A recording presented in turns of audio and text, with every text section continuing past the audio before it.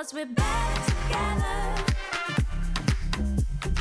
better as one, better together, better as one, better together, better as one, better together, better as one.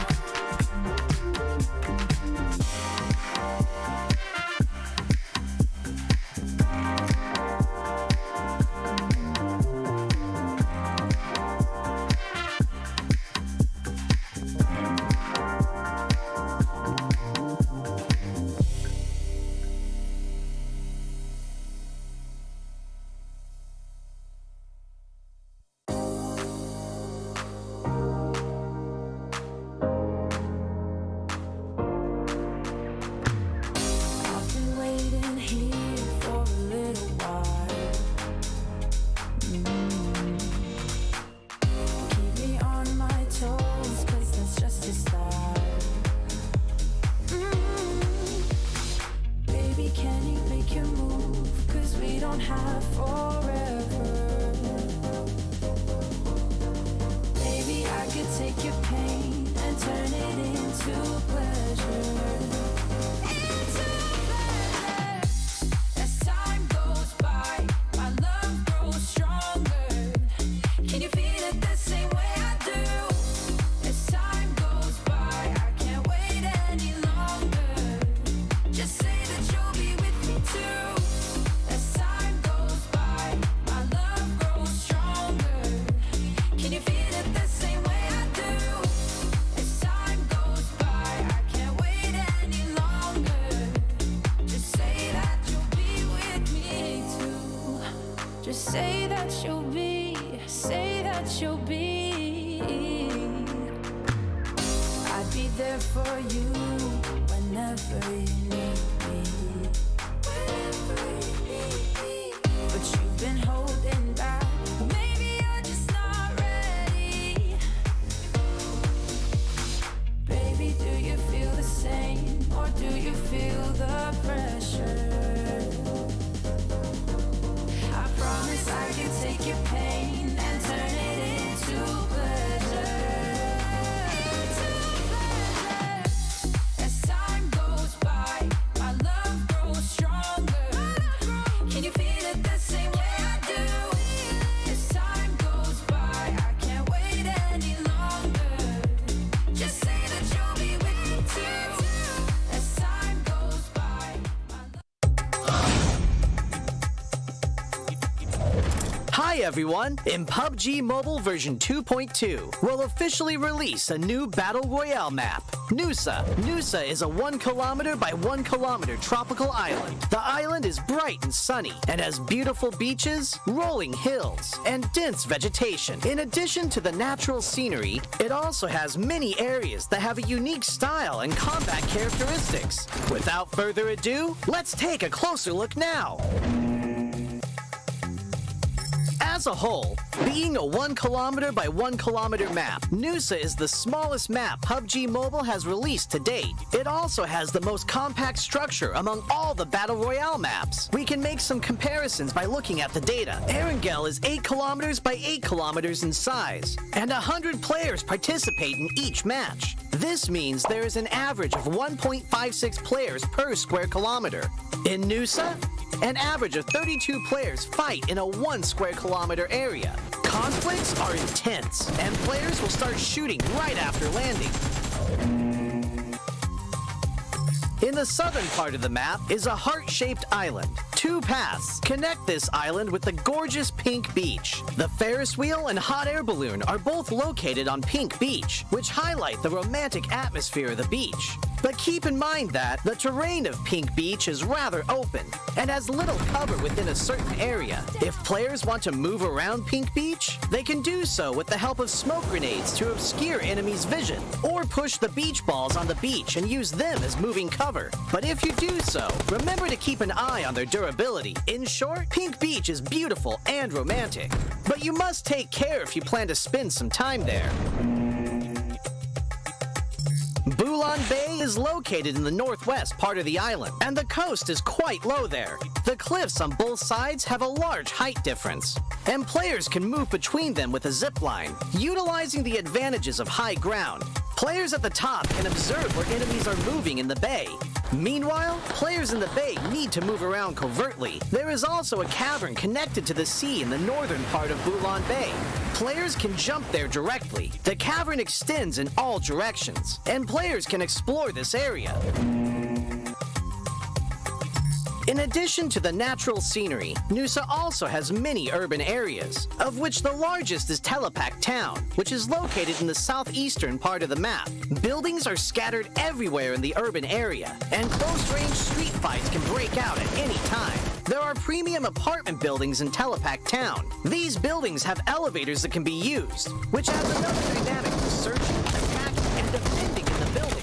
For example, players can set up an ambush in the elevator. By getting in and not selecting a floor, they can then give enemies a surprise when they enter to use the elevator. The rooftops of buildings in Telepack Town are also connected by zip lines, which gives players more flexibility in urban battles. If the zip line is destroyed, it can be repaired with a tactical crossbow. I believe Telepack Town will give players a unique 3D alley combat experience.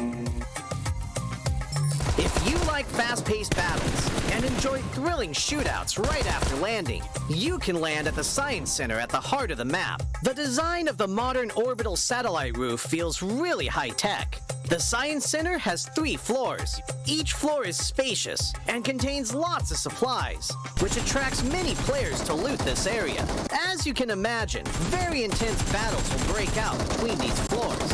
At the top of the Science Center is a rooftop with a multi-layer structure. Players can look far into the distance from here for a great visual advantage. However, they'll also be exposed as there's nowhere to hide. If you want to land directly on the rooftop, you must check if there are enemies nearby to ensure your own safety. In short, if you're confident in your close-range shooting skills, you're welcome to land at the Science Center. Like the Science Center, Flame Village is also located at the center of the map. The terrain is quite low there, and the village is surrounded by mountain slopes. There are many huts in the village, and there are many places where you can stand on the beams of the huts. Players can climb or jump onto the beams to ambush other players. But there's one thing you mustn't forget. A tactical crossbow used with firebolts can set the huts on fire. This will expose the players hiding in them. Of course, firebolts will burn and deal damage to enemies when they are hit. In addition to huts, there are also brick buildings that cannot be set on fire in Flame Village. They occupy a large area, contain plenty of supplies, and are high conflict areas. If you're confident in your shooting skills, you can choose to land at Flame Village or Science Center at the heart of the map. It'll also be convenient for moving to areas along the edge. Other than the previously mentioned areas, this island also has winding and rugged mountain paths, a shipyard where the whistle roars, a regal resort with wide and open terrain, Sunset Street, which is planted with mini banana trees, Crystal Bay, which has secret rooms, and more. These are all gorgeous locales that can bring players different gaming experiences. After hearing the above introduction, I'm sure players already understand what makes Nusa so uniquely fun. Lots of supplies for fast looting. The verticality of the terrain increases the strategic depth of battles. And the 1 kilometer by 1 kilometer size makes firefights inevitable. What are you waiting for? Gather your friends and enjoy a rowdy vacation on Nusa. For more details, don't forget to follow the official PUBG Mobile community. See you next time!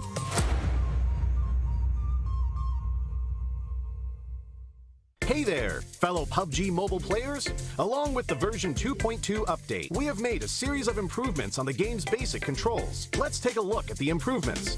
First, improvements to the controls and display. We have increased the display priority of the wheel when the throwing wheel is activated. Now it'll be easier for players to select the items they wish to throw. In this update, a countdown will be displayed whenever the play zone is going to shrink. This way, it will be made more aware of the next play zone, and players can plan their routes more effectively. We've improved the feedback effect of marked items. Whenever you tap and hold to mark an item successfully, the feedback will be more obvious. When the player is aiming down sights, the markings within the scope have been optimized, so the sight is less obscured. When a player jumps, after respawning or deploying an emergency pickup, it's now possible to mark the battleground with light columns. After a team wins, the buttons for MVP likes and summon statue will be combined. Now players can send a like automatically whenever they summon a statue. On the results screen, we have added teammate numbers, so now players can use the number to identify each other and give likes to their favorite teammates. To make spectating more convenient for players, we have tweaked the button size on the spectating screen. This reduces the chance of tapping the button by mistake. I'm sure firearm balancing is a concerning issue for many players. In this update, we have significantly improved the burst shot of both the SKS and Mini 14 by greatly improving their handling. This will increase their stability fired consecutively and increase the damage dealt to enemies. Perhaps these two firearms will become your weapon of choice after the enhancements. For airdrop weapons, we have made some adjustments to the controls and damage dealt to better balance the airdrop weapons. In the new version, there are lots of new features worth checking out. When you acquire a firearm finish of your liking, you'll definitely want to admire it from time to time. In this update, we've added a firearm inspection feature. Players can now use this to admire their favorite firearm. During combat, players can tap the emote to enter first-person perspective to inspect the current active weapon. A friendly reminder, never inspect your firearm during combat, or you might overlook the enemies before you. Do keep in mind that this feature is currently only available for certain firearms, but it will be gradually rolled out to other firearms in later versions. The recommended layout feature is one of the many new features. When players customize the controls, it's now easier to apply a custom layout recommended by the system with one tap. We've also added a trunk system. Players can now make exchanges while riding vehicles. Use this feature to exchange supplies with teammates. But remember, the size of the trunk depends on the vehicle type. The visual presentation of profile cards have been improved. Players can now set their gender on their profile cards. On the results screen, we have streamlined the results process and improved on the layout, as well as the MVP results emote. On the new results screen, assists will be included in the stats. In future matches, you can try cooperating with your teammates. Even if you don't make the final strike, assists will help boost your results. We have added stationary targets to the training grounds. After firing, the damage dealt and bullet trajectory will be displayed. This helps to more closely recreate situations that players may face in matches. To make it easier for players to practice shooting, the most recently used firearms configuration will be applied by default when entering the training grounds the next time. These are the major improvements for the basic experience in version 2.2. If you want to learn more about this update's content, don't forget to follow the official PUBG Mobile community. Winner, winner, chicken dinner. See you next time.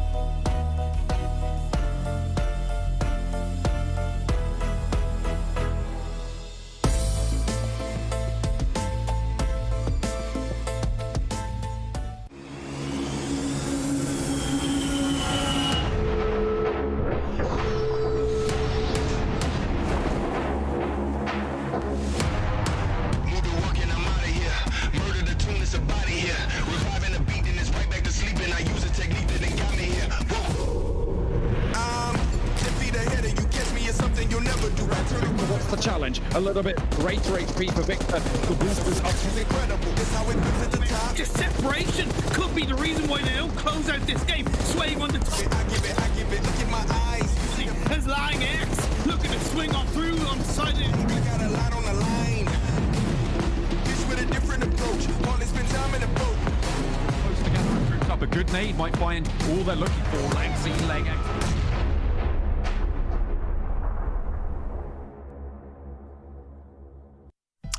We're finally here after multiple weeks of play and after 3 different phases and after 2 days of the finals. We are into our last day of the PUBG Mobile Pro League Western Europe Fall 2022 season, and it only took me the entire season to say that name correctly. I'm your host, Jason Kaplan, joined by Max Van and Claris there on the end. Gentlemen, I'm excited for today because we have a battle for the top, but we have a battle for top 8 as well. Max, this is going to be a very difficult day for quite a few different teams. Yeah, I think one of our main fears was seeing that MADBULLS started off with 75-point lead compared to a lot of the other teams. Like, you know, we don't want to see them run away with the lead in the first day of play. It hasn't happened. I think it's just like an 8-point difference between first and second place, Dem and HVVP. So you've got a lot of storylines today that are going to be reaching their pinnacle. So I can't wait to see how it's going to go down. And Claris, I mean, the battle at the top, right? We were literally just talking about it right before we went on air. MADBULLS, HVVP. We have MADBULLS who have been playing so well all season long. HVVP now we're just free agents out of the blue, fighting for a chance not only to win the event, but to find another organization. This is a battle of the Titans. Yeah, realistically, these two teams, it feels like one of them is going to be walking away with it. And whichever one does, I don't think I'm going to be disappointed. For MADBULLS, they've been excellent all season long. It's been a real pleasure to watch them. And for HVVP, they've been a bit up and down here and there, but you can't deny the class that they're able to bring to the table. So I'm excited to see either one of these teams win. And I will say, Jason, I was expecting you to start the day with, I'm Ron Burgundy. So, hey, you know what? The mustache, I'm giving it a try. The girlfriend likes it. I've liked it for a long time. Oh, you like? Okay, well, you know, now I'm sold. Now I got to keep it. Yeah. But maybe you're just trying to make me look bad. I don't know. We've worked together for 10 years now, so I'm a little bit confused. But you know, it also looks good, Max, because he had his delicious Monster Energy drink bread. Yeah, that's what it was called yesterday, right? It was banana bread, but Monster Energy drink, banana bread. I think Monster Cake is better, but Monster Bread works Monster too. Cake. And I feel energized for today. Extreme. It's good. Yeah, I'm ready. Well, they're our official sponsor here at PMPL. Love to have them along and love to see what Max does every season as well to drink or eat, I guess. Isn't that how I outdo that? How do I do better than that? I think. Well, I mean, if you drink it, eat it, whether way you can get it in your body. You can inject it. Pre-film. Probably shouldn't do that. Pre-film skydiving whilst drinking a Monster. There you go. I got actually you know what? I got a bathtub. No. That's got nothing to do with skydiving. It has nothing to do with skydiving, Max. I was going on another topic. Okay, it's fine. You take a bath in Monster Energy. I like the idea of Max and I skydiving. I go down first. I open the can, and it just hits him in the face, and he tries to drink as much as possible at once. Because that's extreme. That's extreme. I'm all about extreme, so I'll do that. All right. Well, you guys can maybe check out what happened yesterday. But if not that, check out what's all been happening here across the PUBG Mobile world here over on our social media channels at PUBG Mobile Esports. You guys can check that out and see what's happening, not only in this region, but we have Turkey going on. We have a ton of other regions happening. And, of course, with PMGC right around the corner, kicking off in November, there's a lot of action to be seen. But we guys got to take a look at our overalls. Now we got to see what's happening there because the battle at the top is happening, like we mentioned before, with MADBULLS and HVVP, but also top 8 to see what teams will make it into the European regionals. Yeah, and very clearly I would say, Claris, that last win of yesterday that we had with those 13 elims for HVVP is what allows them to stay in that fight for first place with MADBULLS. If they don't get that win, chances are MADBULLS are going to have a really significant lead and be able to just run away with the $10,000 and that spot for the championship. But HVVP, 2 wins on the day, plus a 4th place, also really able to hit a really good home run yesterday. Thing is, it's all going to be down to these 6 matches now. If they have a good day, they can make it up there. MADBULLS, and we know what they can do. They got 3 wins on the first day. It's up in the air as to who of these 2 teams might take the championship.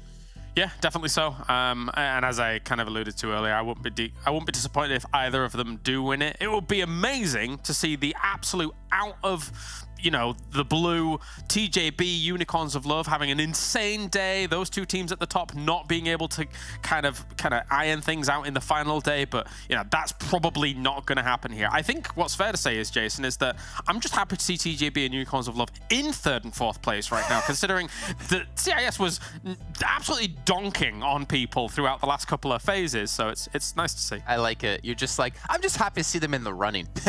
Pretty much there.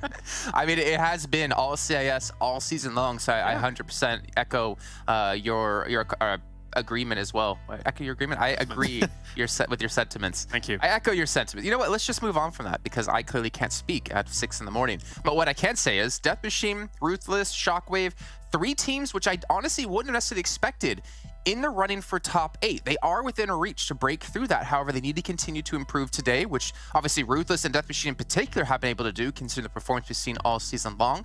And then there, unfortunately, at the very bottom, we have teams like Eastern Stars, one of our Western European powerhouses, as well as Big in there. So confused to see them at the bottom of the table, but realistically, there should be no way they break top 8, unfortunately, and then potentially going forward, we'll even have a PMPL spot next season. I think we owe Death Machine not necessarily an apology, but you know, a words of consolidation, because they really were in this for the long con to a degree, right? They said that, you know, one of us teams coming out of Picardo, it'd be our champions or Death Machine, we're going to be in the finals, and our aim then from that point on is top 8. And right now they're bearing down on it, and you know, they stuck Picardo out, and it does pay off in the long run to be able to go into Miramar, have a central location like that, and be able to play from there. So yeah, if they make top 8, they've been successful. I would still say, though, that drip fight in Picardo for the entirety of the 3 phases really hurt them, right? Because if that fight was never happening, how many extra bonus points could they have gone phase after phase after phase, and especially phase 2 and phase 3, where they really struggled? Currently, they're 20 points behind 8th place. I think they would potentially be there right now with those bonus points. So it did hurt them, but at least they're making a change now, I mean. Don't really need to change because ARB's not here, but regardless, it's helping them out. I think if we look at like the long-term success of the team after this, if they do make top 8, right, we're not expecting them to place into PMGC from European regionals. However, if you think, you know, down the line, maybe into next season, that's a lot of experience that they could use to come back into PMPL Western Europe and show what they've got, maybe push even further on into higher in the rankings, maybe have a better result in European results or championships after that. I think it's a long-term plan for them. I think the current state of Death Machine is not a team that can compete when it comes to Turkish teams and on a global scale when you think about PMGC. But one team, which I'm not sure if I actually think they can play on the global scale, but I would love to see it, is Unicorns of Love. And their stats so far here, as they have definitely stepped up when it's come to the finals, as we're going to take a look at their stats in league play first, and then show you their stats when it comes to the not the Super Week, we're not even in those anymore, into the finals, because Crypto, he's been that rock for the team here, Max. He's been the guy that he's been dependable. He's basically the IC of last season, I want to say. Yeah, exactly. I mean, he's been the key fragger, the key player for the team for the entirety of the tournament, very clearly, right? And we wanted to see some step-ups of the player, which have been happening every once in a while. It's been a really good step-up from the team, but Crypto has been the guy to put Unicorns of Love, I would say, on the top first page. If he wasn't there, it would be a really tough spot for them to be in, but Crypto, you know, going in Pakistan, then in this region now, he's got a lot of international experience that's helped him quite a bit, I would say, adapt to this kind of environment. But gotta say, the team around him has somewhat stepped up, especially in these finals. So it's not just Crypto now, it's a pretty nice team effort that the finals they definitely needed. Yeah, and that's what I wanted to actually allude to here, is we take a look at Crypto and IC in particular from league stage. Let's maybe fast forward now into the finals to get an idea. Remember, keep in mind where they currently are at here. 311 average for Crypto, 266 for IC. We give a lot of slack to IC, but in the finals, he has stepped up. He has stepped up massively here for the Team Kalaris, and that's what they desperately needed to maybe get themselves into the position they're currently in. Yeah, they found themselves in some good late game scenarios. And again, I've always touted this team throughout the last 3 phases as a team that once they get into those late game situations, they do flex out very well. They're able to fan out, find themselves some nice angles. And I think people like Icy absolutely thrive in that scenario. The double first place they got, as well as the 3 fourth places that they got before that as well. So I would say that the 3 4 places, it's kind of a salvage mission for them, and they were able to do pretty well off the back of it. But the double wins that they got, a huge bump up for them, where they did look absolutely in control of those final circles, and really, really strongly. I did see on Instagram that Gonzo just came back from a 50 Cent concert, so I don't know in what state he's going to be, you know, but hey, Gonzo, he's got to be on his A game here. Yeah, he's got to be on his A game, but if we look at Unicorns of Love now, if we compare them to a team like MADBULLS, which we've been praising all season long, there's two players who are becoming the stars of the team, like Effect, like Zerich, here on Unicorns of Love side, that we can have players like Gonzo and Rokas support. And we have seen this trend of teams having more than one standout player. And maybe this is what Unicorns of Love needed to unlock their roster finally, is the time, obviously, with Crypto coming in, with Gonzo as well, to just kind of get used to each other. And maybe we could be seeing another super team here out of them. And I'm really curious and interested in their long-term career as a team to see if they stay together and they continue to improve. Yeah, I think their career in the long term could be fantastic. Hopefully, you know, we're not going to see the good old Unicorns of Love shuffle where they're going to change roster every 2 seconds. Like, if they stick with this roster and try and build some synergy, they have potential. But you know, Max, what? I'm thinking about that meme. I don't know the name of it, where the guy and his girlfriend are like walking down the street and his head's turned towards this other girl, and you have the guy, Unicorns of Love, exactly, and the girl next to him is the current roster, and they're looking at HVVP, huh? Yeah, you know? exactly. I don't know. That's what I'm kind of seeing. Seen it in the past, but you know what? If Unicorns Love make it to the next stage, then I think they kind of earned their spot with the Unicorns title. Yeah, yeah. My curiosity lies in, do we know exactly how long the Crypto situation lasts for? Does he then eventually go back to his home region and stuff like that? Because what I've seen, he's not on loan, so... He's not on loan? I thought he was. Anyway, okay. So if that's the case, then that's fine. Yeah. Well, we'll see. Obviously, we still have many seasons yet to come, and next season to kick off next year. But as we have talked about, a Western European team from last season has stepped up here in the form of Unicorns of Love. What about TJB, the team who won last year for us, and the team who has been really off the radar for a majority of the events so far? However, in Phase 2, they've been able to pull off actually, I think it's Phase 2 and Phase 3, they've been able to pull off an increase in performance. We'll take a look at their moving averages here, and you can see in Phase 3, with a massive peak of points. They started off slow, but to be fair, Kalaris, considering they have had roster swaps and this is a different team than before, you can kind of understand the slow start. Yeah, it was, I hate to call it a learning curve for them, but it's not a curve.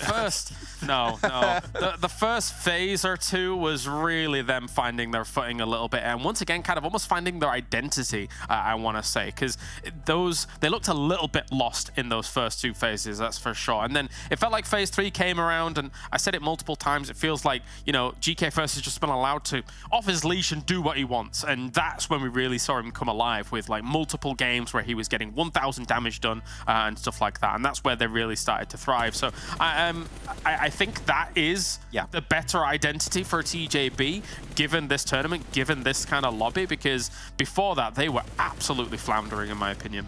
Yeah, I mean, that's the main issue with having these roster changes at the start of a season, right? Just before PMWI transitioning into this event too, it is tough when you like get rid of, well, don't get rid of, that's a bit brutal, but when you replace Leng and Lang and you've got two more players, you've got Dingskre and also Xiao, it does take some time to get to that point, and also the addition of the CIS teams is just so much happening at the same time. And I think that very similar to Nova and PMGC last year, for example, they're trying things out in the league stage, then the finals is like their peak performance. That's what you can expect at their peak, kind of, even though they peaked in Phase 3.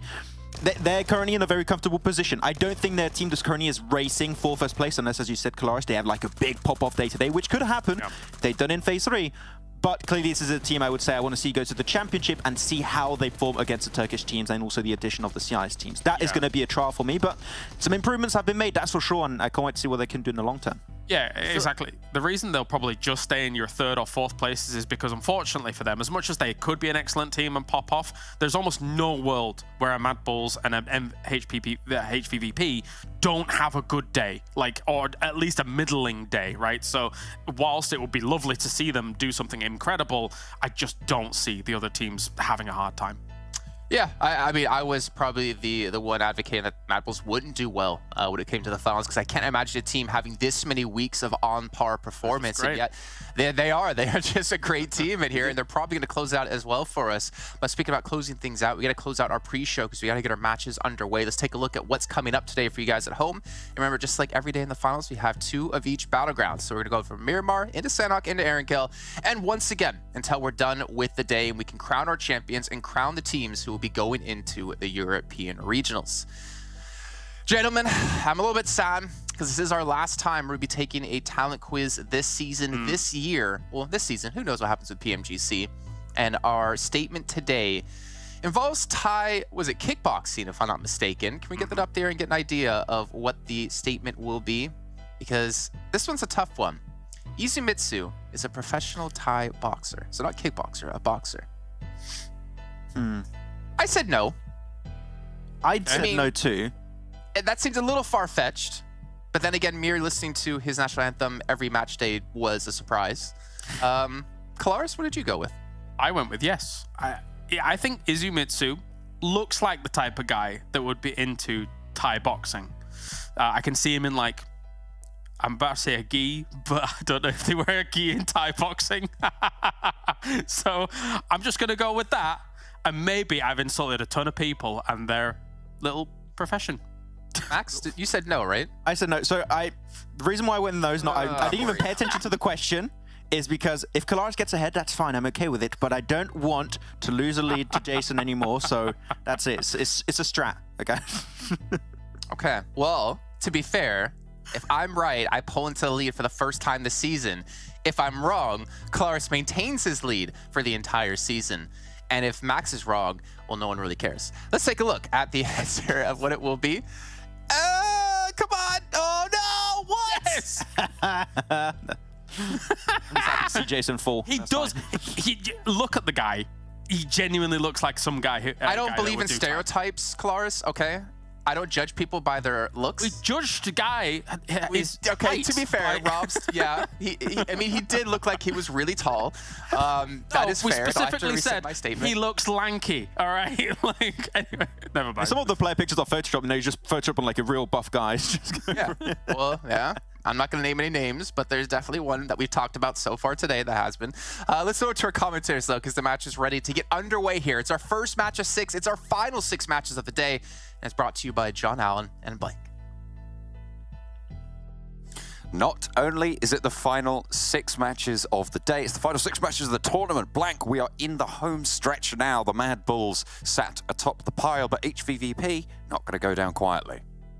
I don't imagine they will, to be honest with you, John. I think it's going to be a case where HVVP are going to be climbing, clambering, looking for that win, for that $10,000 that's on the line here for that first place, and also the glory that comes alongside it. MADBULLS obviously have just been hyper consistent this entire season, though, so I don't think anyone would be unhappy to see this team go ahead and take that first place. But HVVP, they are not done yet, and this is what it's all about. We didn't want those bonus points to be the case where no one could make any movements in that final. We've already seen TJB zoom up those rankings, but we just wanted things to be a little bit closer and maybe give an advantage to those teams that have done massively well. But MADBULLS, as much as they are performing insanely well in this finals, HVVP have not let up this entire time. Come off the back of their last game with a 28-pointer over on Erangel. I'm loving to see this, so hopefully we see just a little bit more. Miramar to start off our day, obviously HVVP up towards La Cobraria, and El Pozo held by MADBULLS, but there is also still that all-important 8 places that are available, which will take you over towards that regionals, where there is a chance, a space, maybe, to pick yourself up a PMGC placing. That's what it's all about for a lot of these teams, certainly. At the moment, it does seem like a 2-horse race for that top spot, so how far up the tables can you get? That bubble currently sat at 134 points with a 20-point margin beneath. Death Machine will need to once again up their game if they want to try and challenge for that spot. Similar story for everybody else sat below them as well. So we head over Miramar, heading from El Azahar down to Los Higos.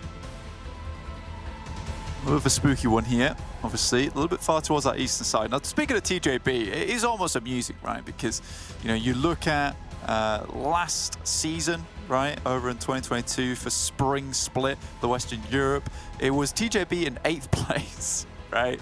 With game loaded 552 points. TJB down in 8th, 346. Didn't look great. Coming to finals, TJB takes it home by 194 points. Absolutely mad stuff how much TJB does get a finals buff, where the pressure's on the line and everyone seems to just light up a little bit more. Grenade eliminations, Monkey is far ahead of away. He has been unbelievable in these finals when it comes to those explosives. But yeah, TJB's not done with their run. just yet, but I do think they might be just fighting for that third place at the moment. Unless we see something absolutely spectacular today for them, I don't think it would be possible to catch up with those two front runners. But you are right, John. It is going to be that continuous fight for those 8th places. Down towards the bottom, it's getting real sketchy at the moment, John. So yeah, for these teams, they will be sweating today, and they absolutely should be. There's a huge amount of volatility here in the standings. There's a lot of volatility, yeah. That's what we're going to be keeping our eyes on. Although that big 20-point gap could be pretty nerve-wracking, especially for the teams not even sat at the top of that 20-point gap. So potentially a little bit of danger. But that does rely on not only them having a good day, but also teams like Pioneer, teams like QODEX having bad days. So if Pioneer go down early in 2-3 games in a row, that's where we could see a little bit of danger. Same thing for QODEX.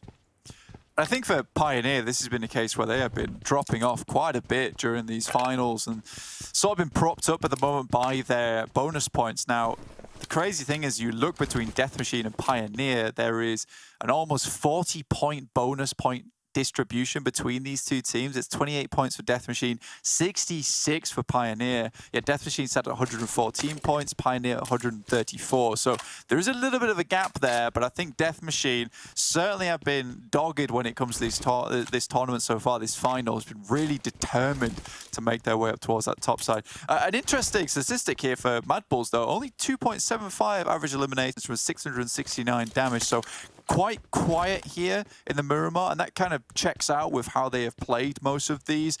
They tend to be more looking for these consistent games with 10, 11 points on Miramar from El Pozo. Don't tend to move too early, but this time around, they've dropped down towards Los Leones with this playing path, making it very hard to get up towards that top side. So a lot of differences in terms of these drop spots from teams. Yeah, and HVVP changing it up from La Copleria all the way down to even further south of Los Leones. Unicorns of Love do go all the way up to Torre Ahumada, because the playing path, of course, was fairly northern right at the start. It was just to the south of El Azahar, so you can make that drive, and in fact they did. Pioneer still striking out wide to Valle de Mar, which is, of course, accessible from the end of the playing path there. No teams are going to have to move too far, though, on these rotations, so vehicles should be being gathered, placed in safe places, placed well for the next set of rotations when the next circle pops. This is where teams are mostly already here. And I think with that playing path and this circle, we didn't have a case of, you know, mean playing path, mean circle. We usually have a case of mean playing path, kind circle. And that is exactly what the players wanted to see. They didn't have to move too far. Obviously, the big thing for them is that they're having to deal with a lot of changes when it comes to pacing in this game of where they're playing, a new position for them maybe, especially MADBULLS, who have had to now share Los Leones with NEXUS. They're not afraid to do this kind of thing, especially between Los Leones, which is a huge city, and also even on Erangel, where they share Yasnaya with Game Lord. They don't get too aggressive, they just like to sit in these positions, and that's okay. Trying to keep it under control. You can see the difference there with the average eliminations for VIRTUS.PRO on Miramar, which, as you were saying, a lot greater than the MADBULLS average, which is very interesting, especially given that VIRTUS.PRO, we kind of had this image of them as they were a little bit less confident in those fights over the last couple of weeks, but maybe they're trying to put their best foot forward to rely on that strength in the fight in Miramar. They are 5th place right now, potential to jump up to potentially even all the way to 3rd in this current standings, with VIRTUS.PRO sat on 174 and TJB in 3rd place on 186. There's a 12-point difference.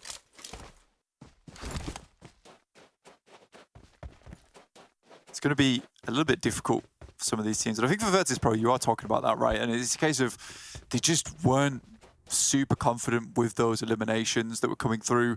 And you are right there. It's a struggle for them sometimes because they did fall off quite a bit in terms of their fragging potential, because they look great towards the start of the season. They look strong, even on Livic, where they hardly dropped any games there. I think they had 2 chicken dinners, weren't able to quite secure the last one.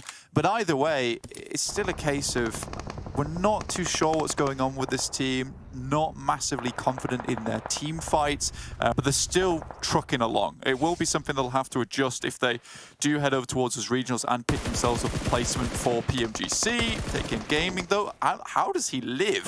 About 18 bullets in his chest.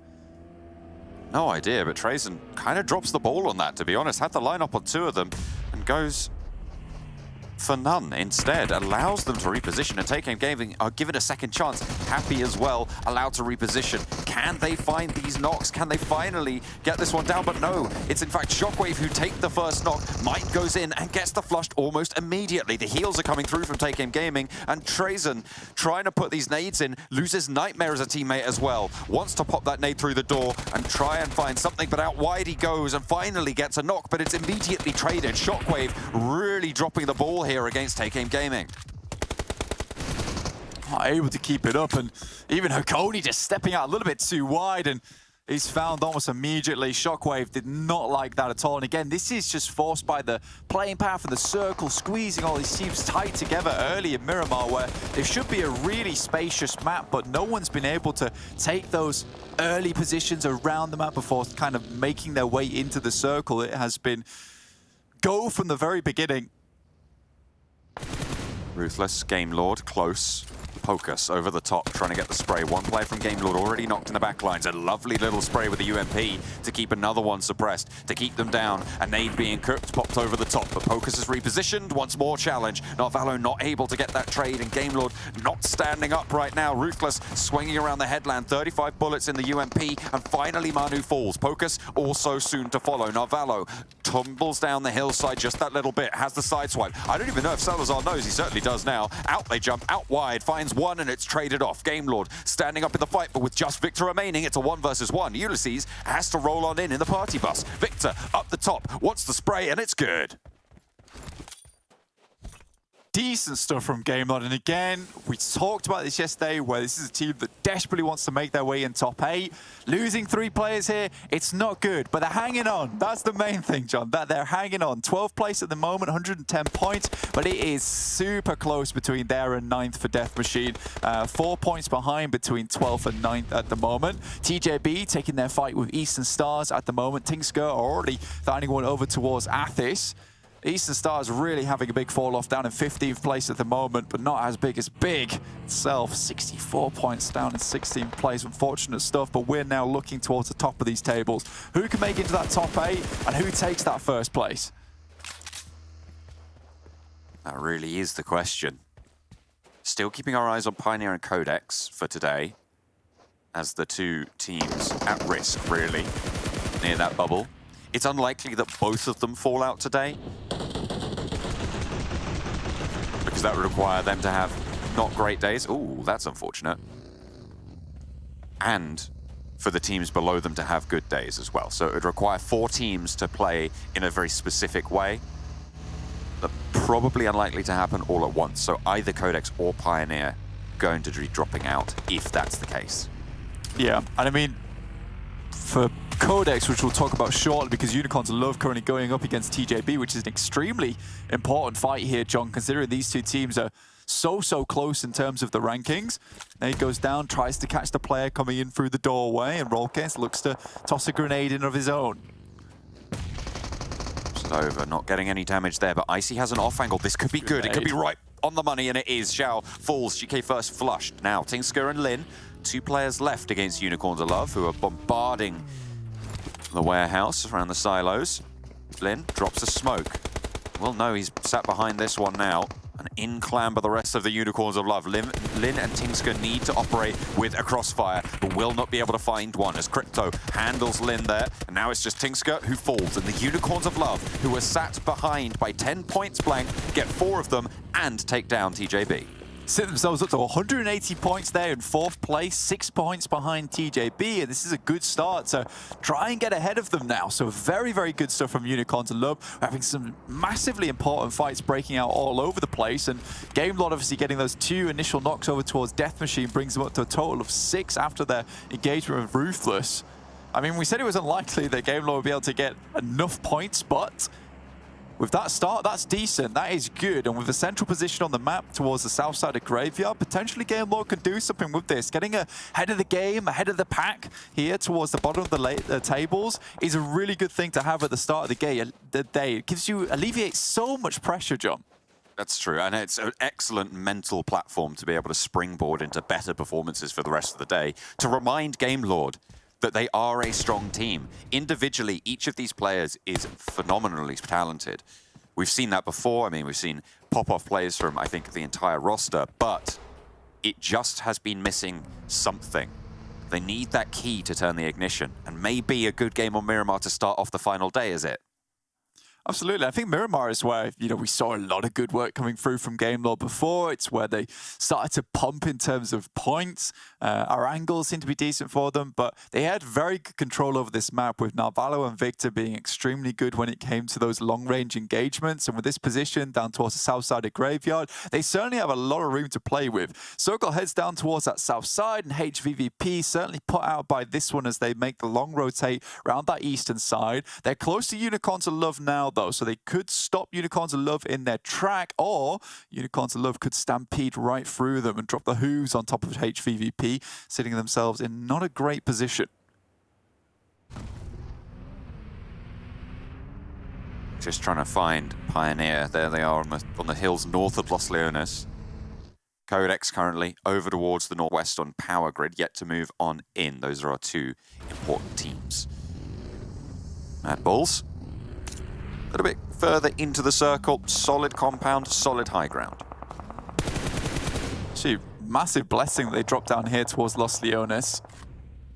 Not so bad for HVVP, though. We've seen this team play Levandita before. They're very good on these ridge sides. They do need to be a little bit wary of Unicorns of Love coming in from that north side. Tixie takes a little bit of damage. Roll Kiss might just be able to get out the way there. Moves a little bit too far forward. There is that off angle from Gonzo, though, and he needs to hold that one tight and hold it down indeed, because we've seen a few times Gonzo getting dropped on these angles. Not able to quite hold that position. HVVP actually moved out of the circle to move closer to this area. So you wonder if they're trying to take down the Unicorns of Love and sweep out their back so they cannot get pressured from that direction. Unfortunately for them right now, it's not going great. The early knock going over, the Unicorns have managed to establish players on both sides of this flank. Meku not getting that spray. That's 3 players now down for HVVP, leaving just Matic remaining to try and go for these sprays on the inside of the building. Crypto, Icy up the top of the hill. Crypto wants the challenge and will be able to win it out. The spray is good from one of the strongest players in this lobby. You don't expect anything less. Yeah, it's terrible news for them. Some great DMR shots coming through too across the map towards Kitsune, and HVVP being taken out this early does not bode well for them in terms of their points towards the top of the tables. MADBULLS getting a little bit further at the moment. 0 eliminations found for them, but still in a good spot to continue to play from. This does drop towards an urban finish. Goodness me. MADBULLS have a really good, strong spot to play it from. Right now, they're directly inside the circle with that compound we saw before. They have high ground to play around with. For HVVP, again, it's that sad movement. You don't want to move through Los Leones, so you try and swing past Labandit, but Unicorns of Love are feeling it this match. I mean, I still don't know quite why they moved all the way back out towards the Unicorns of Love. Maybe they didn't even know they were there. Eastern Stars struggling on their compound. Kameha's down. Bazzi trying to figure out how to get around the corner. But in the meantime, VIRTUS.PRO are going to be encroaching on that territory. Next circle will be popping soon. The MUERTE, QODEX close to one another. QODEX already getting 1 elimination over on towards the MUERTE. Having to do a little bit more. Look at that shift going down south blank. Game Lord are in a really solid spot.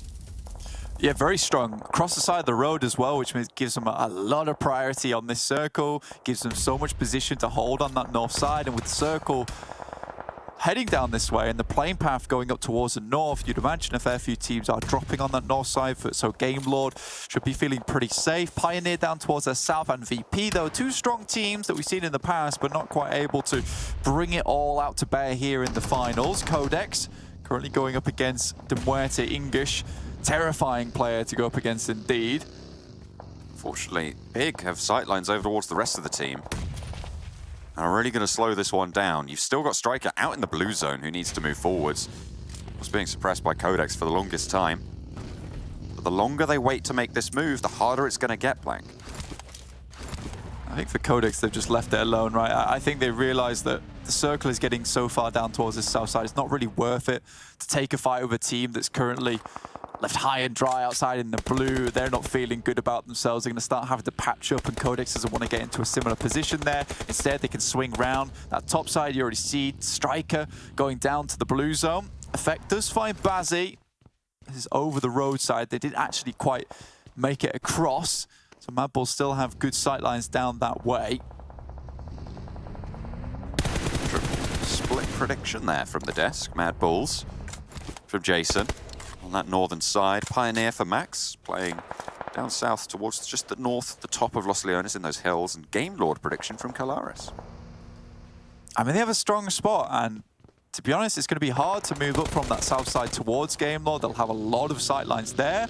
Monkey, though, in position. PNL now has to get up alongside with Woodson to try and save his teammate, but Monkey is just an insane player, to say the least. They do really seem to be struggling there, and I think QODEX, in fact, go down. So this is, of course, one of those important teams, Blank, towards the bubble. They were sat, I think, was it 137 before this game? Yeah, they were, and they managed to get 1 point from eliminations there, 1 point from placements, which puts them up at 139, which means that Game Lord have a clear boundary for this specific game. Of course, they were sat at 110 at the start of the game, so 29 points, a tall order, but you can absolutely put a dent in it. Given the fact that you've already got 7 eliminations, you're playing as 4, you have a roadside compound in a favorable circle, this is a good scenario. 100%, and I think for Game Lord specifically, this is, yeah, very, very good. Robs is a very lucky duck, though, as he's able to get over towards that top side of the vehicle. There's a huge amount of spray, and I'm surprised the vehicle didn't go up in flames.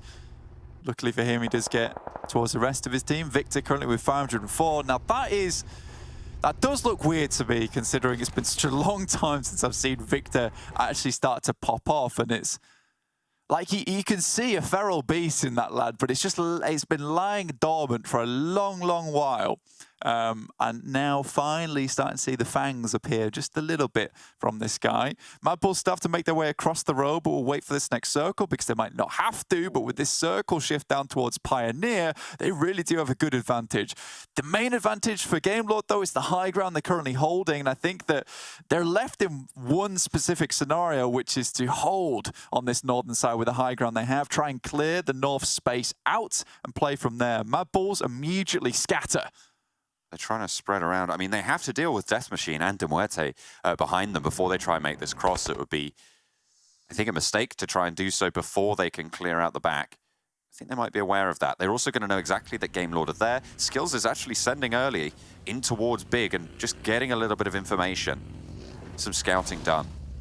Zerich has sightlines over towards Death Machine and MUERTE. A replay on the crash from QODEX, or attempted, as PNL gets rattled down and Woodson taken out very, very soon after. Death Machine eliminate the MUERTE, but they're still trapped. Monkey spotted by Victor, but no bullets land, not just yet. Skillz sees Nasa and takes the knock. Not happy. Burning out in the blue, out in the pickup truck, and will fall down to MADBULLS. Now they can turn their attention to the cross. I mean, you got to call Monkey a bit of a banker there, because the transfer on that spray was just impeccable and came through so fast too.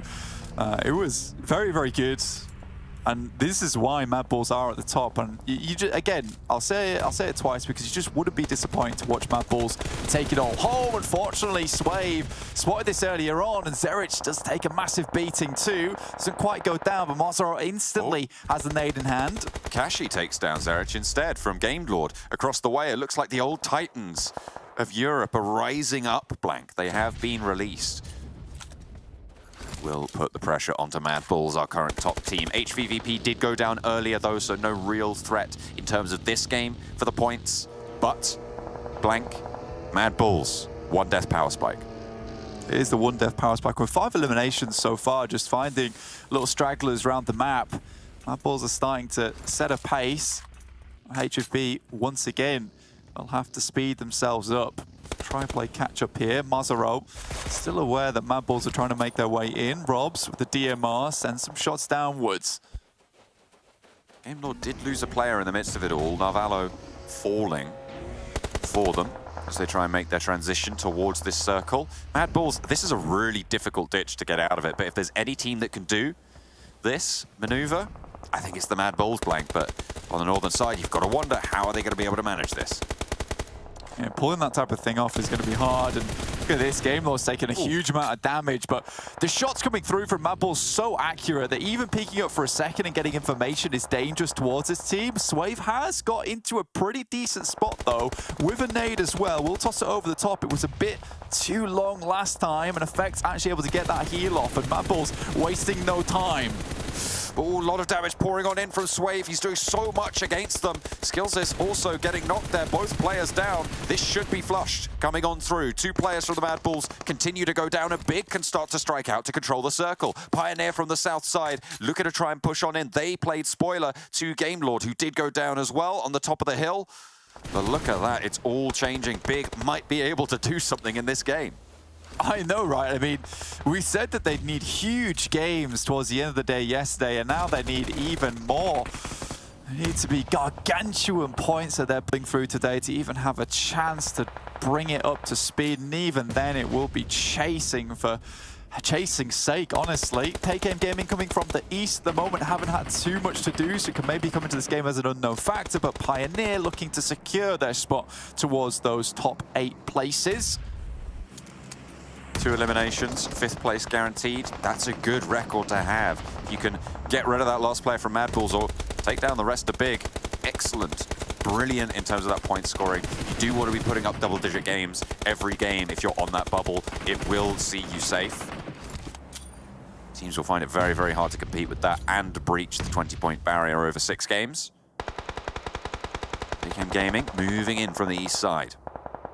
The fact that MADBULLS in effect has been able to live this long is absolutely crazy, and still in the meantime there are teams falling around them, so MADBULLS might even be able to get a high placing here with just even the single player. That's a very dangerous push. Not sure it's going to work out too well, and this is where Pioneer might be able to pick themselves up some big elimination points, and they do, as Take Aim Gaming gets ripped apart by Fash there. Oh, Big also going down, and now we're down to just 3 teams. 12 points for Big. It's good, but I don't think it's going to be enough, Blank. Nexus, Pioneer, 4 players on each of them, but Effect is still there, and Blank, I do not count him out. I don't count him out either. I mean, he was even tossing grenades over towards Big position whilst they were taking huge damage there from Nexus. Didn't want to make it easy for Big, and I think that is the best you can do. Toss some nades over the top, force them into a spot where they can't really move. Izumitsu tries to get the refresh on some of this gear, some of this utility by moving into where Take Aim Gaming got mutilated on that side of the circle. Not a bastion of safety for them. Hopefully they can defend it a little bit easier as the circle does push out their way. They want to try and hold off as Nexus push through. In effect, his whole goal is just to intervene on that. I mean, for MADBULLS, they've already done a huge amount of work on this game. Getting even a secured 3rd place is ridiculously good for them. With that alone, it does place them quite far ahead of HVVP again, and you did not want this to happen at the start of the day. For HVVP, they would have loved to have been tied up, and then it's a case of battling back and forth for both these teams. So for HVVP, next game kind of has to be a corker from them to get back into that position. You do not want to have to do it in those last 2 games. As we know, MADBULLS really don't drop the ball on many games at all, even when it comes to just getting 7, 8, 5 eliminations, 5 points each game. And that is tough from here on out. Pioneer has to move. Fash actually finds something. That was a very cheeky little peek.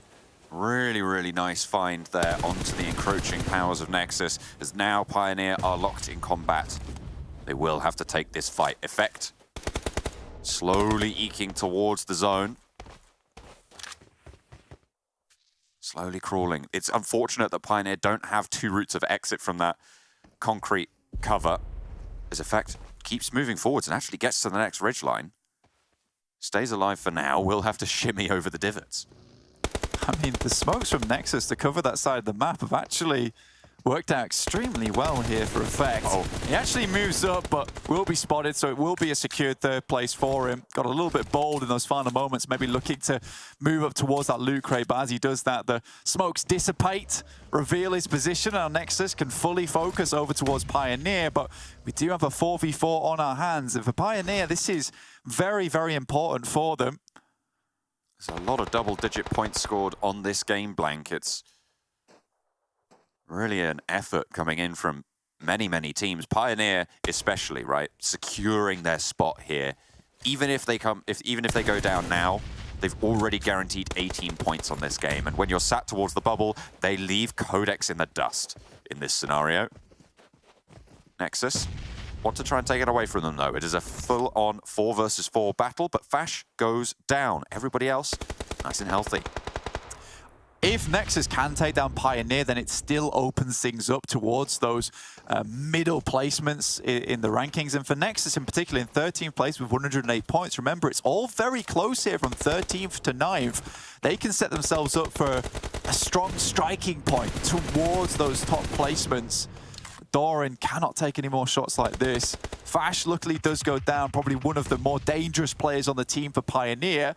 They are looking to bring him back up. Izumitsu tries to go for the res. There is a fair amount of cover here, but taking shots towards the vehicle and a nade to follow up as well, John. 1 and 2 players go down from Pioneer. Now the push can come through. Redox swinging out. There is a low HP player on the swivel, but look at that, hiding behind the corner there. Will go good for 1, but no more to be found. NEXUS now with 3 against the 1 to hold it off, and it's just not going to happen. NEXUS move through. Pioneer, they tried to stay quiet for the longest time, but when the thunder came to them, they went cowering, fell down, and NEXUS roll over the hill. Sure, it's only 3 points there, but you're also denying the 4 eliminations over towards Pioneer. So realistically, you're looking at potential 7 points lost there for Pioneer, which might not seem big, but it's quite huge in the grand scheme of things, especially for NEXUS, now able to shoot up the rankings from 13th place, probably now in 9th. It is some crazy stuff. We're having so many movements happening down towards the bottom of the tables, and there's still more movement that can happen. For a lot of these teams, it's been a case of having these pop-off games here and there, so depends how long it takes for NEXUS to hit another one of these crackers, because there's still time for some of these teams to hit more points. Game Lord getting quite a few eliminations, went out slightly earlier than maybe they anticipated there, John, so again, they're still in position to maybe hit that 8th position, but who knows. HVVP also going early. Oof, feels bad. NEXUS trying to stake their claim to one of those top 8 spots. QODEX under threat after a 2-point game. It's not ideal for them, but it's still all to play for, with NEXUS getting a really good early game today. Honestly, that was probably one of the best matches we could have ever had here in the final day of the finals, because there were so many things going on. For instance, Unicorns Love, they fought TJB and HVVP and took them both out, so they're tracing the teams who are above them in the leaderboards. We also have a massive battle towards the bottom with NEXUS having a big game here, Pioneer also having a big game to try to defend their position in top 8. So many things happening in this match, gentlemen, that I don't even know where we start, and we only have 6 minutes to do.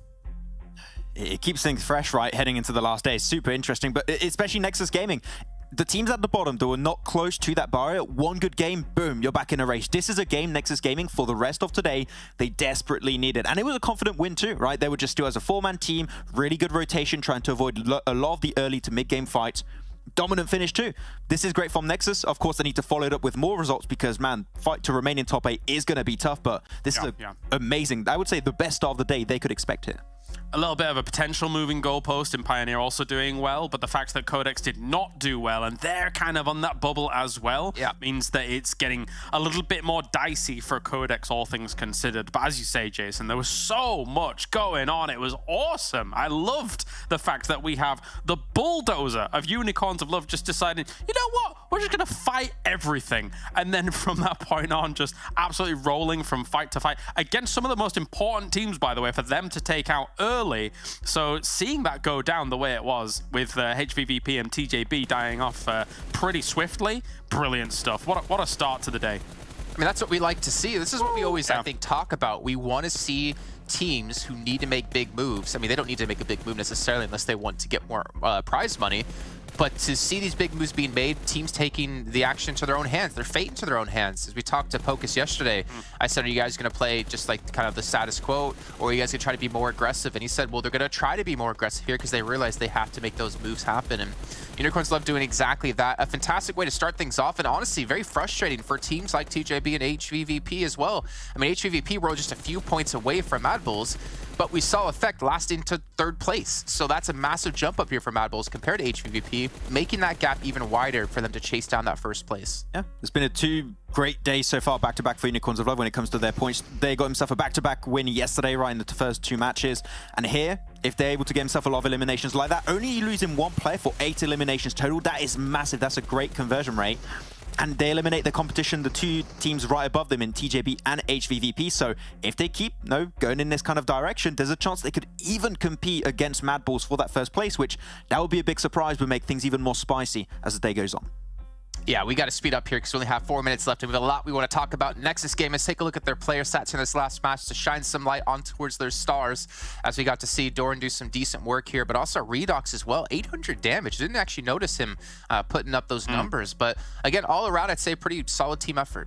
Yeah, I mean, ultimately for this, especially in the late game scenarios, Max, you were saying it as well, this is why you keep utility in hand for the final moments. Unfortunately for Pioneer, they were being corralled into nades. They were being corralled into bad angles by Nexus, thanks to the fact that they had so much explosive potential behind the utility that they were holding still. So for a Nexus, this was a perfectly executed end game from them, being able to take out the snakes like Effect, which is always kind of scary, and then Pioneer had no room to work with. And I really like their rotation overall because they just saw how the circle was shifting, right? It was a hard shift southwest at one point. All the teams having to cross the road. There's a high ground positions. It's really tough to make a way in that kind of area. Just like wide rotate south, avoid all of the fight, aim for the late game, which is definitely their goal here, and they make it work out perfectly. And as you said, also hold on to that utility. So if this is what we can expect in terms of like macro rotations from next today, like 10,000 IQ rotates like that, this is definitely what you need if they want to see them remain in that top 8 position. So yeah, good change of pace for them. All right, well, speaking of change of pace, we're going to change things up going from Nexus, talking about Unicorns of Love. Let's actually take a look. We have the recap, actually, of both of the fights they had up happening, or at least one of them. I'm not sure if it's both of them, but we'll see here, as it's going to be Unicorns of Love up against TJB, and then Unicorns up against HVVP here. We can see TJB kind of crash onto Unicorns of Love, and yet they defend against it, and they win it really heavily handed. Yeah, you're right, Jason. We don't have much time, so I'll try and talk as fast as possible. You can see here as Unicorns of Love take on this breach, they were having some of the reinforcements coming along here with Crypto and Gonzo just in the distance a little bit, so it's quite difficult for them to be able to reinforce as quickly as possible. Meanwhile, TJB has already had one knocked on that right-hand side here, and you can see as Raucous comes around and continues to put on some pressure. Afterwards, we say that actual nade coming in from Icy, and that really continued to build that pressure here against TJB. Meanwhile, Crypto as well as Gonzo now reinforcing and really kind of starts to lay the smackdown on TJB, where they're scattered, they're bugs, they're like cockroaches, not being able to hide in the best positions that they can do, as the Unicorns of Love continue to come in here and be able to put on more pressure, taking out Lin in the backside, and then from there, Tinkscrew has nothing to be able to do. So a 4v1 leads to an eventual defeat here from TJB, and they're not able to do anything. Max. Well, Max, I am hearing we have little time here, so you got to speed up even faster than that, Max. Go. Okay, so yeah, Tixie definitely in the Valley position, just completely caught off guard, overwhelmed by the high ground position from Unicorns of Love. Gonzo does get picked away. Unfortunately, that's one player traded away, but they're willing to take that fight and lose a player, but because that means they could potentially get 4 eliminations. Here, you're going to have also 2 other players a little bit further away. Didn't have time, but Crypto, he's pretty good. That's how much time we had, none. I know we're making jokes of it, but honestly, the way Unicorns of Love played out those fights were perfect to a T, and so impactful beyond the 8 elims that they got from those 2 fights. It just puts more pressure on the top of the table and might have allowed Unicorns of Love to catch up and maybe even pass HVVP here. But Crypto, Icy, Raucous, Gonzo all doing some decent work here, but Crypto, again, 5 eliminations, Icy 4. As we talked about the start of the day, taking a look at Crypto and Icy, both stepping up here for their team. They're able to do it yet again here in this match. I honestly, to memes aside, I would love to just see this more, because realistically, they're going to get top 8, and unless you really care about, the prize pool here and there, if they just kind of go, honestly, balls to the wall, there is a world where they could make something magic happen. It's a long shot. It is a long shot, but why not? Why not go for it here if you're Unicorns of Love? Absolutely try and blast and see what you can get done. Max? I agree. I just wanted to say Eminem's been real quiet since Lil Kalaris dropped that, It's been But no, What would be your rap name, Coloris? Now I think about it. Little Ginge, that's what they call. But yeah, it would be a great storyline if Unicorns of Love can step it up here. I mean, it's a good start. It's exactly what we need to see from them, and it seemed like it was planned driving towards TJB. So I want to see more. It's great. Well, this fast-paced, high-energy segment was brought to you by Monster Energy. But you know what? Map 2 is going to be brought to you by John Allen and Blank. That was good. Maybe they can just take over the game. Well, you guys can cast it. We'll just wait for you guys because you know, seemed pretty good. Seemed pretty good. Yeah, it seemed pretty cool. Super cool, honestly. I enjoyed that. It was so good. I don't think I could talk that fast even if I tried. Maybe I could. I don't know. Look, I've just been humble, man. I just got to be humble a little bit. But I'm more of the... I'm the chilled out guy. I keep things chill, you know. I'm the guy you fall back onto a lot of times. John does the fast talking. I bring the relaxation. That's what it's all about. But we're heading right over towards Miramar, where we can't be relaxed at all because it is the final day of today, and I psyched you all out. It is time to actually get serious, super serious, in fact, as we head over towards Sanhok, which can be quite the messy map indeed in terms of picking up those points. Where do you grab them? Can you even grab them? Is there a place to get into the circle? I don't know, man. Is there someone behind you? Did they take a boat? Oh, it's getting scary now, John. Who is that? And how did you get into Paradise Resort? You didn't have a ticket. Did you have a reservation? I don't think so. That's not how this works. You need to book ahead of time. We're sold out for the next 3 months. Exactly, man. I mean, if you want to get in Paradise Resort, though, you better be getting some fake passports, some fake ID, at least something, because MADBULLS are checking and checking and checking twice, because the fact that they're able to remain control on Paradise Resort as well as control down towards the south side of the map is one of the most scary things that has happened in this lobby, considering they have that northern side of Paradise Resort. So if Unicorns Love VP trying to swing around on that north side, you can't really do it. If you're Pioneer or Nexus trying to get in from Painan towards this south side, you can't do it either because MADBULLS, they've got eyes absolutely everywhere. HVVP again on their Classico. I don't think today is the day of heal-offs. I think that for HVVP, if they want to make it now, this might just be a case of go big or go home on this Sanhok and then revert to the heal strat on the last Sanhok of the day. Here is where you can really pump up those points, get into position, and with this kind of circle, you know, it might even be a possibility to head down towards Ruins and take out Take Aim Gaming. Big, on the other hand, still on a warpath towards all these teams on the south side. They've got a split. They have held our Happy in. They've got this triangular position, so you could say he has been triangulated, been on the phone for a little bit too long, forgot to hang up in time. Oh, man, he's run down that timer.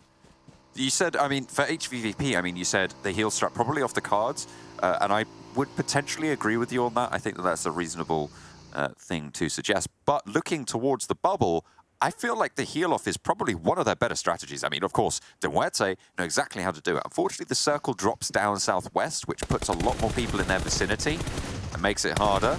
Lin finding Shockwave. This is a good start for TJB. They want to turn around and find Trazen as well, but there's a shotgun to deal with. Lin needs to get this reload. He goes down, but GK First is there to save the day for TJB. Keep them going with 4 on that hillside as well. No flushes came through, but I was going on about the heal strat potential for a lot of these teams towards the bubble. MUERTE, they'll probably want to go for it. Pioneer, they've managed to leapfrog up into 6th place after that last game's performance. But QODEX, this is a team that I think will just try everything that they can to get consistent points from here on out. If they can get 8 points a game, that might see them safe.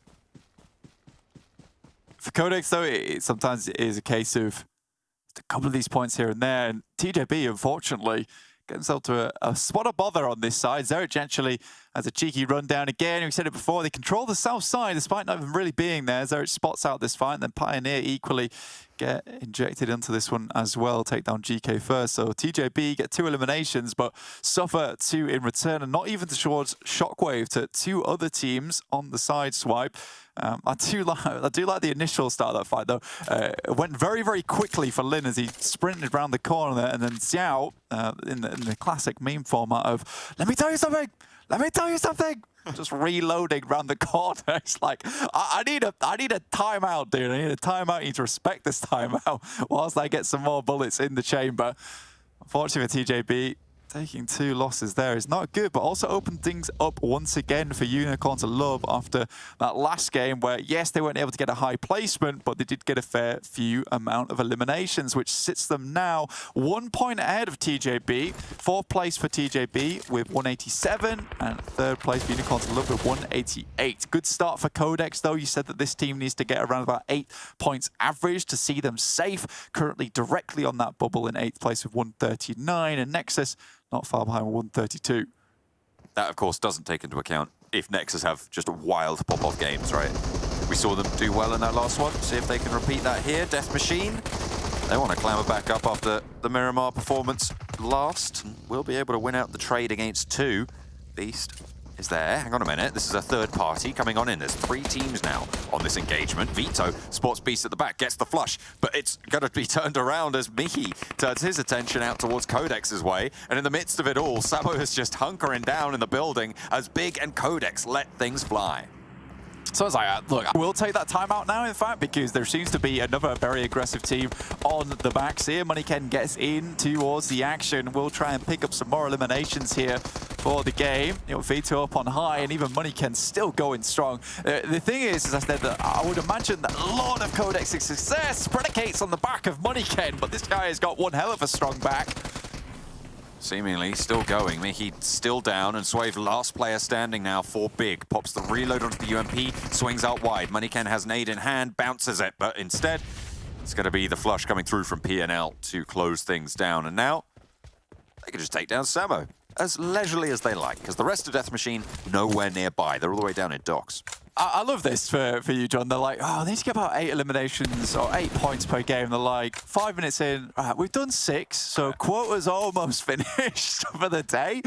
Just need 2 more of those, and we're good to go. Cheers, John, for that. Now we have a good purpose, a good goal in mind. Effects still up on high. I love this play from MADBULLS so many times. Just not score points before. Oh, goodness me. Again, I will reiterate the fact that Moneyken is one hell of a player and really has done so much work for this team, for QODEX. Now, I don't want to say I would love for this team to stay together. Don't get me wrong, and I imagine they will because they do have synergy. But Moneyken really should get picked up by a big team. If they need to fill in any spots where, you know, they feel like they're missing something, Moneyken would be a fantastic pickup for them. Even in the sense that, you know, I don't think he really needs to be enabled a lot of times. Yes, he's not as probably coordinators, maybe the MADBULLS in terms of getting effect into position. But I think for Moneyken, even just watching him in phase 3, I think it was, where he just basically left his team half the time over on here on Sanhok and was like, yeah, I'm going to play elsewhere and get like 4 limbs by myself, and then you guys could just join whenever you want, just come on down. Even getting 26 eliminations here in terms of our most elimination bracket here in the finals is pretty unreal. Certainly is. It is quite wild. Pop up a little bit further north, so not going to be a full commit on the Southwest Island. The mainland's still very, very possible. And not only that, the Northwest Island still has a little sliver in there. You can't count that out just yet. There's still a chance there. And I think for NEXUS is actually happy days for them.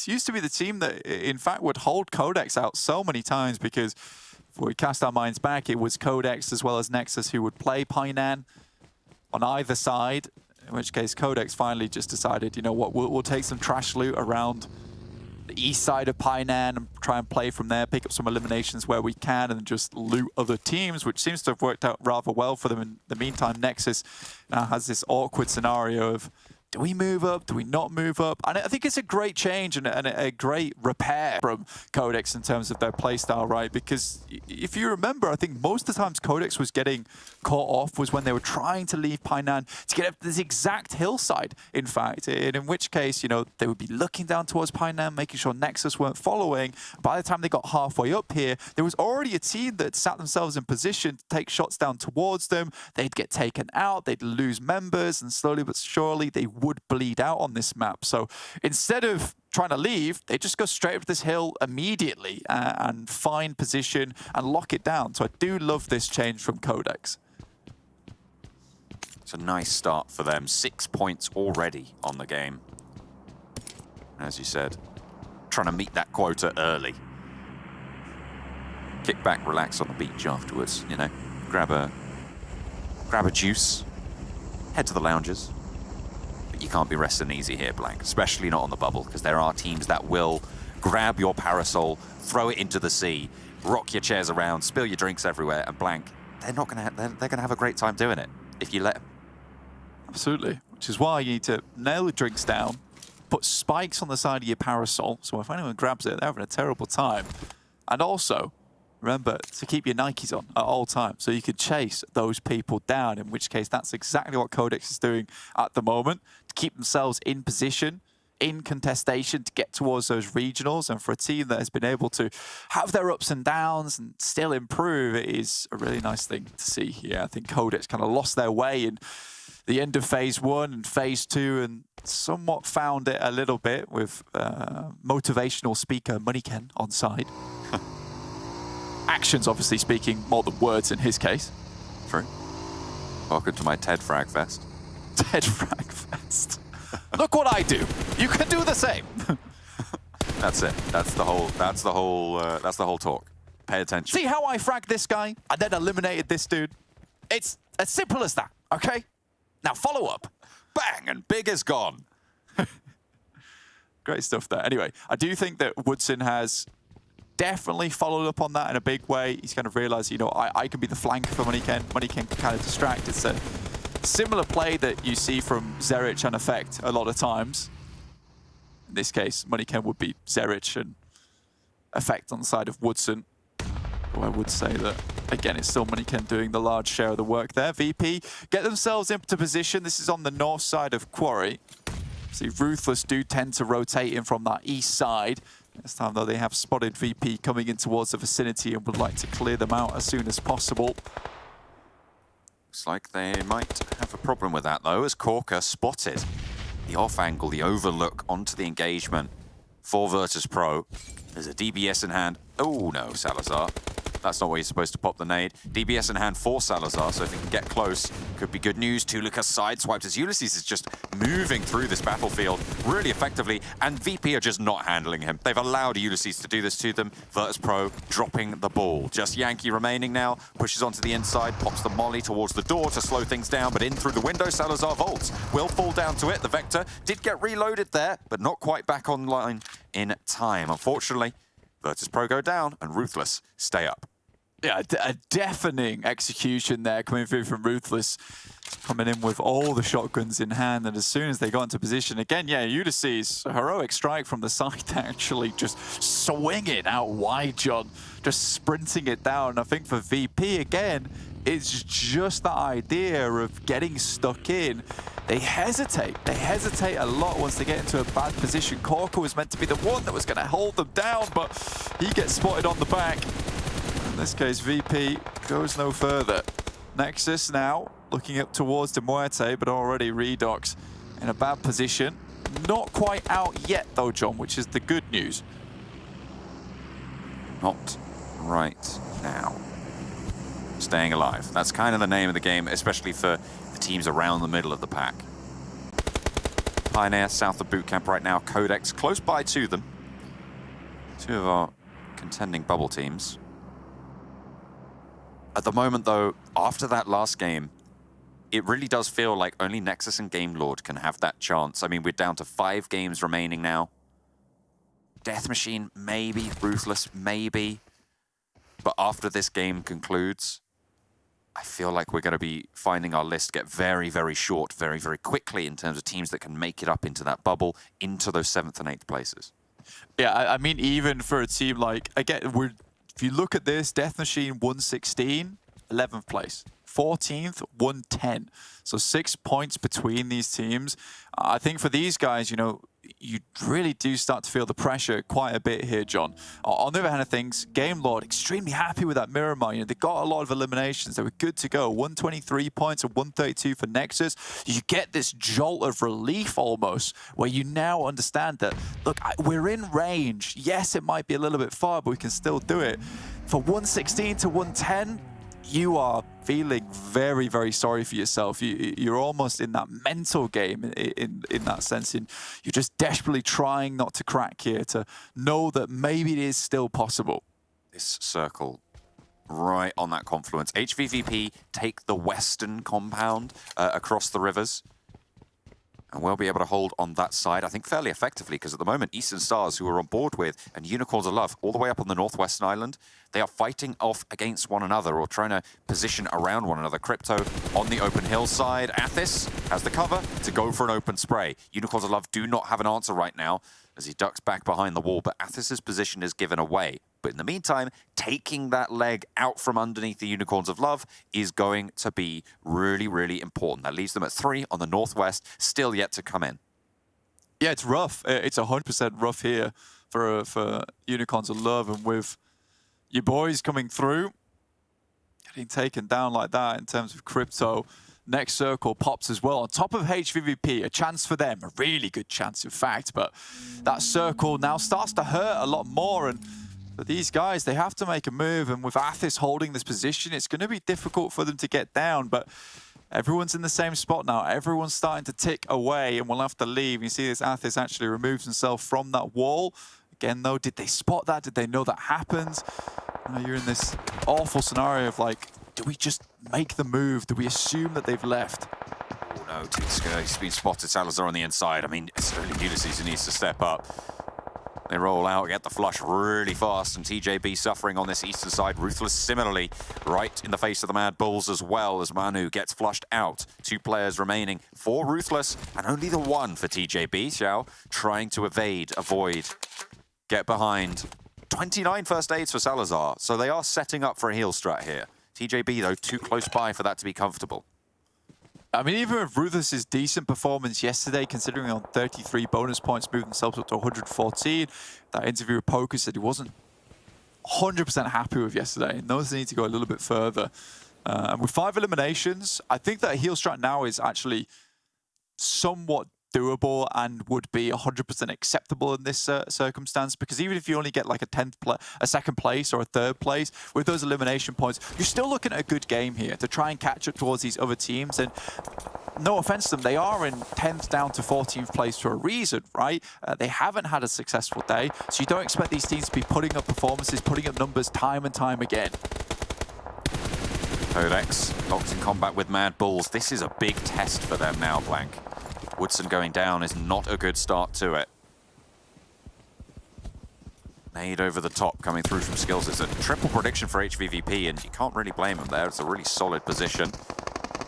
Will the MADBULLS be able to weather this fight? Looks like, well, hang on a minute. Could have turned it around a little bit because Moneyken has waded on into the fight. Moves down low, doesn't go down. Monkey now looks for the spray behind the tree. They can see him there. Will finally be able to get that spray. Stays at full HP. QODEX want to try and keep going. They want to try and keep the MADBULLS at bay, but how can you do it against a team like this? Finally, PNL gets the shot, but Zerich trades it off, and now it's a 1 versus 1. Zerich is out in the blue and is forced to heal. Vito has the Groza in hand. Playing close range, a 1 versus 1, QODEX and MADBULLS. QODEX going down here. If they get the eliminations, they might have filled their quota. They might be able to pump that one up, and they will add that point. Needs to move. Aid over the top from Zerich, and QODEX will fall. Vito is going to get eliminated there, and Zerich stays alive, but Effect will burn down, and the MADBULLS position is taken out, and that's all important for HVVP. Still 6 eliminations. It's sad. It's real sad there for HVVP. And they will have to move as the circle heads towards that western side. Luckily for them, they don't have to move just yet. Yes, they're on the fast side of the circle, but it still gives them time to take shots towards all these players on the eastern side. Only 1 elimination found so far, but they're looking not to lose another one of their players.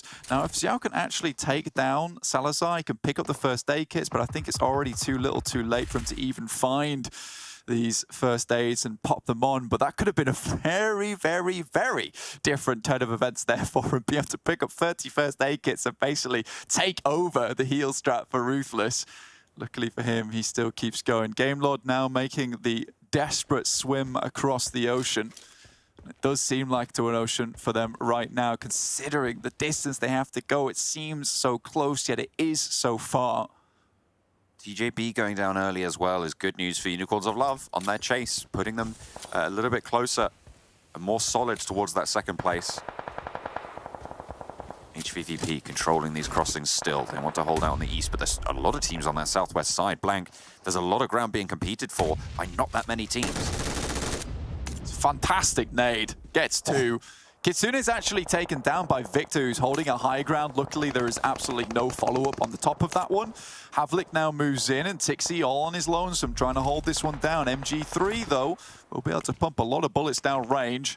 You imagine those two players from Pioneer just left behind. Havlik's unlikely to get either of them back up. Low HP, needs to wade on through the blues. Shots over towards Tixi, who stays behind the tree and somehow manages to get away with it. Havlik falls to the play zone, and Meku now looking to guard out Game Lord, who have been making their swim, making their push. Now Valo has the DBS to hop over the wall. Is good from Meku. What a heads-up position there. Did not go around the edge of the wall, did not challenge inside the zone. Instead, played it cool, calm, collected. Did the old-fashioned old boy. And obviously, with this circle moving down towards the south, this is a really big chance now for HVVP to keep pumping up those points. Fortunately, Tixi does go down, unlikely they're able to bring him back up into the fold. Nexus looking for another big game here as well, though. 4 players alive, which is really, really strong at this point, being able to hold up a lot of the zone, and that's after weathering the storm versus MUERTE there. Just trying to spot Salazar. Salazar gone? Not entirely sure. I'll have to double check a little bit later. Tixi down and fallen. Unicorns of Love in a 3 versus 3 with HVVP underneath the bridge. Rorkis tries to sweep a leg, but not quite finding what they're looking for there. Icy across the way. Gonzo is there as well. Molotov on the side. There's the spray. There's the challenge, but Gonzo is backed off and right into the fire as well. Excellent position from Matic. Excellent heads-up swivel, but Meku has fallen in the meantime, and Nexus can start to leverage their position on the south side. Icy just healing it. 7 first aid kits remaining in the back pocket. HVVP, like you said, they're hemorrhaging now. 9 eliminations, and Meku more than likely going to fall. 2 players. They have a strong spot on this side of the circle, but Icy might just be able to spot Kitsune, which is the rough part. Matic keeping his head on the swivel here, looking for Icy, and now this run across is dangerous. Blank, this is really good in terms of a position for HVVP, but MADBULLS are still alive. They are still going. Everybody else is solos. This is kind of crazy. This is 8 teams remaining with 12 players. Finally, MADBULLS do go down. Flash is also found. I thought that was going to HVVP, but Matic actually spotted. Not flushed out just yet as Kitsune stays alive. HVVP, 10 eliminations. If they can get into second place, that's all that they're going to need. But Take Aim Gaming, currently the only people with a person in the circle. Only the one, though. I mean, if we think at all backwards, the amount of first aid kits on any of these guys from HVVP, I didn't see any. I would imagine that most of them are on Kitsune, and I think for him at this point, with 10 eliminations, the smartest bet would be to start going for this heal strat now. They know where he is. Nexus are aware. Doran heals up, wants to move forwards. Looks like Kitsune is going to go for this heal. MUERTE, Ruthless, yeah. HVVP on the heal strat. That might have been it. That was such an odd ending. It felt like we had so many players left, but it was basically only one team who went for it. I mean, for Kitsune, his only struggle is that he is close to the circle. He is real close to the circle. Dangerous. More meds. He's got more meds than absolutely anyone else here because they live for so long. And I do really like this, that they still put all the meds on Kitsune's side. There was no meds on anyone else, which is why I assumed that this is what was going to be occurring. So very, very good stuff. They get as far as possible so they can secure this second place. This would be a 20-point game for them, which would be really, really big. But he does still have to live out. And that is the dangerous thing with being so close to circles. You're much closer to danger, right? Salazar is nowhere near anyone from Nexus, but again, we have to talk about Nexus. Back-to-back here, John. A back-to-back chicken dinner for Nexus on the day where it matters the most. This is how you make it work, right? They are looking good and potentially going to be able to jump up over QODEX in this scenario. Maybe even over MUERTE if they go down with not that many points. 4 eliminations, though, on the chicken dinner. Not massive, not huge for Nexus. Daraev wants the challenge, but they shut it down. Kitsune now will be guaranteed that second place. 22 points on the game, the 12 placement points adding up to their 10. I think that means that they will be the highest scoring team in this game, even though Nexus take the chicken dinner. Assuming they do, which of course is most likely to happen. Looks like Kitsune might want to have a little bit of fun with it though. I mean, getting a flush would be really good for Kitsune, in fact, honestly. Gets one flush, if you can step back out, pick that one up, it's perfect. Yes, actually gets it. That is massive for HVVP. Really solid way to close things down, adding that 11th on the board, putting themselves up 23 points on the game that isn't a chicken dinner. But you're right, Nexus Gaming, back to back, on the chase for the bubble. They are looking to burst it. I mean, this is really good for Nexus and really good for HVVP, so it's a double whammy in terms of the performance from either one. Again, I still really do respect that play to, before all that pops off, before all that goes down, Kitsune still has all the meds, and they've passed every single one of them over to ensure that he does get that second place. And that's how you play out these heal strats, is that if you have a good position, you start losing players, you start bleeding out, you pass them all across, even in the eventual case that you have to go for that heal off, and it pays off massively for Kitsune there. And that is exactly why you don't dance out in the open, Nexus. That's why you don't dance out in the open, because you will be giving away free eliminations. They just could not find him. He was so close. Great cover for him, and is able to pick up an extra elimination point, which might seem minor, but a lot of times we have seen 2 to 3 points throughout most seasons be the difference maker between a third and a fourth, a second and a first. It's a really big thing. It really could make all the difference. An excellent way to close it down. Nexus Gaming, what a run they're having right now. HVVP, they've recovered from that previous Miramar, hopefully putting their best foot forward into the rest of the day, and the MADBULLS trying to hold on. Nexus Gaming, chicken dinner on Sanhok. If we went in today and you asked me, gentlemen, are Nexus Gaming going to take a back-to-back chicken dinner? I'd say no, not going to happen, not going to be possible, and yet they've been able to do it. This team who was outside of top 8 should have reached top 8 by now here with this victory. Well deserved, well done, and you know, Max, you commented while we were watching, like Nexus only have like 4 limbs, like they're just playing for the late game. I think that was you. Yeah, exactly. I mean, I did say that because they're just clearly aiming for those, 15 points per chicken dinner. If they can even just get 10 placement points by breaching the top 3, they'll be happy about that, because they need big games at the start of the day if they wanted to catch up, potentially contest for that top 8, and now they're just trying to create a little bit of a lead. I think we're going to look at the overalls later on, but these 2 games are fantastic to be settled in that top 8 and to be really hard to move around. So these are the 2 games they needed. Now they need to hold on to that lead and hopefully not have like, a 1, 2, 3 pointer games. They need to keep this going. Yeah, a low elimination game win for them, but HVVP with a high elimination game based on the position that they had, right? Like on this trifecta position. We're expecting them, once they kind of lock down this spot with a circle like this, to be able to get a high elimination game. And also, as mentioned by the casters just at the very end, technically, the fact that he got himself a knock and a flush that quickly off the back of that, 1 point could matter towards the end of this. And it's very rare when you're going up against, the 4v1 and then you're in a healing strat position. It's rare you get a full knock and a full flush. So that point, who knows, could have knock-on effects. MADBULLS have not been having like these big pop-off games. Sure, they're still getting a few points here and there, but HVVP with this amount of points, that gap must have been severely closed up between first and second place being the MADBULLS and HVVP. So it must be down to single digits now. I mean, I think we'll see after, but that one elim could have a big impact. I think they passed him because it was only like 4 points at the start of the day, right? And MADBULLS got knocked out as... Actually, no, MADBULLS didn't get knocked out. It was HVVP that got knocked out. HVVP died super early last game. Yeah, so maybe it's just a few points now. But let's look down the rest of the list here. You can see Unicorn 6 points, CJB 3, so they should still be all right. The one that worries me, though, is Pioneer. They cannot afford to have too many bad matches today because they were the bubble originally, and they potentially could fall off even though they had a good performance in the first match. But MADBULLS, you can see here early on up against QODEX, a very interesting fight as well, but a great finisher. I think that was a Zerich with a nade onto Vito, if I'm not mistaken. But interesting enough, though, that, Nexus, they're just playing smart. HVVP is still able to pick up a lot of eliminations, and I think they know the situation they're in. I just wonder what's going to happen in the next few matches here for a lot of these teams.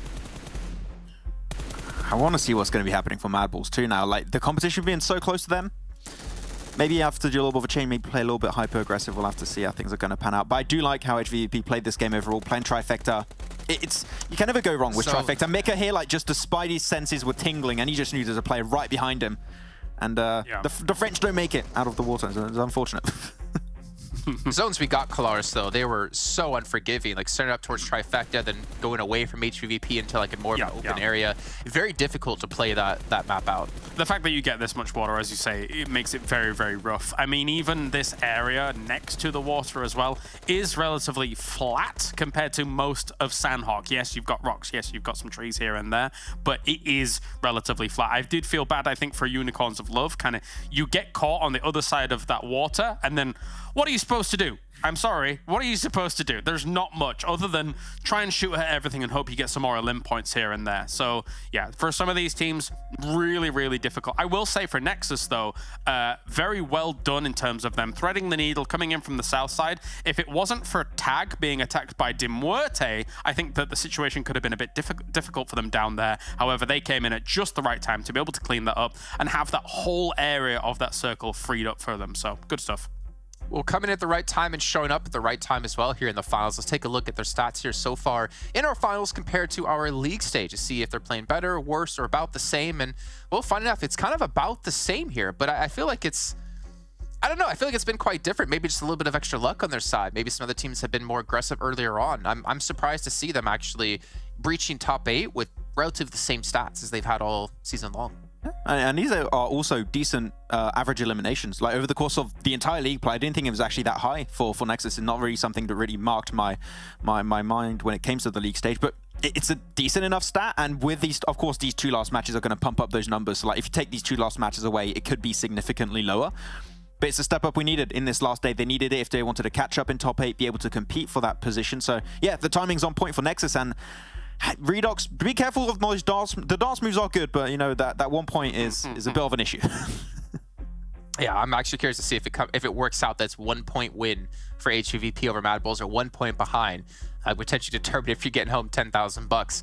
Let's jump into our total damage graphic though in this last match, get an idea of how Nexus did compared to everyone else. Now we know Nexus had low limbs, so probably low damage. You can see them there at the very end. But HVVP and QODEX, I mean, that's some relatively good damage here on Sanhok and some pretty solid limbs. Yeah, QODEX is one of the teams that Nexus doesn't want to see doing well. So the fact that they get at least 9 limbs on the board with a few placement points here doesn't really help their case too much. And also Pioneer in the previous game was doing pretty well as well. But the fact that, yeah, Nexus with 2 back-to-back wins will be able to put them right in that running at the moment. I think it's going to be really close. By the time we get down to the nitty-gritty of the last 2 games and stuff like that, I think that the bubble, the top 8 position is going to be close, because it's clear that these teams have a bit of a fire lit under them to try and get to that championship. It's going to be down to the wire. But when you're comparing of course, the entirety of QODEX and also the side of Nexus, I have the impression Nexus have a team that can work a lot better. Like, their synergy can be a lot stronger on paper. When you're looking at QODEX, other than MoneyKen throughout the entire tournament, I don't really remember like one play on their team popping off. Maybe Woodson on like 1 or 2 days. True. Yeah, that was it. Vito day 1. I think that was it. Just Vito, and then MoneyKen has just been doing a lot of the heavy lifting. Without him, the team would be in a tough spot. So yeah, if MoneyKen's not there, can they really hold on to top 8? I don't really think so. Are they even in top 8 anymore, actually? Good question, Let's look at our overalls, and we'll get an idea of who currently would be qualified into our European Regional Championship if we stopped right now. And we can see the battle at the top. 6-point difference here between MADBULLS and HVVP. Hey, that 1 point difference could be happening, right? Kalash said about it. 6 point. We started at what, 4 points at the start of the day? Now it's 6. It's fluctuating quite a bit. It's really close between those 2 teams. Yeah, it definitely is. And now, of course, Pioneer and Nexus now find themselves in 7th and 8th. That means, as you say, QODEX not in that top 8. So they're going to have to put in some work. And if Nexus is feeling it, and if Pioneer are feeling it, I worry for QODEX. Yes, they got the eliminations in this previous game, but it will be rough to try and keep up that. When you're, as Max is saying, kind of relying on MoneyKen to pop off. And it's not the best position to be in. Well, it's a 4-point difference between 8th and 9th right now. And as we go down the list, it goes down to 21 for RUTHLESS. So if RUTHLESS, well, I mean, game mode technically doesn't matter since they're qualified to PMGC through PMGC points. However, the experience is something they desperately need. So I would like to see them step up here and make it into the regionals. But I mean, that's a big gap starting to develop here between 9th and any other team. It sucks too, because RUTHLESS, I mean, you had the interview with Pocus yesterday, right? And he said we're going to play hyper aggressive. I just seen them today getting dunked on by GameLord on game 1. So things have not been working out, unfortunately, for RUTHLESS. But yeah, they need to be aggressive right now, because that's a pretty big lead between their spot and the team above them. So a change of pace is needed. And they're running out of matches to do so. We have 4 left to go today. We're going to be hopping into our 3rd of the day right now with John Allen and Blink. Our penultimate Erangel is up and ready to go. We are firing up the jet engines, although I don't think they're jet engines. I think it's a prop engine, right? On the on the old plane path, right? As it goes across. I think it's. I don't know. Propeller. I'm pretty sure it's. What I do know is that we are towards Erangel. Does anybody know? Can we get some information on that? Either way, yeah, it's still pretty insane. I mean, you look at 1 second, guys. I'm out of focus. We just. Oh. He's. And I'm refocused. Wow, look at that. Easy peasy. That's incredible.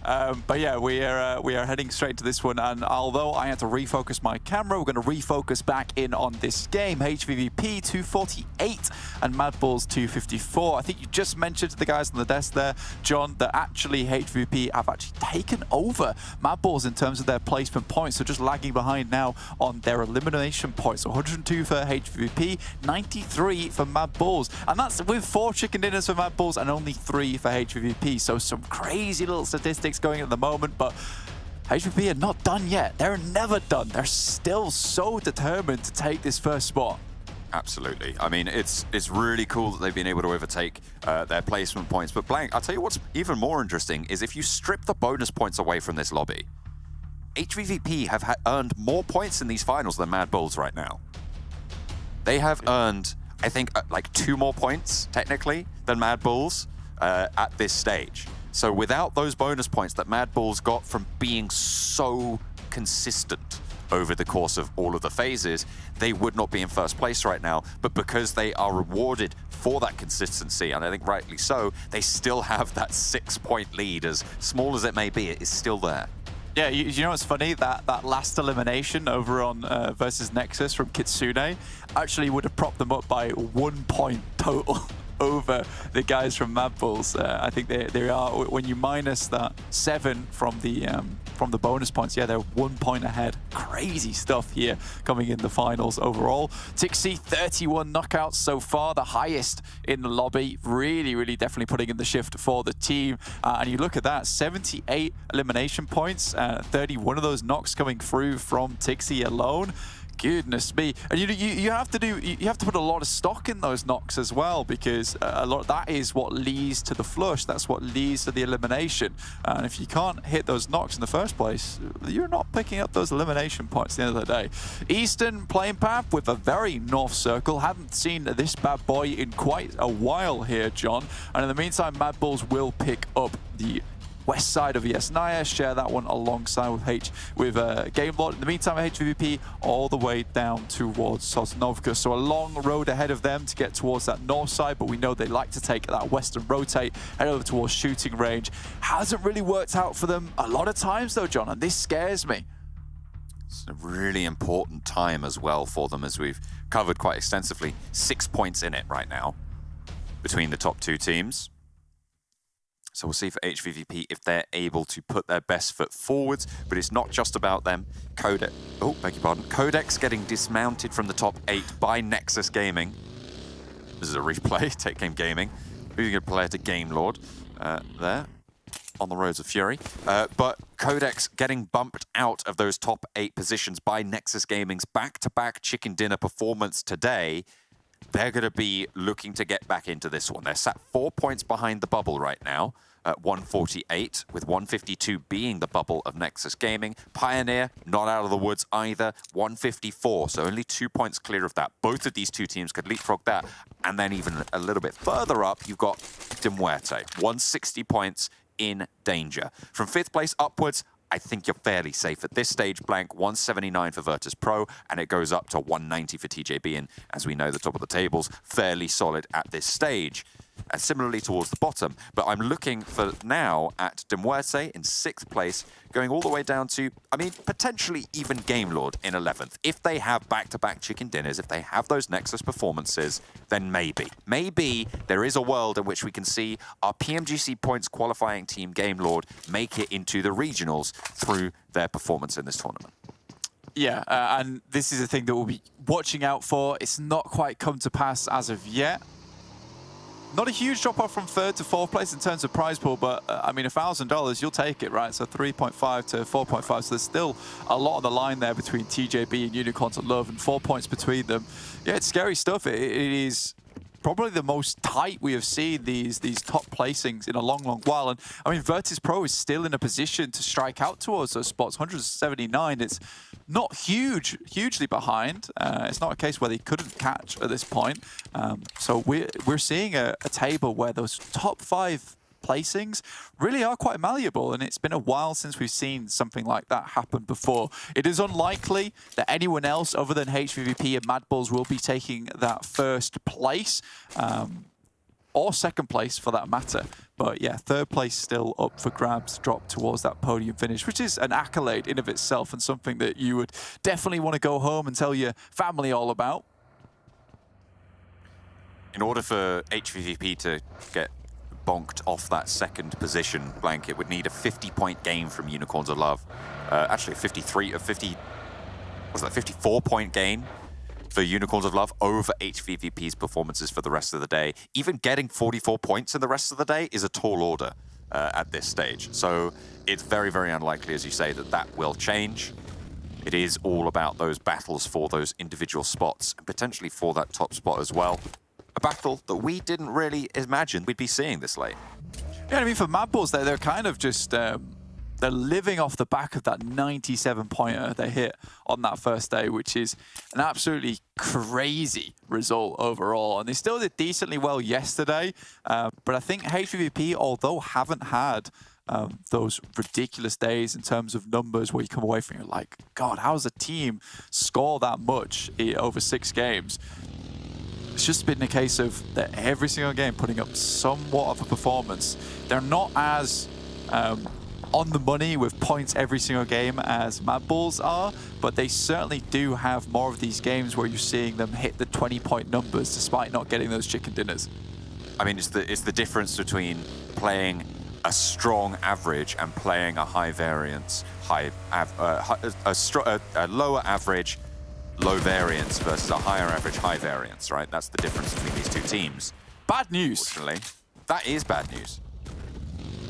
Probably should have got punished for that sooner as well, but oh dear me, I said that VP were maybe in a position to try and fight for that 3rd place position, but look at that. VP go down in a blink of an eye to Big here. Again, they'll just quickly go back to that MADBULLS engagement. So many times has skills made this rotation down towards the south. And I think here on this circle today, gives you a little bit of information, but if anyone's been doing their research, and TJB would be definitely the one to do it, considering the amount of times on Sanhok that they have been hunting down teams and players that get slightly in the way of anywhere of their drop spots, it would be them to hunt down skills as he makes that southern rotation. JB going to lose a player to Death Machine on the knock, but not the flush just yet. Tingsker around the side. Wants to put pressure onto Samo as well, but Xiao does fall, unfortunately, in the meantime. High ground on the roof, occupied by RHP. Samo backed off. Tingsker finds a sneaky little headshot there. Almost looked like it was too fine to find, but Tingsker manages to make it work. NEXUS still yet to be res. 2 players alive for Death Machine. And an 8 over for Lin. That could be good, but Cook is just a little bit too short to get the job done. But a brilliant wide swing from Tingsker stops the res. It doesn't actually get the knock there, and Hamodi actually back behind the wall. NEXUS flushed on out, and Hamodi forced to go for the heal. RHP wants to launch an 8 over towards Lin, puts it right in the direction of him, but not quite going to get the knock just yet. Tingsker wants more of a fight here. Full HP for him. Hamodi lower. A little bit more damage poured on in as well. And there's the knock coming through. Tingsker makes it work, but there's backup. And again, it's just a little bit finagly here. It's a little bit tricky. But TJB, in the end, are making it go their way. Slowly, slowly. GK first now steps up to the challenge, but RHP is still going absolutely strong. And now it's all down to Lin here. Has to find this one. Does. Oh, goodness me, TJB, 5 eliminations, but that could have got real sticky at the end of it. more hair than a dropped lollipop. It was not great for TJB. MADBULLS moving through past Big, who took down VIRTUS.PRO earlier. Unfortunately, Swave and Mihi already down.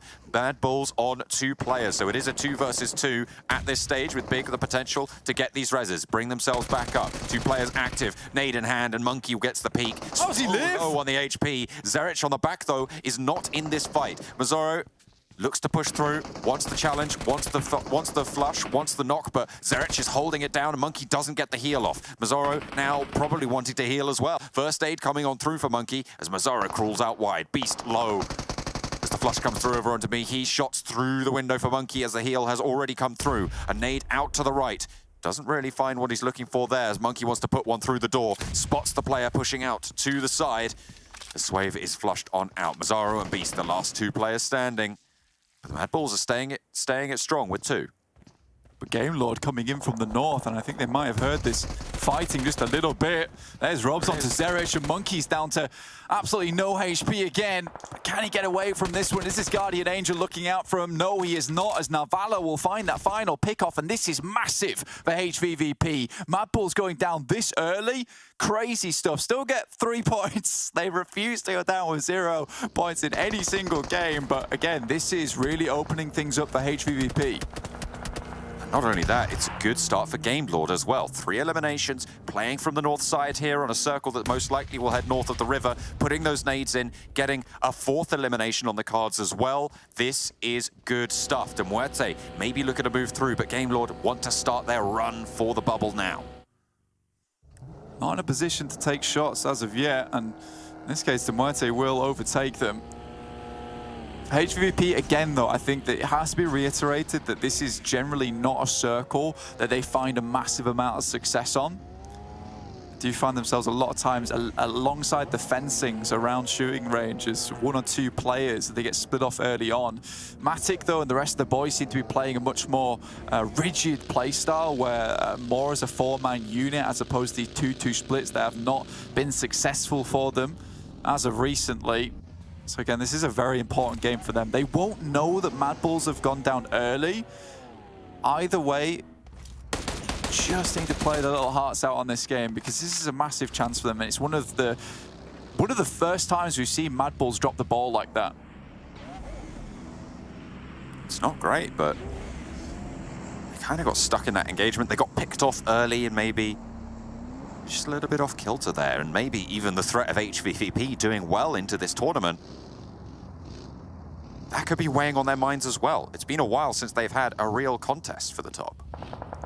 Absolutely, and I think you look at this though, and I think there is one big change happening, is that Big is not caring one bit at the moment. They are just sending it for positions, no longer remaining around Severny at all. And I think for MADBULLS, this definitely was a position for them that they did not expect. And most of the times they're putting in their research, they're putting in the time. And for Big to start making movements like this on the final day could certainly catch you off kilter there. MADBULL, HVVP on the meantime, moving past NEXUS on top of Everest. Now this could be a position where they do get caught as players move through the backside. They get to crates though, so this is good. Everyone made it through successfully into the circle, and we'll start to regroup, start to restabilize on this western side. Circle will be popping very shortly. MUERTE close to TJB. MUERTE, a team actually in danger. That is, I don't think we've seen this circle in a very long time, Blank, but I hate this circle. It goes right onto that middle river island. I think it's horrible for these players to try and play this one out. To really, it's a coin flip at this stage as to which side of the river you go to. So many teams on the north edge, though. It's going to make it really tricky for them all to find and cram themselves into space that might present itself. I think for most teams, they expected it to go northern again, because we have not seen this circle in a long time, John, as you say. And I think most people were prepared to try and take a position up towards Severny, up towards shooting range. And if anything, this is almost a blessing in disguise for a team like HVVP, because now they get to make a decision, they get to make a choice of whether to stay pretty silent on this western edge and play in slowly from that side, which would work out fairly decently for them. Instead, they move towards the north and try maybe pick off some players that we're playing on the embankments. This is a great spot for TJB. It's one that's played multiple times during this circle with the sandbags around you, giving you a base of operations to play in. Sure, you are a little bit exposed from the south side of you though, because there is hillsides up there to look down, but you could definitely squeeze yourself in, tuck yourself in towards those shelter points and keep yourself covered from the hillside itself.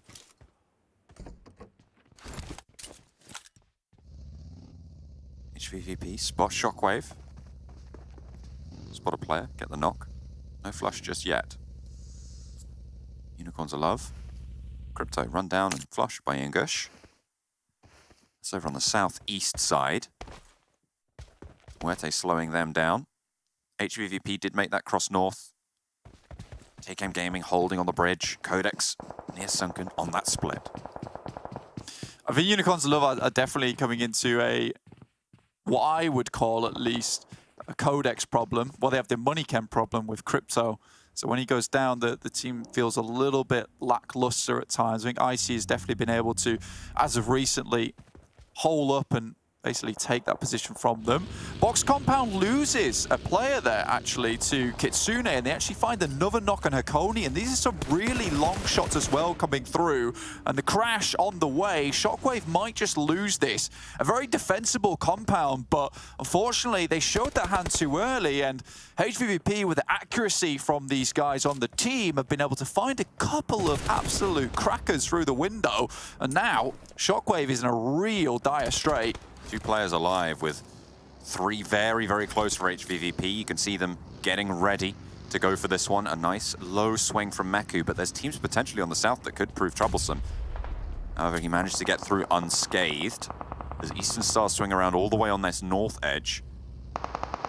Meku fairly low on the HP. NEXUS could be looking out this way. And they're not going for this full crash blank. HVVP instead, they say, you know what? We've got 2 limbs here. We can go for this next circle. We don't need this box compound. They're going to have to leave it later. Yeah, it closes in pretty heavily towards this eastern side, right on top of the island finish almost. Eastern Stars, Kaphala finds 1 there. And now, with HVVP being rather split, they have that anchor point in Kitsune to move her towards, but I think he's going to have to move backwards and help the team assist with Eastern Stars. Gets a little bit too close for comfort, though. The rest of HVVP starting to move up. That's really close. Kitsune did back off there. Back in towards the circle. HVVP do look to regroup, actually right towards TakeAim Gaming. This is the play that they're going to make. They're going to move, actually, over the bridge and go onto that central island. They're going to play for the middle. Oh my goodness me. I mean, there is definitely a chance that ends here with players down towards the bank side being the first to get here after realizing that Eastern Stars were maybe taking a couple of shots towards Shockwave. Kitsune scouts them out, realizing they're up top of the hill, and they can just move underneath with those sight lines being cut off. Really, really good stuff from them.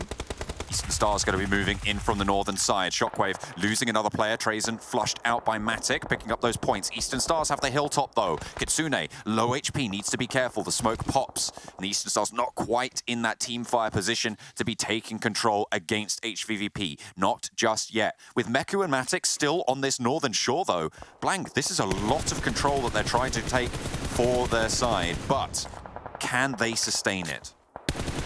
Nightmare has to come up for air soon. Meku cannot be taken down by Redox here. He's in a very exposed position on the map. But Nightmare most likely will die to the drown. Tixi takes a couple of shots from Kaphala.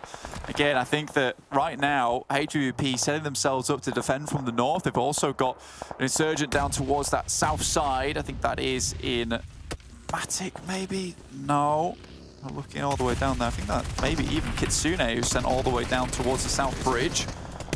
They're really going for it. QODEX against the MUERTE. 2 teams close to the bubble in a crucial fight now as QODEX hold very, very strong. Off against the MUERTE.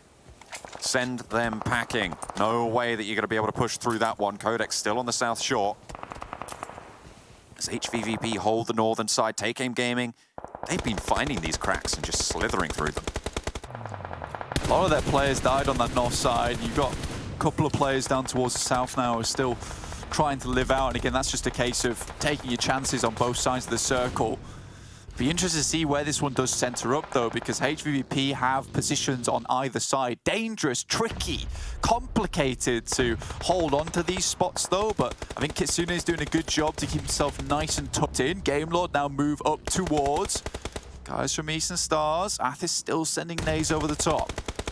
Not really finding these knocks just yet. Bazzi low, Victor low as well, but no knocks still going either way in this engagement. That nade could be good if it finds Victor.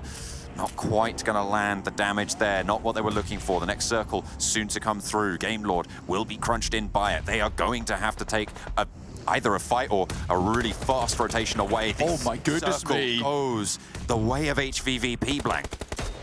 Now they can completely control either the north or south bridge, but they know they haven't cleared enough players on this northern side as of yet, so they might just have to focus on one. What is this? Hang on a minute, Ulysses, you stopped a little bit too far there. Has to jump back up, but keeps control of it. Pocus from the top rope. TJB taken down and Ruthless hold the bunker. 4 players alive, but they have to push in towards this HVVP position.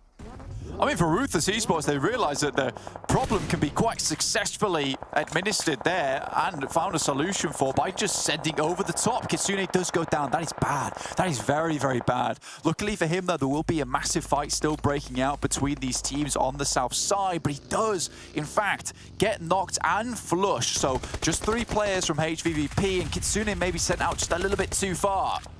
Eastern Stars, heavy damage from Victor, but Bazzi's there for 1 for 2 as well. He rolls over GameLord, barrels them down, and keeps the Eastern Stars alive. The guy is on the warpath. These zones are not going to let you get the reses here. Unfortunately, have to carry your teammates in. Just a little bit, not too far, but it will keep on going, and you have to get right on up, get that res, get healing before the zone hits you. GameLord get caught up in the actual there and sent for a bit of a spin. Now, most players just send themselves into the water. Luckily for HVVP, this is such a clustered mess down towards the south side that they might be safe for a little bit longer. It's Nexus in the midst, over towards the south side of the island, which they'll have to be really careful of. I believe they did get a knock towards them earlier, so they will be aware of this position. HVVP starting to just about cross over this bridge. Do they have to go all the way? I think they're worried about this next shift on the circle and just try and maintain zone. An early knock over towards QODEX. Take Aim Gaming juggling this aggro here very, very nicely. Taunting it back and forth. Vito not quite able to get the side swipe angle that QODEX would have loved. Moneyken and Vito operating here. Can this nade reach? Can it land on the mark? It's good on the arc. It's just a bit short, but it does do some damage there and keep them worrying. Tixie finds one from Nexus, really big there. Evens them up into 3v3. Very, very good stuff in the meantime. Ruthless Esports still going big mode on that northern side. Keme's even going down. I think that's the majority of Eastern Stars now out to Ruthless Esports, who've been playing very, very good from that northern compound. Next circle will be popping. Where does it go? This is the big question. Can Nexus catch a break here? No. Heads towards that eastern side. Now HVVP have to make a consideration to move. Icy with a great nade. Over the top to try and slow down QODEX. It will succeed. Moneyken falls as well, and QODEX are out on the south side. This is not good news for their run. They were bumped out of that bubble, and now they go down before Nexus. Pioneer, though, went down a little bit earlier, so potential for them to leapfrog up on over that. We'll have to take track of the scores at the end of the game. But with Beku going down, Ruthless can get this crossing done. If they can go for it now, they might be able to find something. Tixie out towards the side of the rocks, towards the cliff. They haven't got control of the circle just yet. Ruthless have that. For Ruthless, they're pushing into the circle, but again, there's a huge amount of time here available for Ruthless to sit around and find these things. Octavian, though, nice shots over towards Rollkiss. Meku does get flushed, so HVVP down to just 2 players. And still a chance for them to go out in 5th here, in which case a lot of those points they were looking to catch up over the top of MADBULLS will be found amiss. I think that might bring them dead even if my maths is right. If they can stay alive for 1 more placement, that would do it. Or if they get another limb. It's really, really close for them. What a great time to pull out a performance like this. With MADBULLS getting 3 on the game. They've already managed to get 5 eliminations. looking to post a whole load more. Oh, dear me. I think That they've actually nade already count, though. jumped. The nades are brutal from Nexus. Over the top as all of these teams just bide their time to wage the war they know is coming. It's a good one from Tixi, though. Let's Doran go extremely low, and Matic's got a few more in the back pocket. It's just a question of how far can he even throw these things without exposing himself to more sight lines. Exo's back up to full HP. Molotov's sent over. HVVP just trying to keep these players at bay, keep them far enough outside the track, but now Ruthless Esports are even in. That's a great Molotov from Tixi, at least finds one. That'll delay Nexus for a little bit longer, but they will have to change their eyes and move them away. Pop them on top of Ruthless Esports because they're the real predators in the lobby at the moment. A little bit long on that nade. The difficulty is that Ruthless are most likely going to have to leave their position to take care of HVVP fully. It's so risky to try and go underneath. You know HVVP are going to have those angles. And it's most likely they're going to have to push your way as well. Nexus full to Crossfire. Unicorns of Love picking up a lot of points here. Extending that really quite effectively. Trying to solidify a third place position for themselves. Doing so quite well. Ruthless is still with the circle shift. Again, they get the circle shift, but it's away for them. Yes, Pocus has a line in towards the circle itself, but for these two players to get out from this position where Unicorns of Love have eyes on, it's going to be difficult. 9 limbs so far. Great stuff for Ruthless Esports. Keeps them in a good spot. That's a nice nade maybe, but it's his last in the pocket. There's a huge amount of damage. Will take Manu so low, but now HVVP have to move up. This is a fantastic chance for them here. They're going low as well. They're going around the side. Manu looking to get that heal done. Ruthless checking still towards the top of the bridge, towards the mainland. They've got to be worried about where HVVP are going to be coming from. And now they turn their attention to the water. Matic, Tixi, both swimming, both trying to stay under the radar. Do they know where they are? Tixi tries to get out there, and Matic does not have the opportunity to get a refrag. With it, gives the position away. HVVP, third place, 5 eliminations. That should be enough. That might take them there. And Ruthless backed off, gave Matic some land to try and stand up on with a weapon, tries to get the shots there, and in comes the Unicorns of Love. In the meantime, they're trying to play spoiler. Rolkis rolls on down, and it is going to be knocked. The Ulysses shots are good. Icy, with more attention sent his way as well, hides behind the Silver Birch. But will have to swend out wide. Ulysses knocked. This gives a chance. Is still going. It's HVVP with still having a chance here. Pocus now. His attention turned out into the open fields. Matic still a worry. Where is he? Where has this guy gone? He just doesn't know. The shot's over onto Rolkis to get the flush, and Matic needs something now.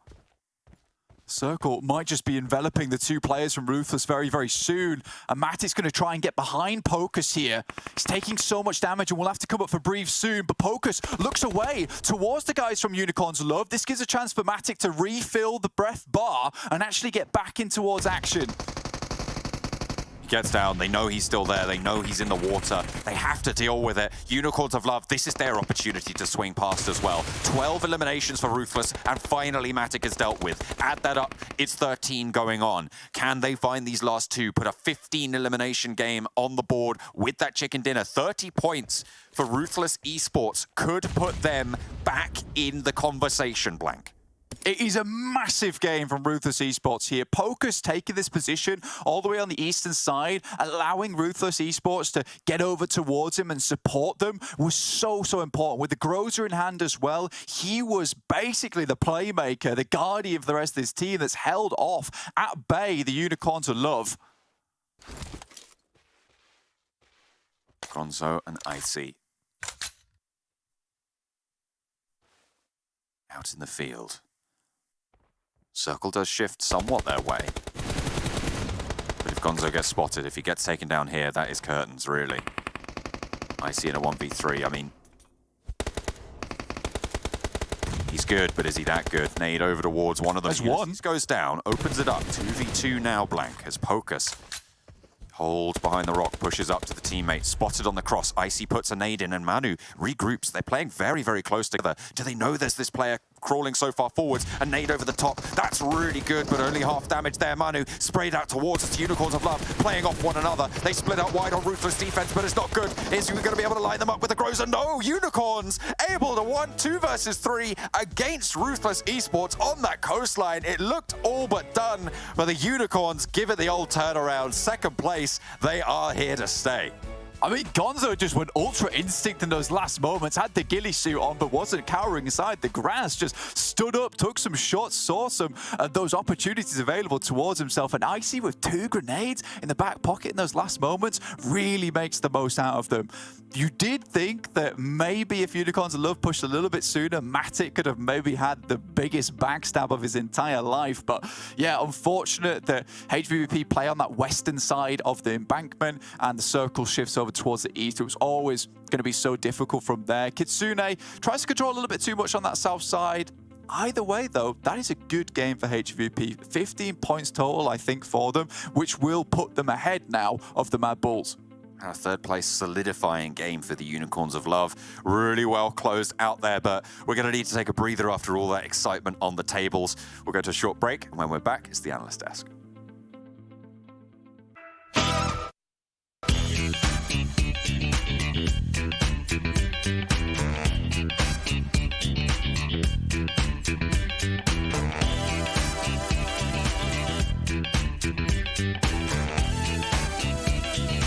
Here's Johnny.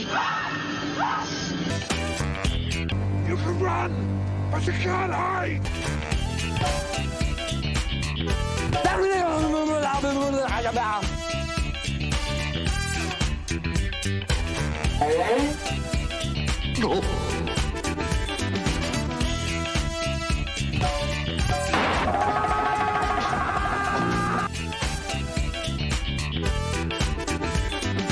Ninja.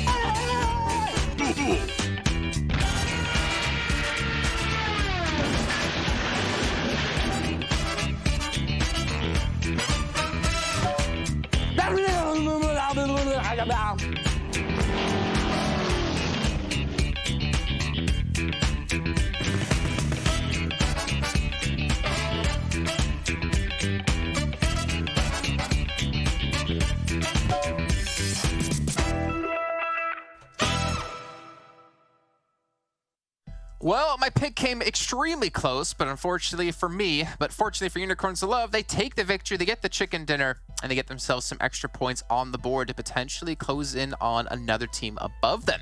But gentlemen, well done by Unicorns of Love, but Ruthless, I think for me, was the story. The amount of work they did, again, they were in 10th place going to this. I think you said, Max, they needed a lot of points to have a chance to break top 8, and they might have just done it.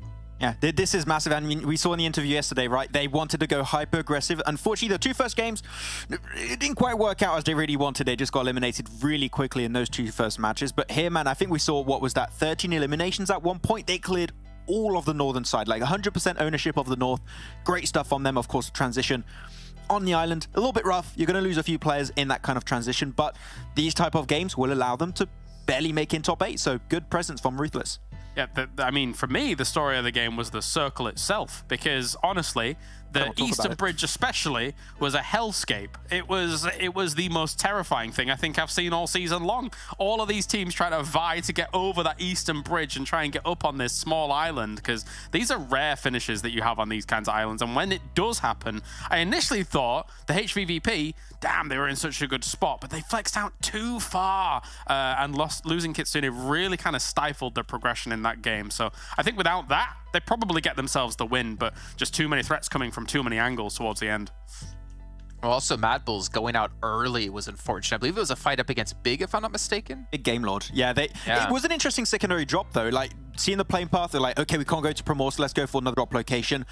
There's only one team, Game Lord, dropping in Yasna Polyana, so we can go for that spot instead. It does make sense at that time to do it, but then they just, as you said, like pinch down. There was Big, and there was also Game Lord. There's that whole situation happening, and it doesn't happen very often, but they just got overwhelmed for MADBULLS, and only getting 3 points and seeing HVVP make it so far in the game. Sure, no chicken dinners as you would have liked to see Kalash because the stretch was a bit thin, but they still got more points, and it was only a 6-point difference before this match, so I think we might have a new first place team here.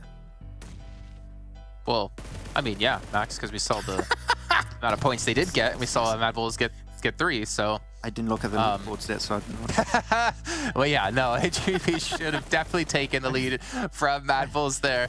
But as we were watching, right, we saw MADBULLS go out, and we said to ourselves, HVVP just need to survive now. They don't even really need to put up big numbers. They just need to just be calm, be confident, and just get some points on the board, and they will take away that lead. The problem is, though, there's still 3 matches yet to come today, so it's not like this lead will, you know, be locked down and solidified and thrown into a vault where they can take their earnings. They still have to work for it, but at least we're seeing some battles at the top. We're seeing some battles in the middle of the pack for the 8th place result. But let's see the battle for Unicorns of Love here in this last match. But take a look at their player stats and see where most of his limbs came through. And it's actually going to be, well, maybe Gonzo should go to a 50-Cent concert more often. It's been working real good, this one. And the fact also, like as you said, Kalash, it was a Hail Mary fight happening on the eastern side to cross out of Sunken City. The fact that they make it out as 3 players is a huge achievement. But of course, this island being absolutely horrible, I hate it. They then have to cross the road. It's really tough for them to try and really make it out as a 3-man the entire way. But you have Icy and Gonzo that have been able to just pop off at the end. Yeah, and they really were put into a tested situation, and they worked out once again, getting the win. Yeah, I'm rewatching the movements back from that Eastern Bridge in particular, because that was absolutely the crucial point. If you get across, then you're going to have a better time, but if you don't, then there's absolutely no way you do anything. They carved out themselves a nice niche on the south side of the East Bridge, whereas a lot of the fights were happening on the north side of the East Bridge. So technically speaking, they did avoid some of the most hectic moments of that crossing really, really well. And when you make landfall on the island, it becomes a whole other ball game. So really nice to see Unicorns of Love being able to identify that. Well, another team that stepped up besides Unicorns of Love, of course, was Ruthless, as we mentioned before. Let's take a look at their player stats and also see this hyper-aggressive playstyle that they may have transitioned into here for the finals, or maybe look to work on. Who has benefited from the most? And Salazar and Pocus. Actually, I can't even say just those two. The whole team benefiting from that because everyone put in work. Yeah, and I think you stated it a few times, Kalash, also, like, since Manu has been put, as I have the impression, a mainstay on the team, it seems like Ruthless has improved for the better in most scenarios, so it's been working really good for them. And they cleared out some pretty big teams in the northern side too, like, not just your middling teams, like, they cleared out teams like, Pioneer in particular. That was a really, really dominant fight they took, so... Yeah, Ruthless, definitely some improvements. It is not going to be enough for them to be in that top 8, but this is a good start for them to close that gap, and if they can follow it up with the 3 more matches with good results, there's a chance they could barely make it in, but it's still going to be tough for them to make it up. I will say, yes, Nano has not been playing as many matches as other people. They have done a little bit of rotating here, though. Their Nano Baby, that he's called, goes by in-game, has been present in some games. And it's not like he, in general, is a bad player by any stretch of the imagination. He's not. It just seems like this quartet definitely has things ironed out a little bit more when it comes to the overall impact that they're having on the lobby compared to having Nano in at the moment. To be fair, when we saw Salazar come in for Sebi, we saw an increase in their performance as well. Yeah. So, I mean, the old UDR roster, or UDR Killer roster, they just didn't really seem to make the waves that they should have been able to after the amount of time they've been playing together and competing together as a team. So roster swaps, I mean, we are seeing, as you're mentioning, kind of benefiting them overall. And speaking of overalls, let's take a look at our overalls to get an idea who is in first place, because Max was unsure of the math. Yes, they have done it. They have passed them. Ooh. 6-point lead here for HVVP. I'm sorry, Max, I love you. And then QODEX back into top 8. Okay. Yeah, the fight for top 8 is still going to be happening, of course, like QODEX being able to get... Actually, I think they got 4 or 5 eliminations at one point fighting on the eastern side. Sure, they were not able to make it on the island because, as you said, also Kalash, like, Unicorns of Love had a really good approach going south of the river, so that just did unfortunately cause their demise. But it's a close one. The bubble is extremely close between these teams, but battle of the top 2. You got so many storylines happening. Fight for first place, fight for the top 8. And also, one thing we didn't mention too much, the bottom 8 teams, so like of these top 16, the bottom 4 teams will have to re-qualify start of next year. And as of right now, that would be Big, Eastern Stars, Shockwave, and Death Machine that would be out of PMPL 2023. Yeah, and I think when you look at those names, I think the biggest shock for me really is Big and Eastern Stars. Honestly, I think the one crux that really lies here is the fact that you've got someone like Octavian that left the team, and now on NEXUS is staring down the barrel of like a top 8 spot, whereas for Eastern Stars, the rest of his ex-team, it's not going so hot, and you'd expect a team like Eastern Stars to be at least taking a top 8 here, considering the previous power they've had in seasons, but nothing's going their way. 400 IQ play out of Octavian, I guess we could say here. It's unfortunate because we love these stars. I think, Clarus, you still have your little prop that you want to use one day for Kapahala, but that day might not be coming. Again. If they can't requalify, then you know what? You just bought that for nothing. But we are going to head into our catches, though, as we're jumping into our second half of our final day. We have 3 matches left to go to either break top 8 or battle in for that first place position. Let's go on back over to John and Blake. Oh, after that one, the majority of these teams here have been through 90 games in this tournament, Blank. This is a marathon that these teams are completing right now. And looking at where it is, it could not be closer for the positions that really, really matter. And I mean that quite literally, Blank, because on the bubble, 155, 8th place. Pioneer, 9th place, or 155. That's right, it's a tiebreaker. The chicken dinner that QODEX were able to earn in these finals is what sees them in the bubble right now. It is, it's spooky, man. It's super spooky. Most of these teams are absolutely terrified. NEXUS, like you said, 158 points above QODEX for 155 and Pioneer 155 as well. And with the performance of Pioneer being able to put up throughout the majority of this tournament, it would be so unfortunate to see them now just slowly taper off. But this is what happens when you have this big streak towards the beginning of the tournament and then you fall off towards the end. It's the worst time to fall off in the tournament. You want to be hitting your peak of momentum towards that phase 3 so you can bring it through into the finals. And a team that was able to do that massively was TJB, as we highlighted at the beginning of the day, and Unicorns of Love have brought back some of that fervor that they showed us earlier on in these phases, which is great to see. But obviously our main story right at the top, 257 to 263 from HVVP and MADBULLS.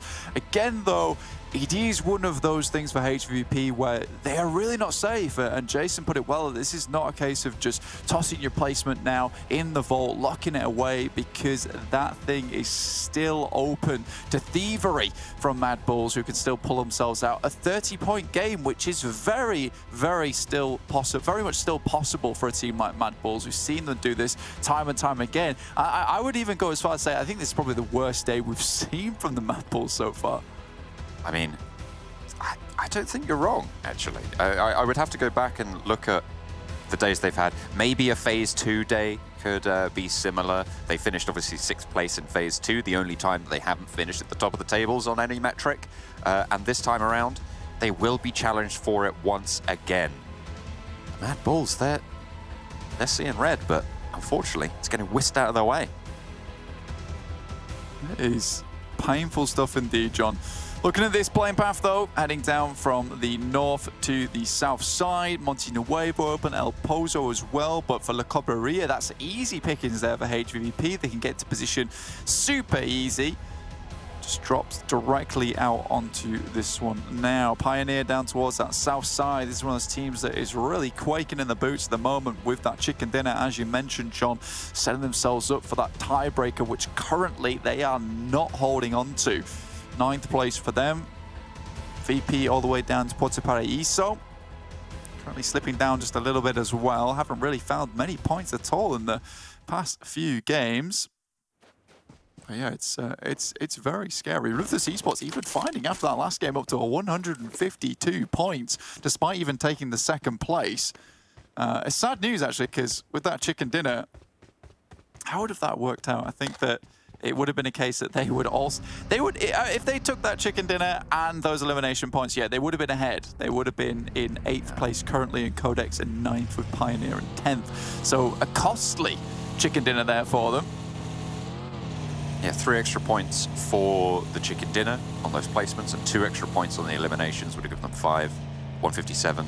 Yeah, that is unfortunate. But what is very fortunate and what we weren't expecting is that they are once again back as part of that conversation now. We seem to keep losing and gaining new players in this stage of the tournament for this bubble spot, because right now, the MUERTE 162, it drops down to probably Ruthless, maybe even Game Lord at 132 at the bottom. There's 30 points between that, but 162 to 152, 10 points difference between 6th place and 10th place. That is really dangerous for these teams.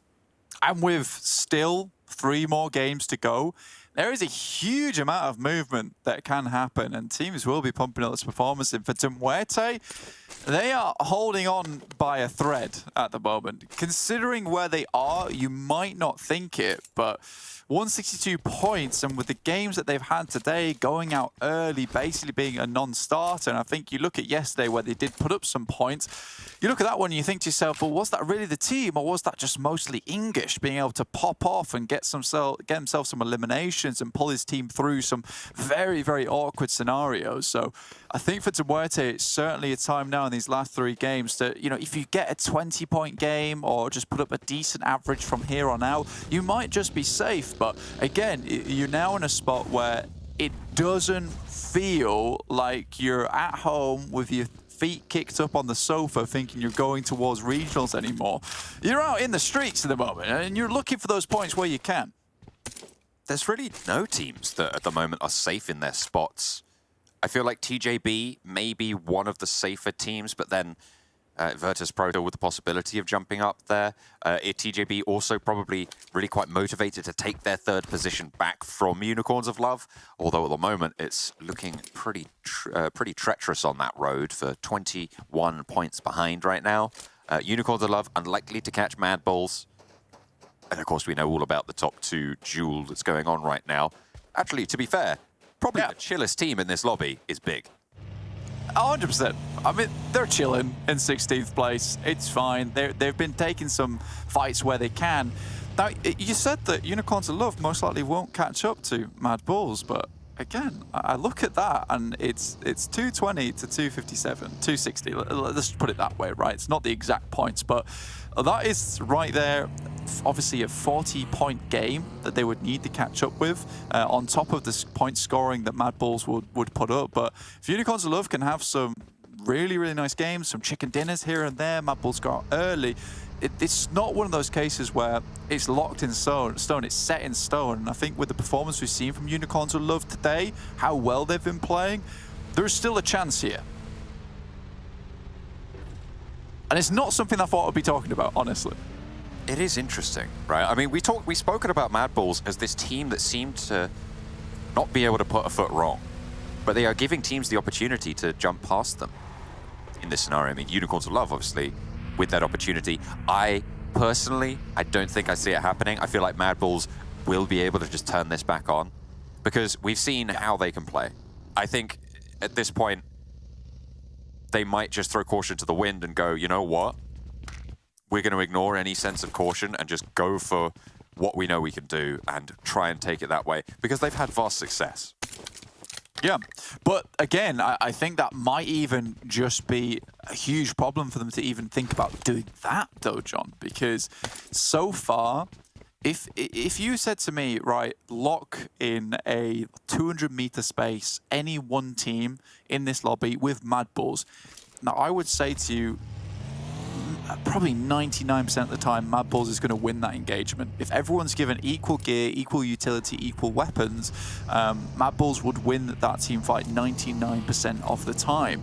And you're probably thinking to yourself, but well, we've seen teams beat them around on the map, but I think that purely comes from this final standpoint, John. I think it purely comes from the final standpoint where the macro that was so good and so clean throughout that league play that's been developed over such a long time with the coaching that has been fantastic and the analysis these guys have been putting in behind the scenes to figure out their rotations, all that has kind of been stripped away a little bit with the funky plays, the different movements, the aggression coming through from these teams. And MADBULLS is sometimes making these pushes in towards circles that they would usually make in league play, but they're not working out here because there's people prepared to watch them come in from those rotations, and every time we see them go down, it's to an awkward push on a compound where they've not suspected a team to be there. So I think they're being caught off guard just by a lot of unknown factors in this lobby. So I think they do actually need to just rein in a little bit and play a bit more cautious as they did yesterday. Time will tell us. We've only got 3 games left to play for them. For everybody in this lobby as well. The top spot is just for that sort of glory, however. So they will be looking that way just for that. It's really that 8th place that is so important for the future of a lot of these teams, right? Certainly this year's games. SHOCKWAVE locked in combat with Big, who at the moment, I mean, the Big really, I mean, they're not going to be making it forwards. These players, they've had such an impact, especially during the spring season, but fall has just not been their time on the side of Big. Taking a fight with SHOCKWAVE, who currently 14th place as well. Unlikely that we're going to be seeing too much more from them this year, but they've still got 3 games left to prove themselves. They do. And again, with the points at the bottom of the leaderboard being, again, still extremely close with a couple of good games sending you up towards that 8th place. I mean, I wouldn't be even surprised at the end of the day where, you know, it's not a MADBULLS win, it's not a HVVP chicken dinner, but it might be one of these teams towards the bottom of the lobby that just absolutely blasts out of their mind. 15 elimination, gets a 30-pointer, and that might just send them above some of these teams where you really are getting a case where everyone is having to pull out the flannel and wipe sweat away from their foreheads if you're down towards that 6th place and under, because so much can change so rapidly, and a lot of it sometimes is out of your control. You do not want that to be happening there. Mazzaro spotted, knocked. Likely to be flushed here as well, but Coney does get answered on. Swave moving in, wants Nightmare as well, but doesn't want to give too much away. Nightmare does go down to a nade from Miki in the meantime, as Coney gets flushed for Beast. 2 players now left for SHOCKWAVE. Laser moves up, tries to get into position. TJB versus Death Machine, just locking them down, tries to look for something. All Happy gets taken out. Looks like TJB not done yet in this tournament, but that nade could be nasty. That's really good through the window. That should at least find 1 elimination. Oh. Yes, it does, over towards Thingsker. And there's 2 more nades in the back pocket, so that could just be a flush on the top of things. Puts it in through the middle window this time and follows it up with a second to the side. Those were both of the nades that he had, forcing them away from the windows to go for that cross. I mean, maybe he just wants that firefight at this stage, but was that 5 nades for GK first? There's no way you're getting up those stairs, Simone. You can try all you like, but I just don't think it's going to go your way. TJB have Lin on the outside as well, who has been spotted. Naturally, Hamodi takes him down fairly quickly. It's really effective there. Death Machine, they've lost 1, sure, but TJB, they're struggling to make this work. Bounces off the wall, unfortunately. GK first just sending some nades outwards. Lin's not been flushed as of yet, so there's still a chance to get him back up on his feet. 5 nades there for NEXUS. This really is the battle of the explosives. The HE's coming in thick and fast. I think that might be some shots coming through from RUTHLESS. Yeah, they were able to spot down the corridor. So Death Machine's angles are slightly diminished. Lin went down on the outside. TJB get into the central compound, though, out to the west side of Picardo. Most teams already moving in, just getting into position, and it's crazy to think that, you know, already 12 minutes have passed on this game. It's felt like it's gone through in a blink of an eye whilst we've been talking about these teams and where they could end up, the positions they could find themselves in. It is really becoming quite the nail-biter of a tournament here, John. It's going right down to the wire, and that's how you love to see it. Hopefully it lasts all the way into the last game. Maybe not for the players, but for us, certainly way more interesting. I think, you know, when I when I look at this, though, right, I think maybe some of this comes from those bonus points, though, John, because sometimes we do see in that final couple of weeks of league play, some teams just realize that, you know, we've qualified. We're into the finals. It doesn't matter. We've above 16th place. They start to play a little less aggressive. You know, they let the foot off the gas a little bit. But with this, everyone's been trying their damned hardest for every single phase to get as many bonus points as possible. And because of that, maybe coming into this finals, everyone's still super hot. So you're seeing all these teams that are improving over time. They know it's not over yet. Just because we are sat in this 8th place doesn't mean that, you know, it's all over yet. We can still get more bonus points into this finals. It's really good to see, because I do think this is one of the most competitive finals we've seen in a very, very long time. I'm really enjoying this new format. I think you're right. I think it does give such powerful motivations for these teams to play strong, play at strength for a lot larger portion of the tournament. And I think that in general just develops the play style of the lobby. I think it improves the quality of gameplay over the long run, because they're always consistently putting their best strats on the table, as opposed to hiding things, as opposed to not allowing things to develop. They instead are forced to put themselves in that hyperbolic time chamber, improve at a very increased rate. Xiao looking to improve position for TJB here, leading the charge into the Death Machine Hornet's nest. GK first swings around the side. They're a little bit up the stairs for now, but GK first, who's he being spied by? Was that an off angle for Death Machine? I think it was. Samo is there, still on the hillside, and out comes the hop from NEXUS. They drop around the sides. They're trying to play low ground, and Hamodi goes out for the swing. Xiao now last standing, has another fight to deal with. Tries to get the blast down, but NEXUS taken low. The res is not coming through just yet. Hamodi crawls up the stairs. Death Machine want to keep themselves alive, but Samo wants to put TJB down. Xiao low. 2 players now to face off against. Holds the door frame, looks for one, gets the spray. Trades it off yet again into a 1 versus 1, but he's put back, and Death Machine stay alive, but Samo nearly taken down by, I think that was Ruthless again. Hang on a minute, it's Game Lord. It's Game Lord. I mean, I think if Xiao had waited just a second longer, those shots would have come through a lot faster for Game Lord, and maybe he would have been saved by the bell. Most likely would have been taken down by Game Lord shortly afterwards, but for TJB, that is bad news for them, considering the point scoring that they wanted to get on this game to try and overlap and take back that 3rd place after the marvelous developments in performance they've had at the beginning of the phase. Great news for HVVP, though. They spot Unicorns of Love, who are on their western side. Look for a little bit more from it, though. Icy moves up. Tixi is low. Nade over the top. No one gone down just yet for HVVP. Meku cooking that nade. Doesn't take too much from it. Gonzo will be enveloped by the blue. They're going to disengage from this. Crypto running down, wanting to try and hop into the vehicle, but it's a little bit too fast, a little bit too loose there. Rollkiss hops out, gets behind the cover, and now HVVP have to reposition around it. Icy falls, Gonzo flush. Tixi from the top rope will be able to do the job. Tixi again onto Crypto, wants the challenge. This time it's not going to be quite there. Fortunately, Meku is there for the 1-2 trade, and the Unicorns fall. Circle shift northeast.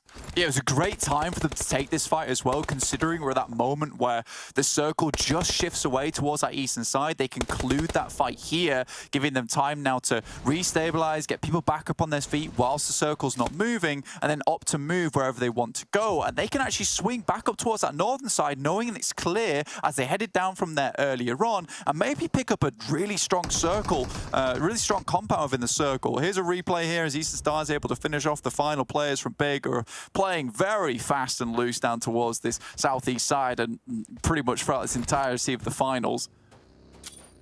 Eastern Stars on the eastern side. Death Machine northeast end. 3 players alive for them after their engagement with TJB. Game Lord backed off. Found themselves a little bit too close to comfort to the Eastern Stars on that hard east side. Now they got to spread around some of the buildings near that road that spurs off to the northeast. HVVP, wide swing to the north. The teams in the south, near Chumasara, all going to have to figure out where to go. Again, a split analyst-esque prediction. MADBULLS, as well as Maxman predicting VP here. HVVP for Kalaris. Looking to see if they can take this one. Again, that northern move over towards that top side, and there's a compound directly towards the center. Moneyken's trying to move down towards it, but no one's hit up that warehouse as of yet, so there's still a really good chance for HVVP to get into a decent position. Is Jason just predicting MADBULLS every game? Because I feel like I've never not seen it be MADBULLS today, except for the Sanhok where they all predicted HVVP. I have to go back and check those numbers. But MADBULLS have a challenge in their way. MUERTE. Nade over the top. It's perfectly placed from Skills's. A lot of damage towards the backlines as well. Puts one to the left this time around, cooks it as well. Not going to get the knock this time around, and English taken low, sure, but still 3 players active. And in the fight, MADBULLS not going aggressive on this, but Zerich spots Striker. Gets the knock for MUERTE. They're just getting harried around by the MADBULLS in this 4 versus 4 fight. MUERTE finds at least one. Skills is going down. Now Zerich on the side, and English is still going strong for this team. Zerich gets knocked again. Fash from Pioneer even coming into this engagement, John. This is getting very scary for MADBULLS. They keep losing players. They're all the way on this western edge. And again, leaving themselves open for HVVP to continue to ladder up.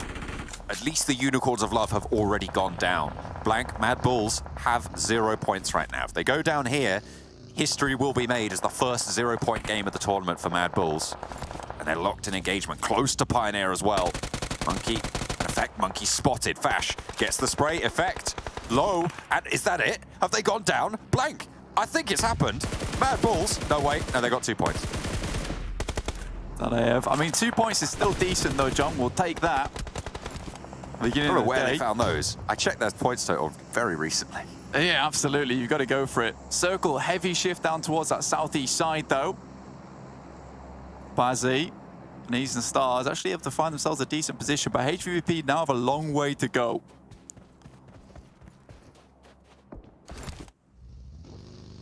We'll have to move through QODEX or try and figure out a way around the barrier that's in their way. 3 players alive for QODEX. Further than that, NEXUS, who have been on form today, I think. They have, well, I mean, the back-to-back chicken dinner on the Erangel, they placed second. Sure, they lost the engagement with the Unicorns of Love, but they were still there, and fairly late, in a difficult circle.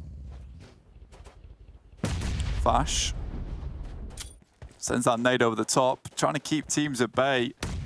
I mean, they've still got to get into the circle here, John. VP on the south side. Game Lord with Narvalo still going, but he's the last player for the team. We've seen him survive out on maps like this before. HVVP now moving in. Meku gets into position first. Stays on the western side away from NEXUS here, John. Giving a little bit of a wider berth there. Meku hitting the back tire on the buggy. Will be dropping that smoke out. Just covering their retreat. Nice, fast send for HVVP, and not going to be contested here. Salazar makes a cross out the open. Tixi has the nade out, unfortunately. Otherwise, that might have been one more knock towards Ruthless's position. Of course, remember, Ruthless on the chase right now for the bubble, as HVVP tried to strike out and solidify their #1 position. Ruthless, though, really is the big contender over towards their east, John, so they will have to deal with them. They're not in the best of spots, though. If you look at it, it's pretty tricky to make anything happen from that spot. Game Lord eliminated, unfortunately, there, and their engagement with Death Machine. It looks like that might be it for Game Lord's run. There's only 2 games left for them to play, and at this stage, I just don't think it's possible for them to make up that points difference, depending on how far up that bubble shifts, but it's going to be so tall of an order. They will need the back-to-back chicken dinners from this point onwards. QODEX, though, looking to defend a spot in the top 8. Want to keep as many of themselves alive as possible. NEXUS, 1 player down, and spotted from across the way as well. Ruthless Esports actually taking shots their way. Eastern Stars still looking to keep this one going, though, John. QODEX going towards NEXUS. Doran tries to peek over the top again. Important games for both these teams. They come into contact with one another. And they were tied just before the start of this. I mean, Pioneers was tied with the boys on the top side, so QODEX would still like to push themselves a bit further. Both these teams in close contestation on the leaderboards. Really closely fought right now. NEXUS currently in 8th place on the bubble. So QODEX, this is a crucial fight for them to bump them out of position, but Woodson goes down. Remember, they're only 3, so that leaves 2 active players for QODEX. Nexus want to take this one out. They're going for the push. Doran moving in. Moneyken still just behind that ridgeline. Vito there, same place, but there's oversight from Ruthless. Salazar cuts them down just as they step forwards. Looks for more shots as well, and Moneyken steps up for QODEX to keep them alive. Nexus getting pushed back on their aggression. Vito sees another, will take down Octavian. Looking to go a little bit further, that could be a decent nade, but Moneyken moves away. Vito, though, stepping up, does get spotted from NEXUS off the distance. Oh. Moneyken just cannot do it. Can't survive, so many barrels turned their way. And now Nexus with 2, looking to get across here. Eastern Stars, 4 alive. VP, Take Aim Gaming, all looking healthy, but Take Aim Gaming taking a knock there. HVVP looking to spread out, control the western edge. They need to sweep through, try and get this control back. After losing Tixi, it's going to be harder. Absolutely. 6 eliminations so far. That's still decent for them. But yeah, there's so much further to go. And Doran hits a nasty spray on towards them. Meku and Matic both falling. And Kitsune is in no place to support. Wow, goodness me. HVVP, 6 eliminations, though. They already have more points than MADBULLS on this game, just on those elims. If they go down now, it's not the points lead that they would have wished they could develop, but it is a point lead nonetheless on the game for that first spot. The bubble still yet to be burst. Nexus moving in for it. They've had a miracle run today. And they're getting a whole heap of points for this as well. They're suffering, and HVVP are not out just yet. There are still 2 of them active. Eastern Stars, they had 4 for a while. Take Aim Gaming giving them hell on the southeast side. But on 3, Eastern Stars will stay standing. 10 eliminations so far for them. It's huge. Kitsune tries to bring Matic back up in the action with a smoke, but unfortunately just has to cross the road. Knows that for him at the moment, it's all about those placement points. I don't know how much cover this buggy's going to give him. Not for much longer. Does he even have any smokes to work with? There's 2 boxes right next to him. You'd imagine there's something in there to play around with. Unfortunately, it doesn't look like he's picked it up, or there isn't anything there. Goodness me. Really exhausted. With the buggy already being burnt out, that's good cover from VP, who most likely will have to move in this next circle. Unfortunately, though, it shifts a little bit too far away from Kitsune for him to be able to leverage that. Everyone has to move, though. But VP is going to keep eyes on towards Kitsune on that side of the map, towards the west. I think it's very unlikely that we'll see Kitsune be able to get a 3rd place, which is ideally what he's looking for. 10 points on this game would bring them ever further in front of the guys from MADBULLS. Still 16 points guaranteed right now for that 8-point 4th place and 8 eliminations. Added them up to 16. You add that up to the 6-point lead that's already there. That's 22 points ahead for HVVP going into the final 2 games. Which is still a good point margin, John. Oh, with the 2 points MADBULLS got this game, it would be 20 points on the lead. Yeah, it's a good point margin. Kitsune breaks wide, in fact. Should be able to get through. If he can get a side swipe onto Death Machine or Eastern Stars, I think Death Machine's the real big one. VP moves up and Kitsune's in a real spot of bother now. Oh, he's more than that. He's out. 8 eliminations, 4th place. A good result for HVVP. You cannot underemphasize that. But VP now moving across the road. They want to sweep past and get rid of Death Machine in their little divot. Moving in towards the Eastern Stars position. They'll smoke up to allow them to move through and get this broadside onto Death Machine's position, get them surrounded. Bazzi on the off angle, forced to reposition, has some terrain to play around, however, in the meantime. They can play it a little bit smarter for Eastern Stars to see how far they can go. I mean, this is another important game for VP, though, because they were in one of those weird positions where, yes, they look fairly secure, but with the amount of teams catching up at the bottom of the leaderboard, they definitely had to put in some kind of shift here. But Eastern Stars taking down Old Boy, that's not a good start for them, and Eastern Stars are really stepping up this game with 10 eliminations so far, John. Oh, VP needed to answer that with another knock over towards the Eastern Stars, and there it is. Keme found by Tulika, flushed out as well. 2 players now alive for Eastern Stars. Death Machine maybe looking to third party onto this engagement as VIRTUS.PRO are under pressure. Kapahala anchors the team at the back there, finding Samo, leaving Death Machine at 1. VP still at 4, looking for these reses potentially onto Old Boy as Corker is far forwards. Bazzi crawls up into the smoke. If Death Machine are taken down, then Eastern Stars can play, but NEXUS still there. Tulika sends in, rolls up, rolls around. Samo is down. NEXUS still there for Death Machine. A wild card in this fight. Tulika pours the lead over Eastern Stars, who are faltering. They are falling under the pressure that VIRTUS.PRO are exerting. Mur is traded off and Kapahala is still going. 2 first aids are there. Can he put a nade? No, he doesn't have any in the back pocket. Sprays over their way. And Nasa crawls around in the grass. No nades for him either. The sprays for Kapahala. They're hopeful. They're wanting. And they are found lacking right now, but the sprays, they're continuing to pour through. Kapahala finally eliminated, and now just the one player for Death Machine. Korka spotted. Nasa steps up around the back, has the knock onto Old Boy, but doesn't have any more than that. VIRTUS.PRO take a really big game, and blank. There is a threat that they could jump TJB in the tables for 4th place. I mean, absolutely, when TJB just having these really odd starts for themselves there, John, where they're not able to get even the beginning of the game running. I mean, for VP, this was a fantastic game for them. They have 2 more games to prove themselves, though. That is the big thing for them. Can they keep pushing their way up these rankings? And that's a big one as well. 27 points, I believe it was, at the end there. Very, very, very good stuff for them. But looking at some of the other teams, Death Machine, I think it may be too little too late at this point in time, John, but still a good game from them, which might put them in a position that, you know, if they have some seriously powerful games at the end of the day, something could come of it. I think we're in a position now to start discounting teams from the bubble, as we kind of have started to do, but we only have 2 games left to play in the finals, blank. Big have yet to break the triple-digit point barrier in their totals.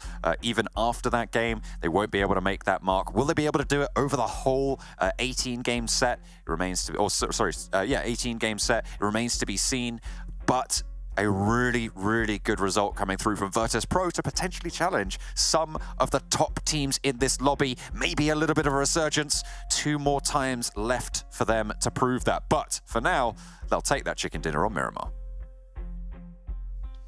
Finally, VIRTUS.PRO going to step up a bit here. They've been a little bit lackluster so far in the finals, slowly trickling down the leaderboards, but a great way to do so, and also it makes Max happy. We all like to make Max happy once in a while. I still can't win, but I'll take what I can get. I don't know. I'm desperate for points right now. I'll do anything. I mean, to be fair, I think the last day or 2 you have specifically been picking what we've not been picking because you realize you have to catch up. However, if you ever got within 1 point of me, I would pick the team you picked every single time just so I don't get tied with you. Gamer. I hate like that. I hate that so much. I like that. But I knew you would do it. I trust you in doing that, but yes. Oh, it's fine. It's fine. You lost on your own accord anyways at 33. There's no way you can catch up anymore. But hey, you did have a good resurgence. I'll give you that. Yeah. I thought I would have like 10 points at the end. So 33 is way higher than I thought. You know what? You know what? Bonus points to you, Max, for trying. Good job. Are you giving him your bonus points then? No. Oh, well then. I don't know where those bonus points are coming from because they ain't coming from my numbers. Let's take a look at our match report, though, see how many points the teams did get here in this last match. Because, again, VIRTUS.PRO, important to them. HVVP as well, surviving longer than MADBULLS. Another chance for them to build up a lead. Yeah, man, MADBULLS have been struggling right now. They had a really tough rotation too. Like, the circles have not been kind to them. Kalash, like, oh, hard shift, and another hard shift. There's another hard shift. And it's, man, it is so hard. For teams as good as MADBULLS are when it comes to their rotations, man, these circles are horrible to deal with, especially when you got teams like VP that are in a really good compound, center circle, next to road. They can just clear everyone around them. So the circles are not fun, but man, the fact that VP gets the points is horrendous for MADBULLS. To be fair, right, like even John called me out. He's like, is Jason just predicting MADBULLS every time? Well, I'm predicting MADBULLS because I've seen them win rotations like this. I've seen them win zones like this. I mean, this is like another day in the life of MADBULLS, but they've definitely been struggling today. Yeah, and that's my response to Max, I suppose, is like, yeah, okay, they've had hard circles, but this, throughout the last 3 phases, has been the team that we have said, it doesn't matter about the shifts. They're still able to play them, right? And still able to get the wins. Quite honestly, I think this is the first time in the whole tournament we have seen MADBULLS under pressure. Like, they have looked, in some of the phases, phase 3 especially, we were like, oh, okay, they're playing Devil May Care, they're having fun with it, they really don't care, but they're playing so carefree to the point where they are stress-free, they're playing out of their mind because of that. Yeah. This last day, these games are the first time I think we're seeing MADBULLS under pressure, and they are faltering a little bit, and that's unfortunate because right now, well, just before all of this was their tournament to win, and right now, HVVP is giving them a big run for their money. I think it's the perfect time for them to be a little bit under pressure too, Kalaris, because going into the championship, you only got 3 spots for PMGC. It is the only way that MADBULLS can make it to PMGC is if they're in top 3 in the championship with the Turkish teams, and whichever 8 teams here qualify for the championship. So, man, if they can deal with the pressure here and actually clutch it, get first place, I have high hopes for the championship. But, man, HVVP have been performing so good, getting always to the late game, getting more points than MADBULLS, which is the most important thing. It's a scary prospect, but, man, we might see MADBULLS actually just fall at the finish line. It sort of also comes back to probably what is international stage experience, right? For HVVP, I wouldn't be surprised in the slightest if, well, not only kind of the recent circumstances of now being ex-Na'Vi, but also the fact that this is a roster that has been tried, true, and tested on the big stage in the most pressurized situations. And Jason, you know this better than anyone. Sometimes pressure can make diamonds, and when they're able to get here into these last moments, they are thriving in it. They're doing really well. Yes, they are doing really well indeed. Just like VIRTUS.PRO here in this last match, as we're going to ignore what Kalaris said and take a look at their player stats. I don't know. I don't know. I don't know what you're talking about. Okay. Oh, okay. I guess I'm dropping in it. Yeah, but it's you, Max. I didn't know it was going to take that. But yeah, Tulika able to pop up. I think Tulika's been a little bit invisible as of recently. It's been a lot of Corker doing well, Old Boy too, and I think they did see some roster changes for once in a while. But yeah, Tulika able to get himself a good spot. As I mentioned earlier, the circles were very, very fair to them. Their compound was always in circle. When they had to cross the road, they had all the resources, all the utility, their helmets, their vests were completely untouched. They were having a free finish right there. But hey, VP, they were currently part of our top 3, and they fell behind some of our original Western European teams. They fell behind Unicorns of Love. They fell behind TJP Esports EU. Because of this match, they're actually in 4th position now, so they're getting slowly back to their top 3 position. But yeah, as we know, VP, if they're in a game-winning situation, if nothing really goes haywire, they will be the one to close it off. And I like that they've been flexible too, with kind of the addition of Corker to some of these later games. It's not quite as been as I'd say excellent as maybe 1 or 2 of the phases where they were really attaining great heights, but he has been amicable for them. He has been useful for them on the battlefield, so good to see. Yeah, I think Old Boy has had a little bit of a struggle here so far, but again, we're used to seeing Old Boy be up towards the top of his team, and well, I guess maybe he hasn't had as many walls to play with here, unfortunately, for him. But you know what, MADBULLS, we're going to focus on them just a little bit more here because they have, as we've been talking about, had probably their worst day ever, I'd want to say, in PMPL this season today, which is the worst day to have it happen when you're trying to defend your title as being the best team here in the region. And I do wonder, like, how badly have they fallen off? How badly have their stats dropped? And we'll get to that in a second, but we don't know what's going on within MADBULLS. Like, Effect and Zerich, that duo combo hasn't been maybe as confident. I don't know. I mean, do you think it's the pressure of them of the final day realizing we have to maintain or hold our spot? Do you think it's just a bad day for them? Which is hard to say considering they haven't had a bad day yet, but at some point you would expect them to have one.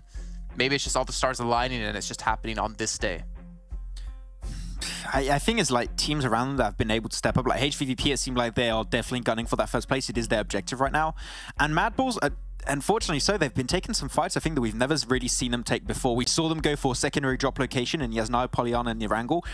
I don't recall seeing them ever do that right now, and they just got completely surprised with how big we're rotating, how game mode we're rotating. So I think everything's just adding up and is making it hard for them to make into the late game. So at least we got 1 map of each, and I feel like we can maybe expect some better results here. But yeah, I couldn't really pinpoint what happened, but it's definitely not their best day right now. I will say this. Sorry, go on. I just want to make sure we get these stats in here really quick to show us, but go ahead, Kalaris. I will say that some of their sends don't look as decisive as they have been in the past couple of days worth of games as well. I think there has been a slow bleed out for some of their games throughout the day. That definitely will hinder them, but also to a degree, like a Sanhok circle, for example, there was no way they were going to be able to convert any points off of that, so that is a little bit unfortunate for them. They just need more from the day as a whole. All right, well, we can see here, I mean, they've had, 500 damage. They didn't really fall too far when it comes to average of limbs, which is quite surprising. But that survival time, obviously, a major factor, too. But everything kind of goes hand in hand when you take a look at their stats in particular. But let's look at our overalls, because this is where things are starting to get into crunch time. We have 2 matches left to go here. We still have a battle at the top. We still have their battle for 8th. HVVP have taken first place by 20 points, which means MADBULLS really can't afford to have a bad game, and HVVP can just kind of coast into the late game here, which does make things a little bit interesting when we're going on to Sanhok next. But looking down the list here, NEXUS 2 points ahead of PIONER, who are currently in 8th place. I mean, we still technically have, I'd say, 3 teams here at the bottom, 6th, 7th, 8th, that could fall out of top 8 depending on how the 9th, 10th, 11th place teams do. Yeah, I'm not sure exactly of what the limit is. Oh, yes, oh my gosh, very close. Anyone can make it. The aggressive match we saw earlier for Ruthless did work out pretty good, but I would have to say Death Machine and all the teams below from 11th and to 16th, I don't really expect them to make it up there, so it is clearly a battle for the top 10 teams to make in that top 8. So, I mean, QODEX can pop off. We saw Ruthless being able to pop off. We'll see if the finals buff is there, but it's going to be last of these 2 last matches now. Only 2 matches to make an impact. If you miss out on 1 match and you get a 0-pointer, man, that could be your chances of the championship done for. So we need to see some points coming in. Yeah. And that being said, overall, if any team is going to do it at the top to be able to close the gap that HVVP has created, it is technically MADBULLS. They have made magic happen all tournament long. So as much as they may be feeling pressure right now, they are still the only team that can really make it happen. Well, my eyes are going to be focused on not only MADBULLS, HVVP, but also MUERTE. If they can pull off the heel strat one more time for a final time here on Sanhok, because they desperately need these points to maintain a top 8. But let's get into Sanhok here. Let's throw it back to our casters with John Allen and Blink once again. We're lining it up. It's the second to last game. Sanhok is the map, and we will be jumping into the jungle very, very soon. Blank, it's so crucial for so many teams. HVVP with their 20-point buffer now. Can the MADBULLS put that dent back in it?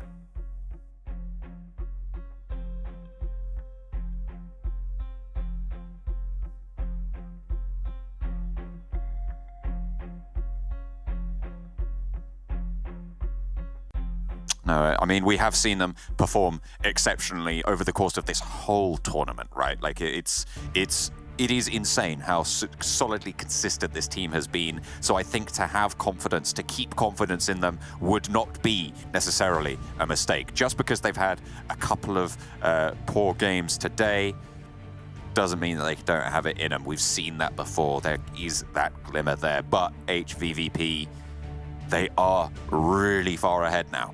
And it's going to make it really hard to gain 10 points per game on average for these next 2 games to bring them even. At the moment, MADBULLS do win on that HVVP tiebreaker, and they will be trying to get a little bit further on in to that lead if they can make it, if they can get there. But at the moment, it is only those 2 teams who are going to be in the top 2. Potential for VP to take 3rd place away from Unicorns of Love as well. That bubble is still all to play for. Exactly, and I think for HVVP with being a 20-point lead, so nice, but you're right, yeah, the bubble is still all to play for here in these final moments of the game, John. Looking at this though, NEXUS 164, PIONER 162, Ruthless at 154, and QODEX at 157. There's so much room here. And even for MUERTE, things start to look a little bit spooky. We're 166 points in 6th place. But I think as you head up towards 5th, 4th, 3rd, and 2nd and 3rd, these spots, I would say, are now pretty much locked. It's that 6th, 7th, and 8th place, which starts to become still a little bit one of those cases where if one team from here can pop off, go for a big game, there's still a chance for people to slip in towards the top of the rankings, which is still absolutely mad to me that we're chasing and fighting for this 8th position. Off the bat though, TJB again go down early. What a sad time for them.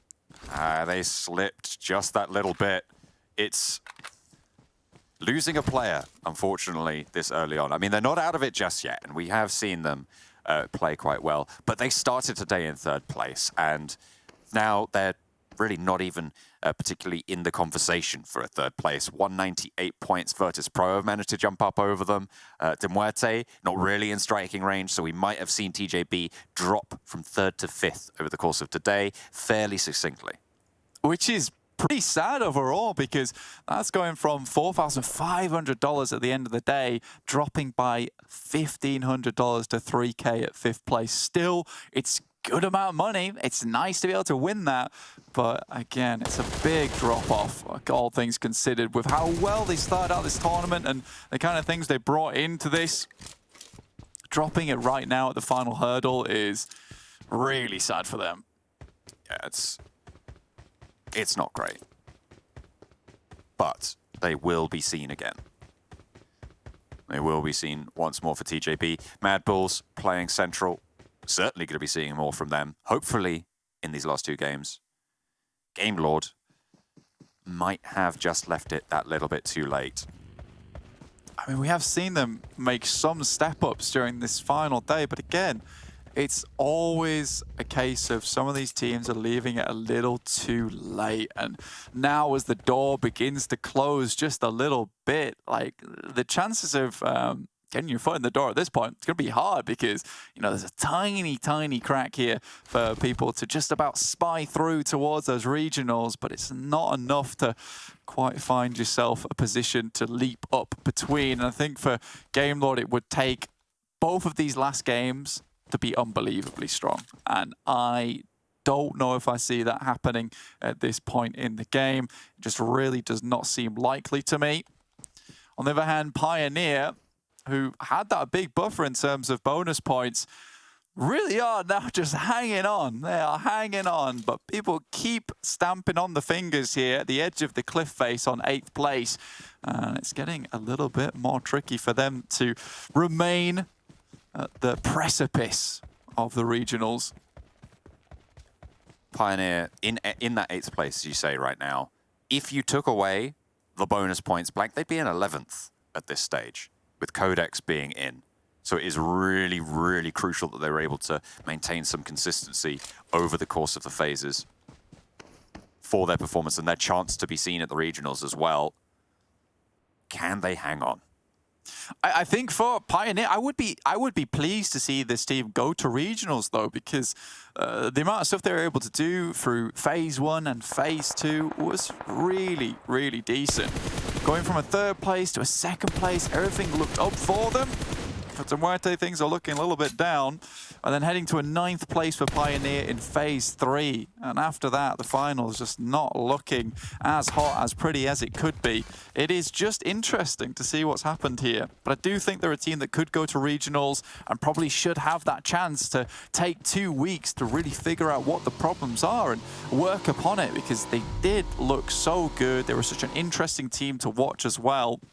Again, though, you have teams like QODEX who have tried their bloody hearts off here in the finals to get in, and you almost, in another sense, you're like, well, maybe QODEX do deserve to make him with this kind of step up. I think the answer really is that they both deserve the spot. And in the end, it is just the points that have to decide that. NEXUS losing a player early to Big, who is this sort of point sponge, this black hole of point scoring that if you send the points into there, it doesn't really affect pretty much anything else. It just slows you down for losing players to them. Yeah, pretty much, which is kind of unfortunate, not what you want to see. Taking a look at this east side of the map, though, you can't quite see it on your screen. You can just see NEXUS versus Big at the moment. Obviously, losing Octavian is not a good thing for them. This is one of those teams where, yeah, in 7th place, should be safe. They're above 8th, but in 8th, it's 162 to 164.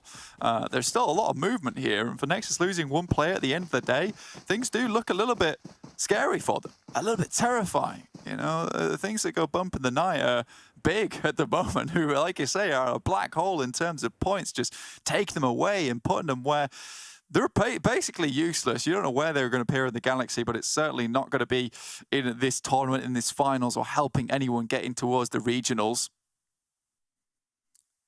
No, it's going to be very, very tricky. And for NEXUS Gaming to lose players at this stage, dangerous, right? 7th place right now, overall on the tables. It's not where you want to be dropping stuff. Do you know what is funny? The fact that we've yet to see someone from MADBULLS appear on any of these top player rankings. Like, What is happening there at the moment? I mean, Effect's not on the most eliminations. You know, they've not got the most knockouts. Something odd is happening with this team today. I don't know what's happened, but they are really not quite feeling themselves. Maybe a little bit ill here. Someone needs to get over towards them with a couple of paracetamols, pep them up just a little bit. Lovely chicken soup, hopefully. Exactly. It's chicken noodle soup. That's what they need. It's not quite a chicken dinner, but it is chicken. That's what they require. They did get a lot of space, though, on the eastern side of Paris Resort, which was good for them at the beginning of this game. There's a lot of movement to be made. They do move far down towards the south. Skills goes for a little bit of a rotating the vehicle to pick up some information past Pioneers, who probably did take shots towards their way. We'll spot the players down there. HVVP, on the other hand, I think we're going to be looking at another heal strat from this team. Could be. It very much could be. Just keep those consistent points. But MADBULLS, if they get a Fragfest game, yeah, it could open that gap. I mean, if you're going for a heal strat, if you commit to it, you're likely to be getting, you know, anywhere between 8 to 12 points, pretty much, right, on the game, depending on how many elims you get. This is what I'm saying. With them being 20 points ahead, even if MADBULLS get 15 eliminations here and the chicken dinner, they would still be dead even, and it would all come down to Erangel. But that does base itself off the top of MADBULLS having 15 eliminations on Sanhok, which is already something that doesn't really happen, and also picking up that chicken dinner. So I think the heal strat for HVVP now is good regardless, because that consistency of getting those 8 to 12 points, it'll see you ahead. And if MADBULLS can get like a 15-point game, you know, HVVP is still in a good spot. Their major issue then becomes on Erangel just living, survival. And that sometimes is an easier thing to fulfill than going for those big chicken dinners. In fact, I would say it is definitely easier than going for the big chicken dinners. Yeah, I mean, it's notoriously hard to win this game blank because there's 15 other teams trying to stop you from doing it. You know, and if you just think about the numbers of that, that's mind-boggling. Really tricky. Big, looking for their next targets to vacuum these points away and lock them in a cupboard to never be seen again. TakeAim Gaming have some inkling there might be a team out there, but spotting up the hillside, doesn't look like Mind has an exact bead on them. HVVP now moving down towards the southwest side of boot camp, towards that Confluence compound. No one looted it, so more meds there for Kitsune to pick up.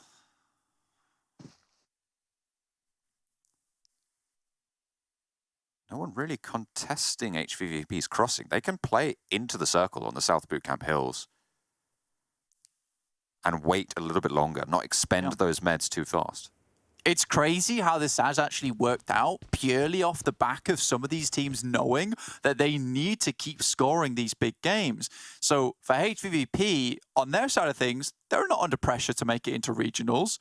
They're not under pressure by the second place team because they're 20 points ahead. They just need to go for this heal off. For teams like QODEX and Pioneer, specifically, the two teams that caused HVVP the most problems from boot camp and to the north side of Painan, both of these guys have headed center very early because they want to set themselves up for these big games. But in doing that, it opens up that rotational path for HVVP massively. And, you know, this is just sometimes how these tournaments play out. And it's really interesting to me to see this happen in the sense of that 8th place position becoming so impactful that it's changed the rotations of some of these teams and allowed the first place team to get into a spot where their game becomes infinitely easier. It's really interesting to see how it's developing, how it's changing and molding this lobby. QODEX gets central, MADBULLS still pushing down a little bit. Big are holding this outskirts against TakeAim Gaming, but all of these teams on the south, they're going to crash into the back of Big and potentially be able to pick up a bunch of points for it if they get the drop on them. NEXUS leaving Painan.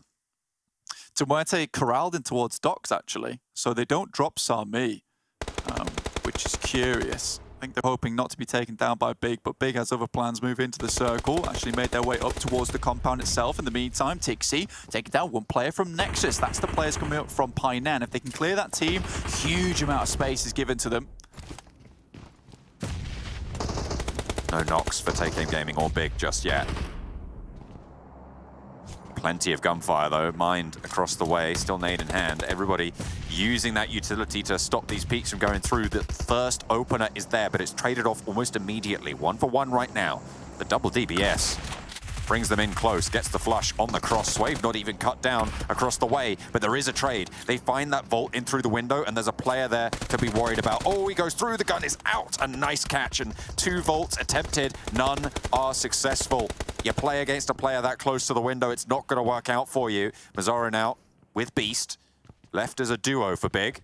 Take Aim Gaming, 3 of them alive. Mine did get that heal off, but spotted on the off angle, and Mihi gonna be under even more pressure on that flush. Will fall, so 2 players guaranteed. Take Aim Gaming still in the fight, and this will draw the attention of teams very close by. Mind wants to put 1 more out the window.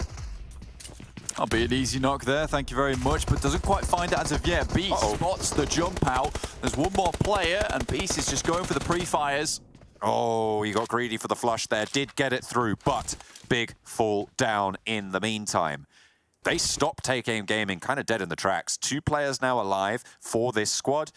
They're going to find it hard to hold down the whole of this compound with its position in the circle. Yeah, it's a strong compound too. You know that TJB and the likes of Nexus would love to move across this way. Fortunately for Nexus, they lost a player. I can't remember. I don't know which team it was that was able to pick up that elimination. I think Tixi was able to knock Octavian. And then it might have been TJB who was able to pick up the elimination point, because they do have 1 there on the cards. Actually, no, that was versus... I thought it was Big who got the knock. It might have been... I'm pretty sure it was HVVP that was able to knock 1 of them. Maybe. On that side. Because they were able to clear them that on the downwards. But I don't know who got the elimination, so that will just be an unknown factor in the meantime whilst I try and look at these other teams that got a couple of points. Yeah, the only other team that I can imagine getting that would have been QODEX, but they're so far out of the way. They do have 1 elimination, but who knows? Again, Sanhok's very small. Perhaps they did hit that shot. It was a long shot, but maybe so. Sometimes can happen like that. Next circle, just about to come through, and it's close to the MADBULLS blank. Are we going to see another MADBULLS Jason prediction? I have no idea. Probably. I think so. I think going off his information, this is a circle that they tend to win. It's a circle that they do well in, coming down from the side of Paris Resort. HVVP, though, feeling a little bit cramped at the moment. Kitsune left behind. The rest of the team trying to get as many elimination points as possible. I think that's really the aim of the game here. You get as many elimination points, then Kitsune goes as far as he can. Unfortunately, 0 on the card at the moment, but these 2 players moving through could be a good chance for Tixi to pick up a couple of them. 1 goes down, Doran gets immediately flushed, and we'll try go for the spray transfer. Did stay on target just a little bit too long. Probably wasn't the player to get the knock there, so didn't get the immediate feedback. But EXO under a lot of pressure. So difficult to move forwards in this scenario. You're playing up the road on the compound. And there's side swipes coming through. Gamelord have a really, really strong compound for their position. HVVP under the building will take down Nexus, but not for free. Matic does get knocked. Should be a fairly simple res, but Gamelord not turning their attention this way. Take Aim Gaming not pushing up just yet. TJB not doing so either. I mean, 2 elim's good though. Kitsune left behind, moving in with the vehicle to assist the rest of the team. Still great stuff. 2 eliminations. Kitsune still on the cards for a big heal off. You can see again, Meku bandaging. He doesn't have any of the meds. They're all on Kitsune's side. Pioneer though, taking down Shockwave. Again, that is important indeed. Pioneer want to hold on towards their position, and getting a couple of points there would be fantastic. TJB sees the aftermath of what just occurred down there between HVVP and Nexus. Should have been able to scout that one out. Shots potentially coming through. That's from up north from Gamelord. We're a little bit further ahead. HVVP have a lot of people looking their way now in their compound on the side of the road. Greed in their eyes potentially coming through. Eastern Stars coming a cropper against MADBULLS on the northeast side in the meantime. VIRTUS.PRO caught in that melee as well. This southwest edge, it's a little bit of a stakeout, but on the northeast side, it is absolutely popping off. I mean, for HVVP, this is actually not great at all for them. They're locked in by 3 separate teams, like you said, TJB, Gamelord, as well as Take Aim Gaming. So initiating the heal strat, going to be a little bit more difficult. MADBULLS at the moment have been holding off on that northeast side really well, taking down any team that tries to move in. They currently have a 2-2 split going on. Unicorns of Love might be able to spot one of them, but they're in the hillside. Oh, Izumitsu with the DBS finds one knock. Corker hits the deck. And Izumitsu lies down in the meantime, takes a little bit of damage for it. Yankee out wide, and he goes down as well. Izumitsu on the warpath. Ooh. 3 of them line up, and he takes it all down. Gets the reload, he's getting shot at in the meantime. Only gets the one flush as VIRTUS.PRO get torn apart on the northeast side. Disaster strikes from the grass. Izumitsu doing so much work for Pioneer. HVVP taking 2 knocks here, though. No. Not good news for them. Kitsune also knocked. Oh, dear me. It's all going wrong, and Kitsune going down is probably the big one. Lin actually able to knock another on towards Matic Gamelord, surprisingly helping. Tixie also down. Goodness me, it's terrible news. It's really, really bad news. With the MADBULLS going as 4 on the northeastern side, the circle shifting their way, you've got to wonder what can be done here. Kitsune and Meku, they need to stand up for HVVP to fend off the pressure that MADBULLS will undoubtedly exert, should they be given the chance. 2 players on the inside. A long way to go for the zone. Kitsune is there. They can go for a heal if they can hold off TJB. But can they do that? Can they make that work? Lin, last player standing for TJB. Actually, Take Aim Gaming might want to leave this as well. You've got to think this is the time that the heal strat starts, but Lin could play spoiler. I mean, for Take Aim Gaming, they're also looking towards this position. Luckily for HVVP, if Lin gets taken down by Take Aim Gaming, they're going to assume that that's the last player alive. Shuts the door on him, but moves in immediately. Toffees will be taken out.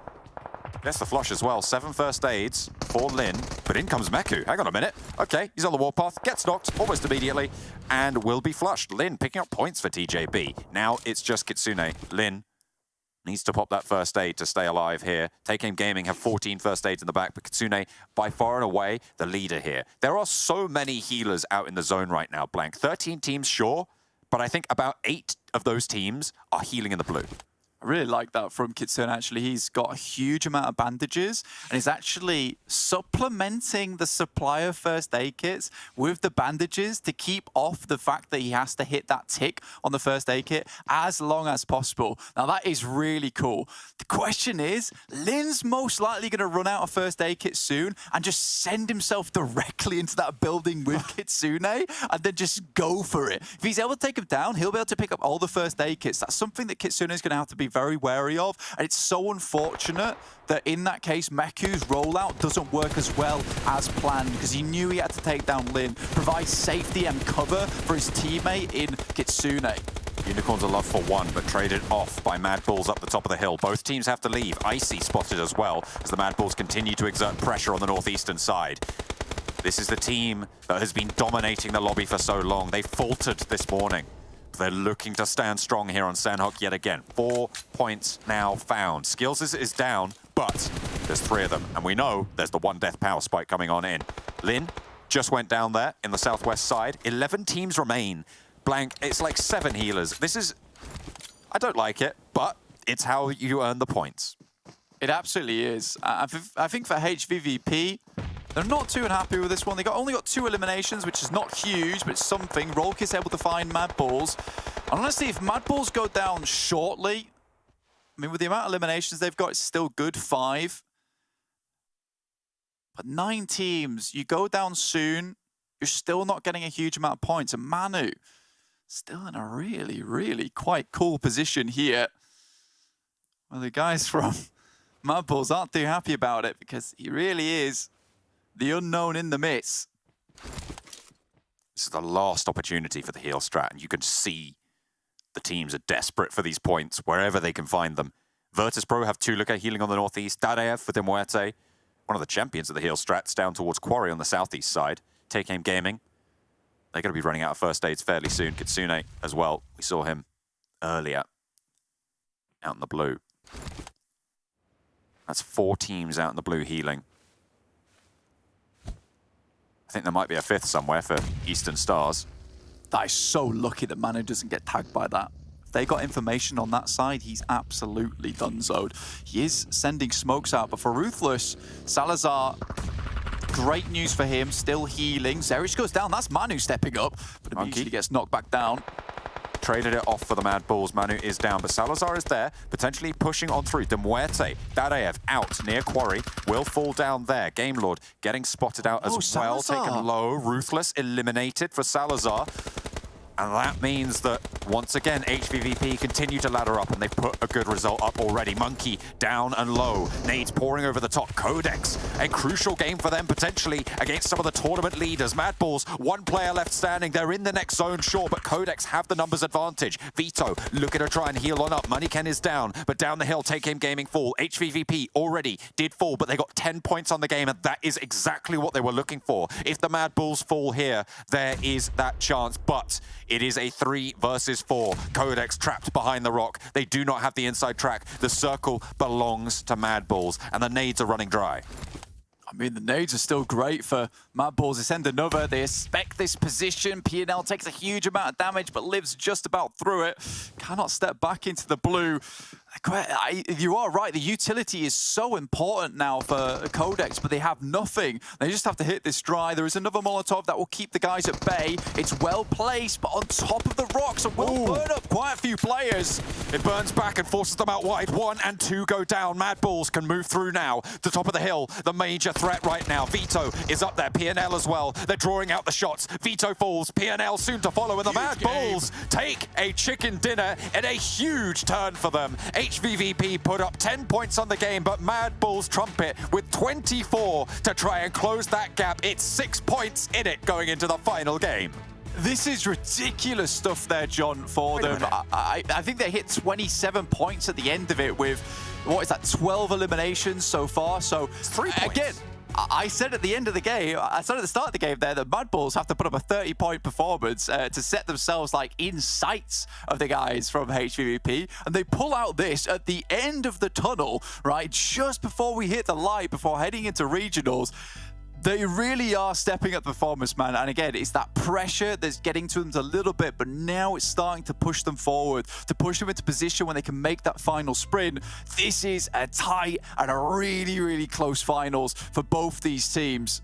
Not only that, QODEX coming second. I mean, sure, they didn't win it out, but that's a really solid chunk of points that they needed. Sat 9th place before this game. They will be clambering on up to try and catch PIONER, to try and catch NEXUS and MUERTE, who have all not had that solid of a game this time around. Finishing 2nd place on Sanhok, going into this final game. The bubble still all to play for. 1st place all still to play for. Blank, there's so much still left to happen, and we're going to head over to the desk to set it all up. We're going to set it all up so teams can knock it all down here into the final matches. We're going to break down what happened in this last one. And typically, Sanhok's can be a little bit boring. However, we could see the stress that every team was under, considering we had, what, 6, almost 7 teams healing off in the blue, realizing we have to get every single point possible here to potentially move our rankings up for a little bit of extra money. Now, I will say about predictions, I went with HVVP because originally I was going with MADBULLS, but for me to catch Colaris, I had to go with a different team. And, well, you know, it lost, so it doesn't matter. Yeah, it's over. I'm there. Yeah, I went with Game Lord as just like a little salute to my previous. Hey, you know what's great, Max? Yeah. A 3. If you turn it like sideways, it looks like a butt chin, and you got a butt chin. Yeah, okay. There's 3 butt chins on the screen right now for me. It's just double butt chin points. Nice. Well, yeah, it's okay. It's more point than I thought I would have, so I'll take it. Yeah, well, it doesn't matter anyways. It's just a little bit of fun competition between us. It doesn't matter who wins or loses as long as we have fun on the way, which I don't think Max really had because we just gave him crap about it. MADBULLS, 27 points, though. HVVP, 10. So if I'm not mistaken, HVVP had 6 points in the lead. So that would put them now behind by like 9 points?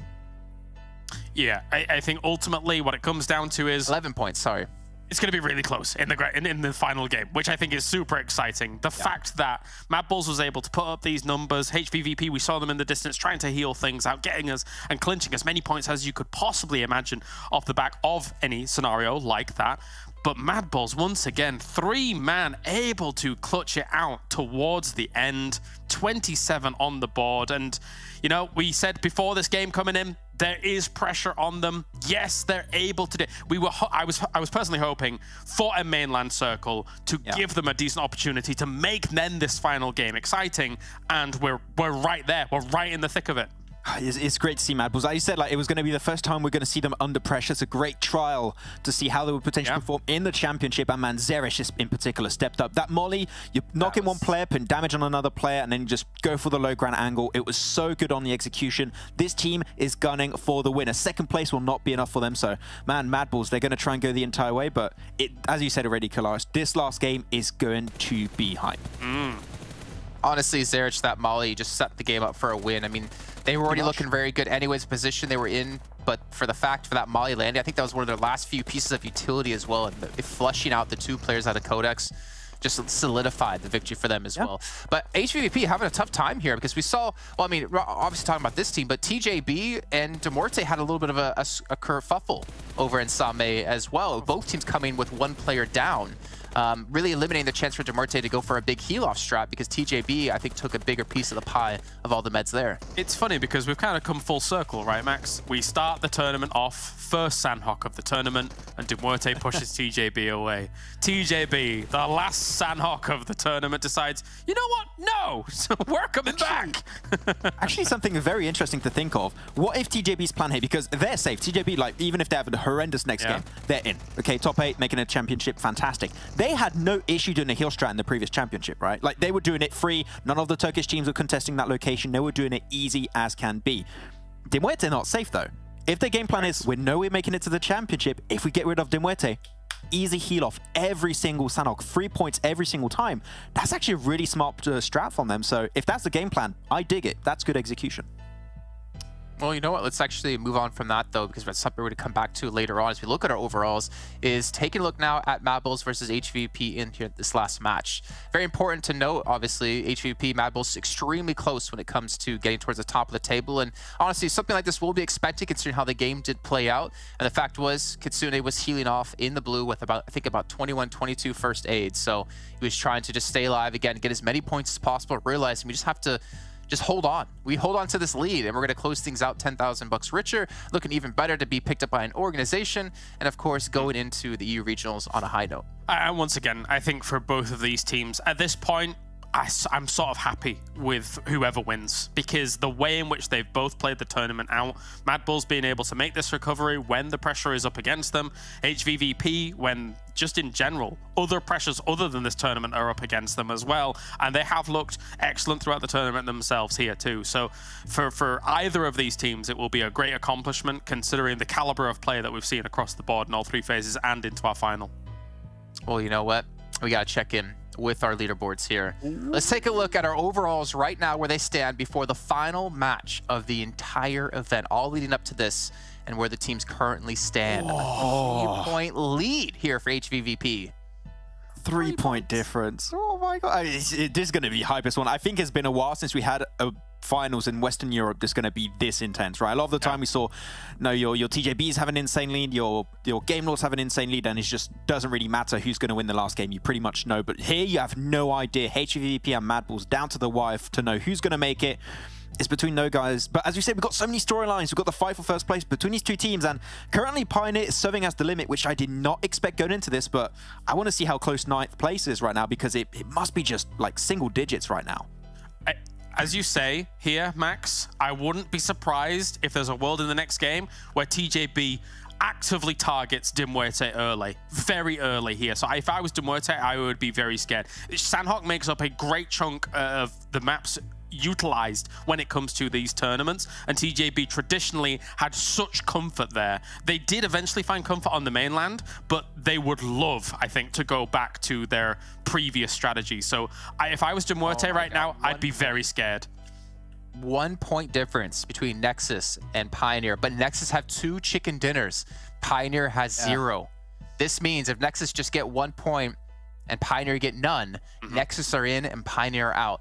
But at the same rate, Ruthless have a very possible chance here. They just have to have a decent game. Yeah, they need a pop-off right now. But to reiterate once again, going into the point that myself and Kalash brought up about, you know, MUERTE and TJB, they're only 4 points above the barrier of Nexus Gaming at 164. Yeah. Man, if it really goes down and they get focused on in the next map, and I think that MUERTE might have an idea of that happening here, it could be scary, but got to focus. Top 12 teams will make into next PMPL. Bottom 4, you don't want to be there. I would be shocked if TJB doesn't actively target MUERTE. It makes so much sense in my mind, based on what we just saw in Sanhok, based on everything we have seen here throughout the phases as well, because, yeah, it's so important for them. I'd be shocked. It's something to look forward to, honestly. I think there's a lot of factors to look into. Obviously, MUERTE, Pioneer, Nexus, Ruthless, also the battle at the top as well here between MADBULLS and HVVP. I'm just happy I'm not a caster because there's so many things you have to pay attention to. To be fair, also I'm happy I'm not an observer because you have so many fights you have to be watching out for. But realistically, you're talking about TJB and MUERTE. Do you think it's actually going to happen here, Max? We keep hyping things up and saying like, oh, the hot drops, and they never happen at the end. This is a situation where it would make so much sense to happen right before the championship. No risk for TJB. It's all down to MUERTE. Can they survive the hot drop if it happens? And if it happens, it's going to be an insanely good early game. So I want to see it. I want to see it happen. Yeah, I want to see it happen indeed. And I think it is time to head to our casters here for the final match of this entire event to determine if teams make it into the regionals and which teams come out with $10,000 in their pockets. So back to John and Blank for the last time. More than 100 games played have led up to this point, Blank. We are into the final Erangel, and to have it so close, it is so exciting. I love how this format has adjusted this to give us such incredible excitement, even in this final game. Absolutely, and I think that, you know, the guys bring up a fantastic point on the desk there, which is a case of it would be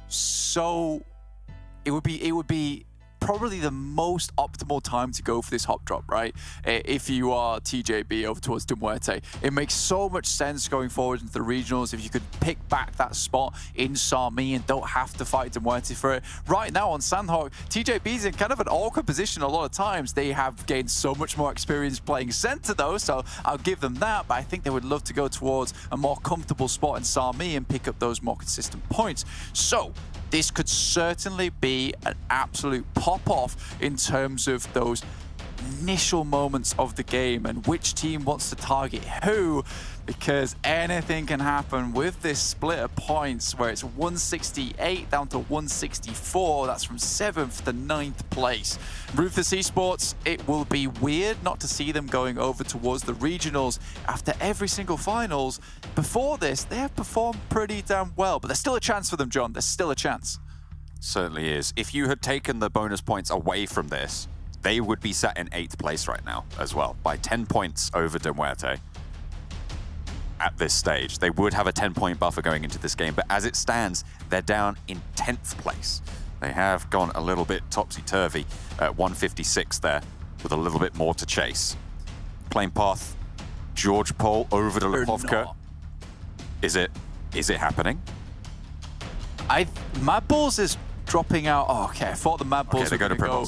Yeah, they go off to Primorsk. I thought they were going to drop on top of HVVP. Would have been a very interesting start to our game there, but no, over towards the natural, head towards that western side and pick themselves up a fair few vehicles in the process. Of course. And then head down. What the analyst desk were talking about, is that hot drop going to happen? TJB, they're out near Yasnaya. MUERTE nearby. MUERTE is going to drop down towards MUERTE, towards that farm area, and TJB is starting to spread out, see if they can find any of these players.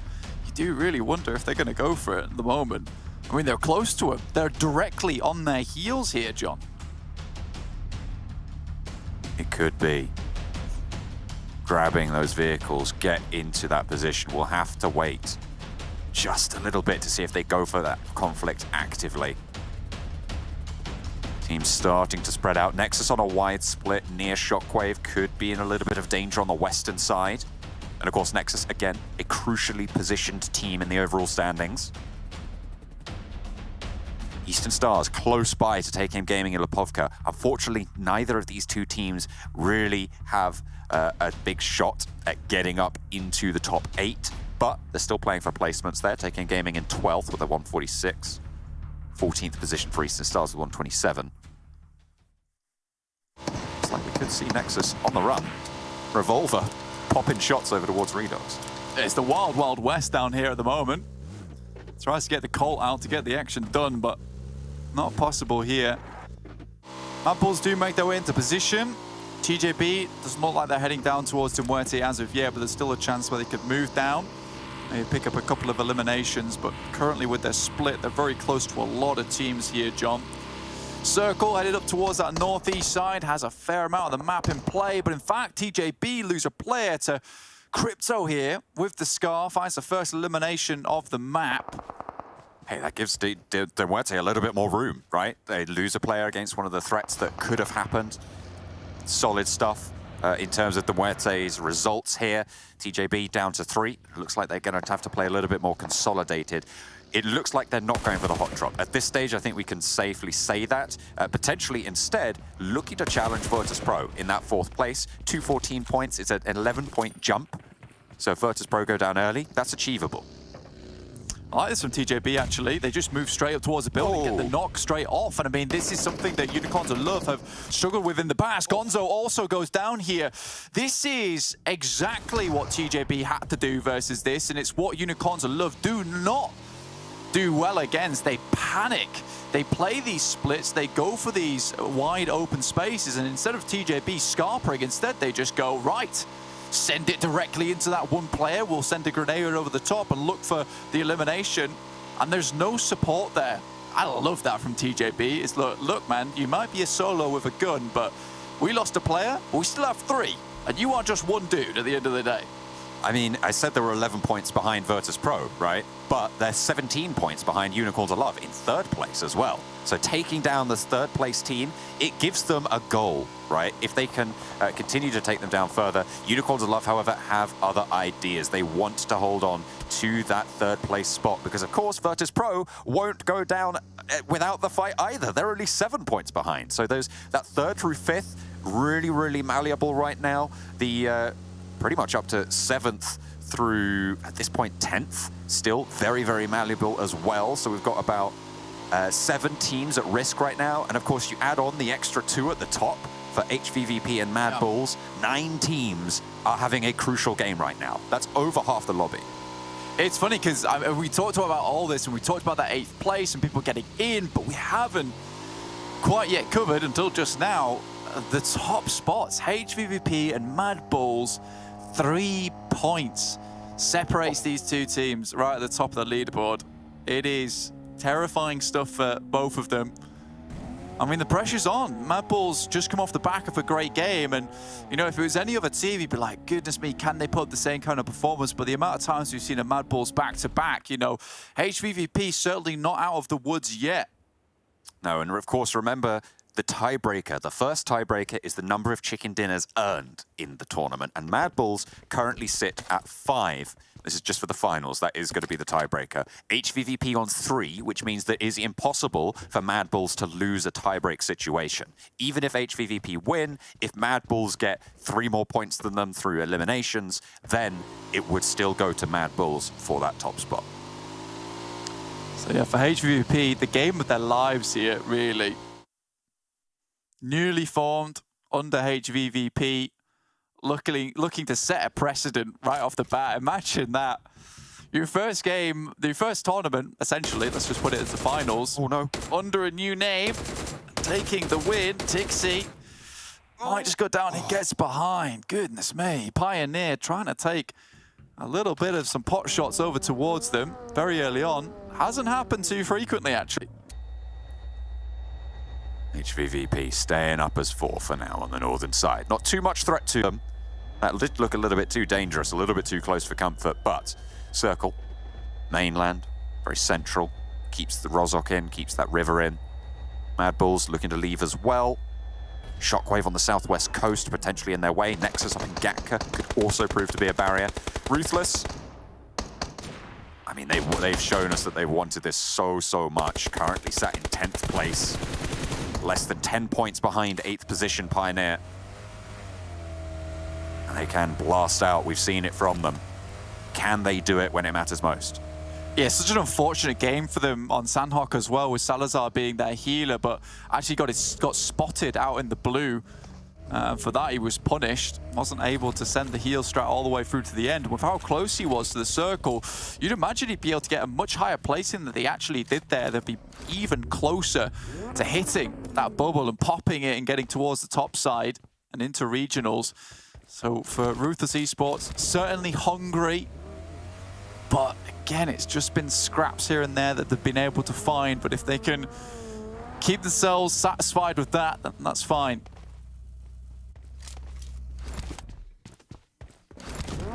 As I said, 9 teams playing in a crucial game. Some a little bit higher stakes than others.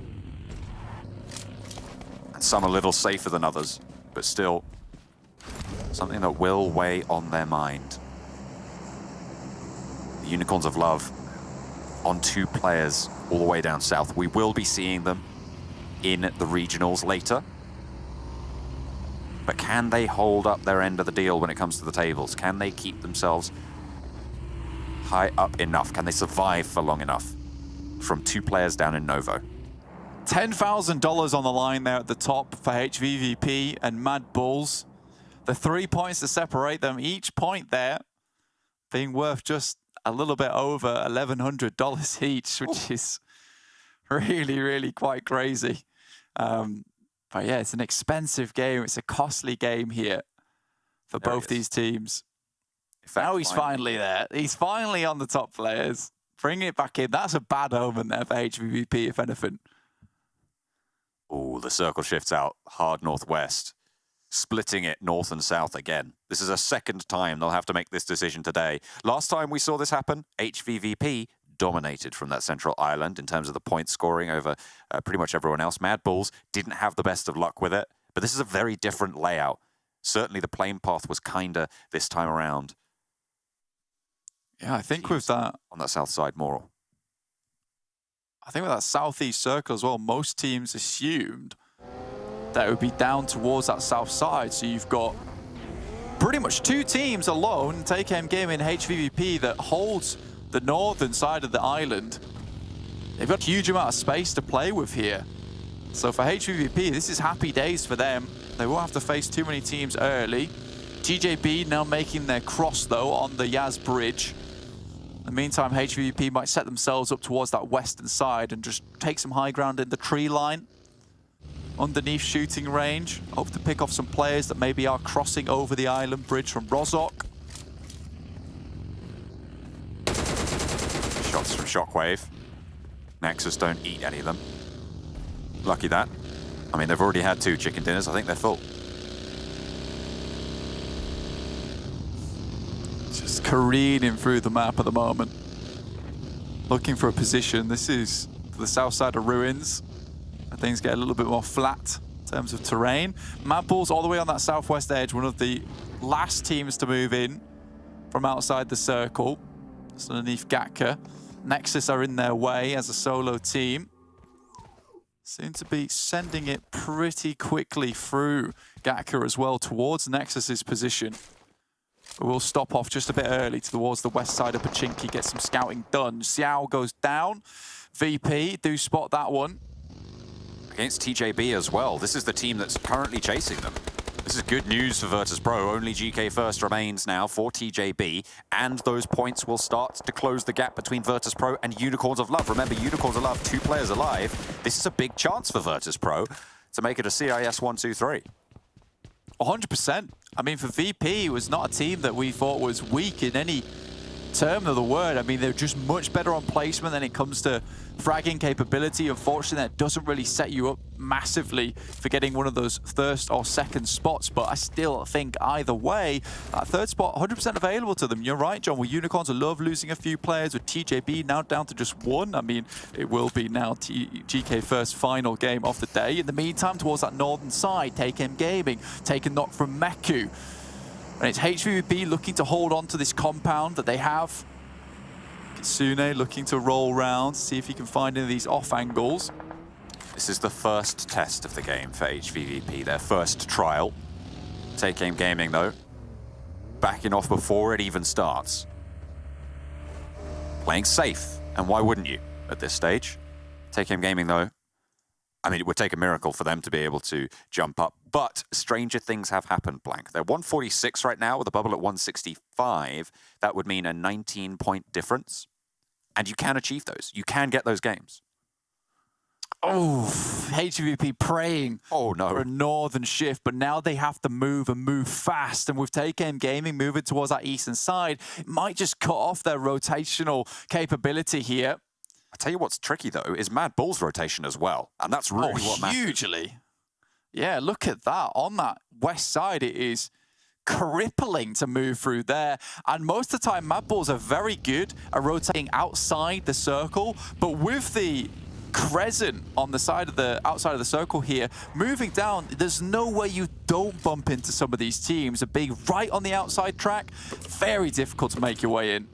They're 2-2 right now. You can see MADBULLS close to apartments and close to school with Monkey and Zerich. Skills is in effect playing back, and actually seems like they have scouted a safe enough route to maybe get themselves a position here, Blank. This is really solid rotation from MADBULLS to try and wrestle that first position back. But look at HVVP, they're moving fast. Unicorns of Love losing players as well.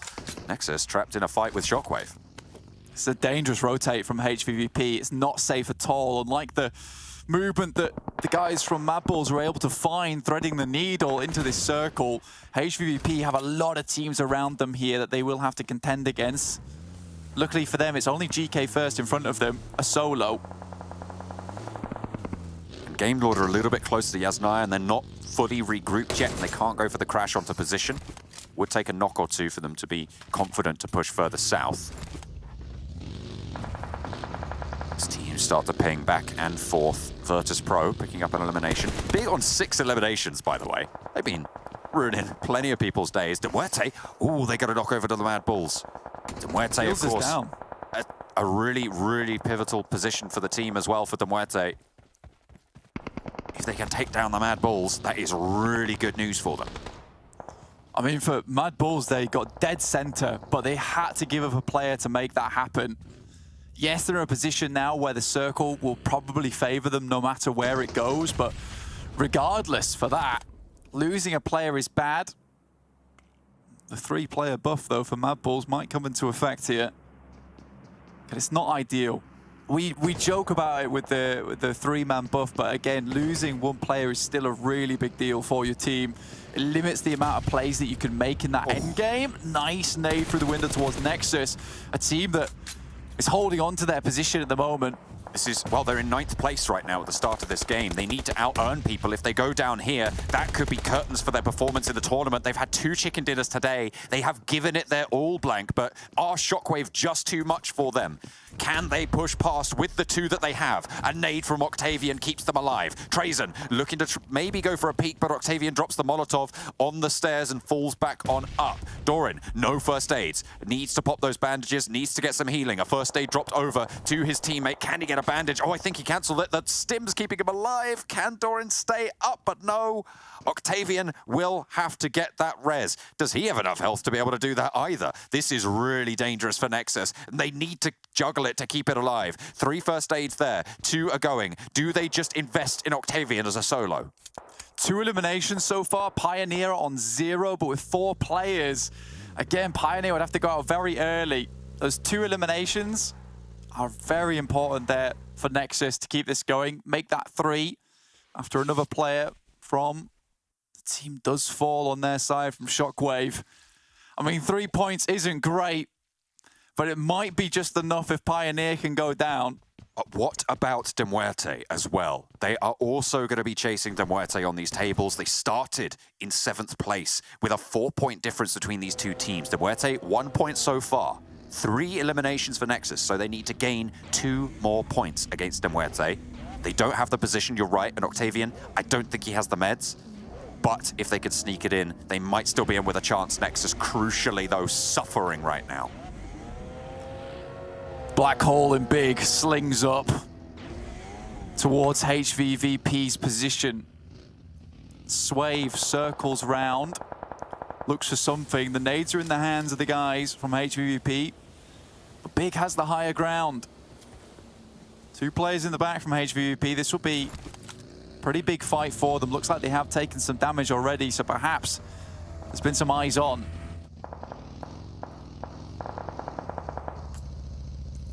Somehow still going for Nexus. Still out there. Rolkis, though, maybe not so lucky. Ulysses takes him down. Unicorn's out right now, which gives VP that chance to push. 7 points stand between them.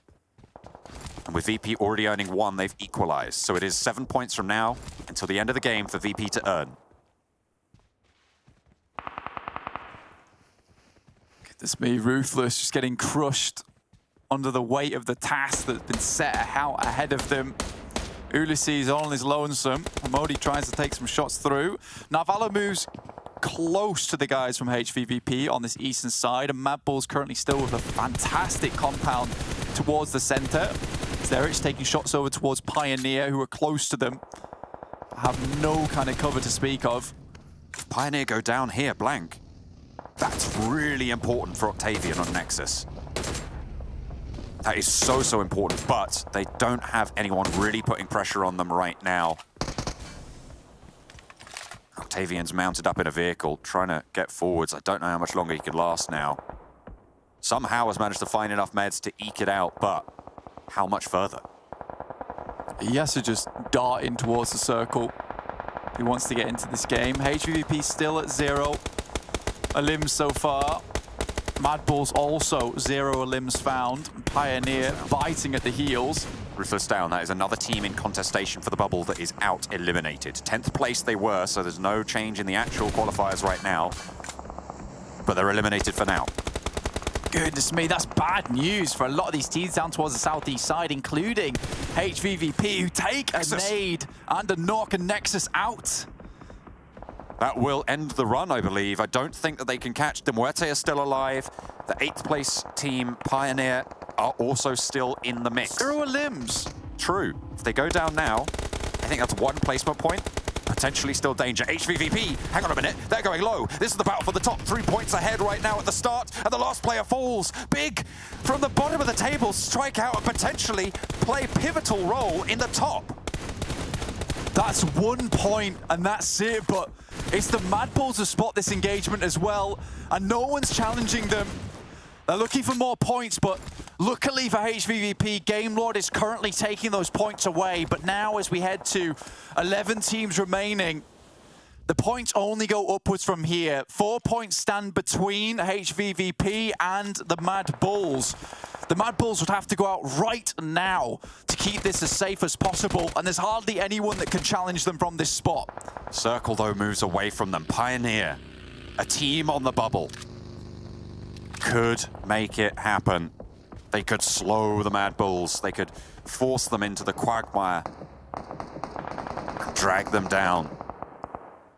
Take Aim Gaming, sending in ahead. VIRTUS.PRO spotting players in the middle, picking up those points. Remember, it was 7 more points that VIRTUS.PRO needed to jump up ahead of the Unicorns of Love. With TJB pretty low as well, it's unlikely that they're going to get it too much further. QODEX fighting for their tournament lives as well. They started this game in 6th place. They put in a shift in the last game, blank. The longer they can stay alive, the more likely they are to stay in the tournament. Money Kent out, though. The deadlifter of the team goes down on that southeast edge. For MADBULLS, they can wait, though. There is still a while for this to move in. Monkey makes his step out towards the center of the circle. No one spotted him. He gets to the roadside. Blank right now, as it stands, there is only one thing that can change, and that's Pioneer slipping out for Nexus. At this stage, nobody outside of the bottom 8 is still in the game who can really change a thing. No one with a chance. TJB eliminated. VIRTUS.PRO with their chance. MADBULLS looking for it. 1 elimination found, which would take them up to 2. Victor moves down towards their position, might spot them across the road. But MADBULLS have to go out right now. It has to be now. If they go any further, that's it for HVVP. But this nade could spell doom for them. Goes over the top. It's seriously close. Oh, not going to find any damage. Akashi not landing it onto MADBULLS. 1 point so far on the game. A 5th place guaranteed. Blank. I think they've done it. I think they've done it. So many teams went out so early that it's really rough for them. Pioneer even taking damage their way. Monkey sending nades back. I think they are going to be fortifying their position now. This, the crucial engagement, big, striking a felling blow against HVVP in their hour of glory, in their hour of need. They were found, but big, not going to be seen too much more here. And you've got to think that HVVP will be cursing their memory moving on into those regionals. Just ruined their day. They were feeling it as well. MADBULLS still have to move forward. They jump in the vehicles. They're still spotting the amount of smokes they've got around this area, keeping them alive for a little bit longer. Zerich steps up for a second, but takes damage. He will find Black-White there, gives them some space to move. Looks to finish, great shots. Ooh. They don't find the flushes though. That's what MADBULLS are looking for. Zerich goes for a bit more. Striker steals 1. Zerich down. Game Lord though, in a position now to move in onto this position, but unfortunately Robs gets felled on the front. VIRTUS.PRO extending their reach. Pioneer eliminated. They're down now. This is a chance for Game Lord to come through here, actually. If they can keep going with 2, if they can get their players back up, if Robs survives and they keep these reses going and take a big chicken dinner here, they have the potential to jump on up. It's the only team that can do so. VP also looking for this towards the top side, but Game Lord, like you say, with the 5 eliminations they have, it's not a huge amount, but Akashi takes a massive amount of damage. More nades going through, but VP sidesteps them. Corker's down. MADBULLS, the tyranny they've shown us for this entire tournament. They're looking to finish out this game strong, but with 2 players, can they go for the chicken dinner from what would be a very surprising position? Mia's also down. Oh, they're moving through, and Monkey, in effect, playing well off one another. Victor gives them the swivel, gives them the runaround. He peeks out for wide and goes for the drop shot, but put down in the grass. Game Lord will be shut out. And again, they are denied entry. We will not be seeing them in the regionals. Blank PMGC is their next venue, but MADBULLS now looking for challenge. Monkey, last standing. MUERTE want to hold on. VIRTUS.PRO wrest control of 3rd place away from the Unicorns of Love in a 10 elimination game, and MUERTE looking to close it out with a strong one for themselves. MUERTE at the moment, they were sat a little bit too far behind anyone else to really jump up too far in the tables, but a victory here would be a good closer for a team we've seen strength from and we've seen weakness from, coming back in the final game to try and take it on. For VP, these 10 eliminations mean so much to them. $1,000 jump up towards 1st place and a podium finish is incredible for this team to end out with. They've been trying to fix their mistakes all tournament long towards the end of phase 3, and it looks like they've found themselves here in the final game of the tournament. HVVP sadly goes out early there, and the MADBULLS, they just do not go down. They are resolute. They keep their streak alive, Blank. No games this tournament with 0 points. It is incredible the feats that they have pulled off this tournament. Insane stuff, but it looks like now we will have our top 8 solidified, and we'll just have to wait for the desk to go over those overalls to see just how close it is and reveal exactly who's going through to regionals itself. More nades been sent through from MUERTE, but VP holds the circle itself. After taking huge amount of punishment earlier on, where it looked like the entire team was down, they've been managed to pull themselves back together, get themselves back on their feet here. Nades over from VIRTUS.PRO. Nice and healthy, 10 eliminations. 2 players to deal with. Can they finish strong? Giving us the CIS 1-2-3. For the PMPL Western Europe Fall 2022, but Tulika goes down. Corker, under fire.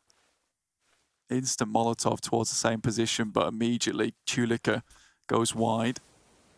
Smoke, and he knows. He spotted him. Oh, English. I don't think he's seen Mer.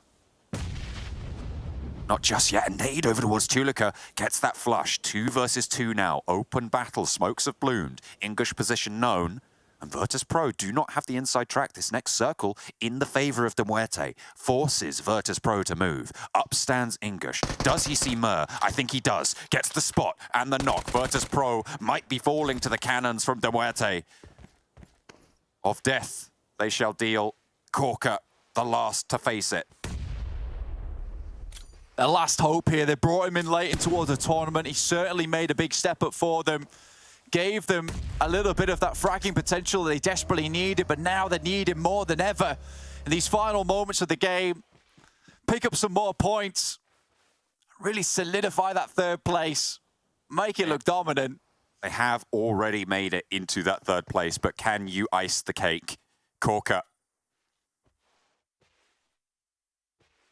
The pastry chef for VIRTUS.PRO will need to crawl forwards. The blue zone tickling the heels, forces this reposition. Shimmies in towards the smoke. English known. Spotted. Up and misses. Unfortunately doesn't land the spray and allowed into the smoke to push through. Reload necessary. Striker without the bullets yet, but they stand tall. MUERTE with the final chicken dinner to lock it all down.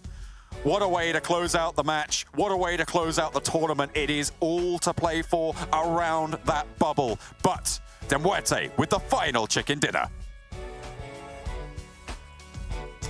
Well done by MUERTE to close things out with a victory for them and also solidifying their place here in the top 8. But the battle for the top came to its own conclusion in the form of one team in particular, Big, showing up out of nowhere, basically handing the title and the championship over to MADBULLS. So let's check out MADBULLS as our winners here, because that was a phenomenal finish for them, at least to close things out, to hold on long enough. And honestly, I think we're all going to agree it is 100% deserved for this team, with them being so consistent every single day. Yeah. Until maybe today where there's a slight fall off, but they have been by far the best team here in the region. What a win. What a win for them. Considering that every single phase in, phase out, we looked at this team and were like, wow, this is a championship caliber team. Let's not forget the amazing feats that this team was able to perform. 5 out of 6 games were a chicken dinner for them in phase 3. And then they came into the finals and absolutely blasted for more chicken dinners at the beginning of everything as well. This was just an absolute star-making performance from them, I want to say, considering guys like Effect and Zerish up towards the top. Never mind, the entire team as a whole looks spectacular from start to finish. Yeah, and coming into a region that they really never played against too much in the past, and just able to dominate from start to finish, blasting in the first phase and keeping it up right until the finals. And a little more pressure, sure, at the end, fighting their way through was HVVP, but man, the entire team, every single player is able to perform at such an incredible level. You got your Zerish, you got also your Effectar just competing for the MVP the entire season, and you got the support set up by Skills, by Monkey. Yeah, eventual level threat also for this team, and really I would say the Turkish teams better be shaking in their boots, because I tell you, they can go for that first place right now. Yeah, honestly, I think we've been saying all season long that we think this is a team that can easily take on, not easily, but take on the teams from all different regions over at PMGC, but they have to get there. But obviously, MADBULLS take home the victory here, but who takes home the top 3? We can assume HVVP, because the lead that the top 2 teams had against everyone else, would be taking second. But VIRTUS.PRO, if I'm not mistaken, Max, VIRTUS.PRO took that 3rd place title here in that last match. Yeah, they just got so many more points, and Unicorns of Love dying a little bit earlier in that match. It opened up an opportunity for VP to snatch away a podium finish. So good execution, good finish from them. And yeah, I mean, this is our top 3 that we had at the start, right? We were like, okay, MADBULLS, at the past it was Navi, now HVVP, and also VIRTUS.PRO. And they're your top 3 teams of the finals. Are we surprised? I would have to say, Kalash, like, not really. This is pretty much what we had as initial expectations for these 3 teams. Yeah, we've had some moments in the phases where other teams have interwoven in between these teams up at the top spots and the like. But quite honestly, with Old Boy at the helm for VIRTUS.PRO, with the ex-Navi HVVP now looking as good as they do, and MADBULLS looking as excellent as they do up at the very top, it's apt that we have these 3 teams at the top, at the pinnacle here for Western Europe. Yeah, 100%. But the thing is, it doesn't stop here with our top 3 teams. There's still 5 other teams to find out their fate when it comes to the EU regionals. So let's take a look at our overalls, get an idea of which teams will be representing us here up against Turkey in a head-to-head battle coming up in just a few weeks' time. And well, there you go. Pioneer going to hold on. QODEX as well, going to be able to sneak in 7th place into MUERTE, getting 6th. This is wild, considering the fact that we had the NEXUS start off the day with back-to-back chicken dinners. And unfortunately for them, they're not going to be able to get there, not to the top 8. It was a valiant effort, I have to say it here, for them to try and push on. But the fact that, well, MUERTE, QODEX, and Pioneer were able to hold on, that in itself is impressive, considering the run for their money that NEXUS was giving them. Yeah, unfortunately, because they didn't have a good first and second day, the 2 first matches, the back-to-back you just mentioned, allow them to catch up and be in the running. But if you followed up with, unfortunately, some bad results, which kind of happened after that, you're just not going to be able to remain in that position. At least I'm happy with seeing Pioneer make it. I think Pioneer's a team with a lot of potential, especially Izumitsu. I think Izumitsu is an incredible player. It was contending for MVP, I think, at some point in the tournament, but man, it was tough. It was down to the wire for some of the teams, and well, you got to have top 8 teams making it, and some teams will not make any further. So good try from the teams that still were trying to compete at the end. Yeah, I'm actually curious where's going to be the break between 8th and 9th place. There's 171 for Pioneer. Maybe we can take a look. 167. So NEXUS in that fight early on that we saw, really punishing them, being 4 points behind.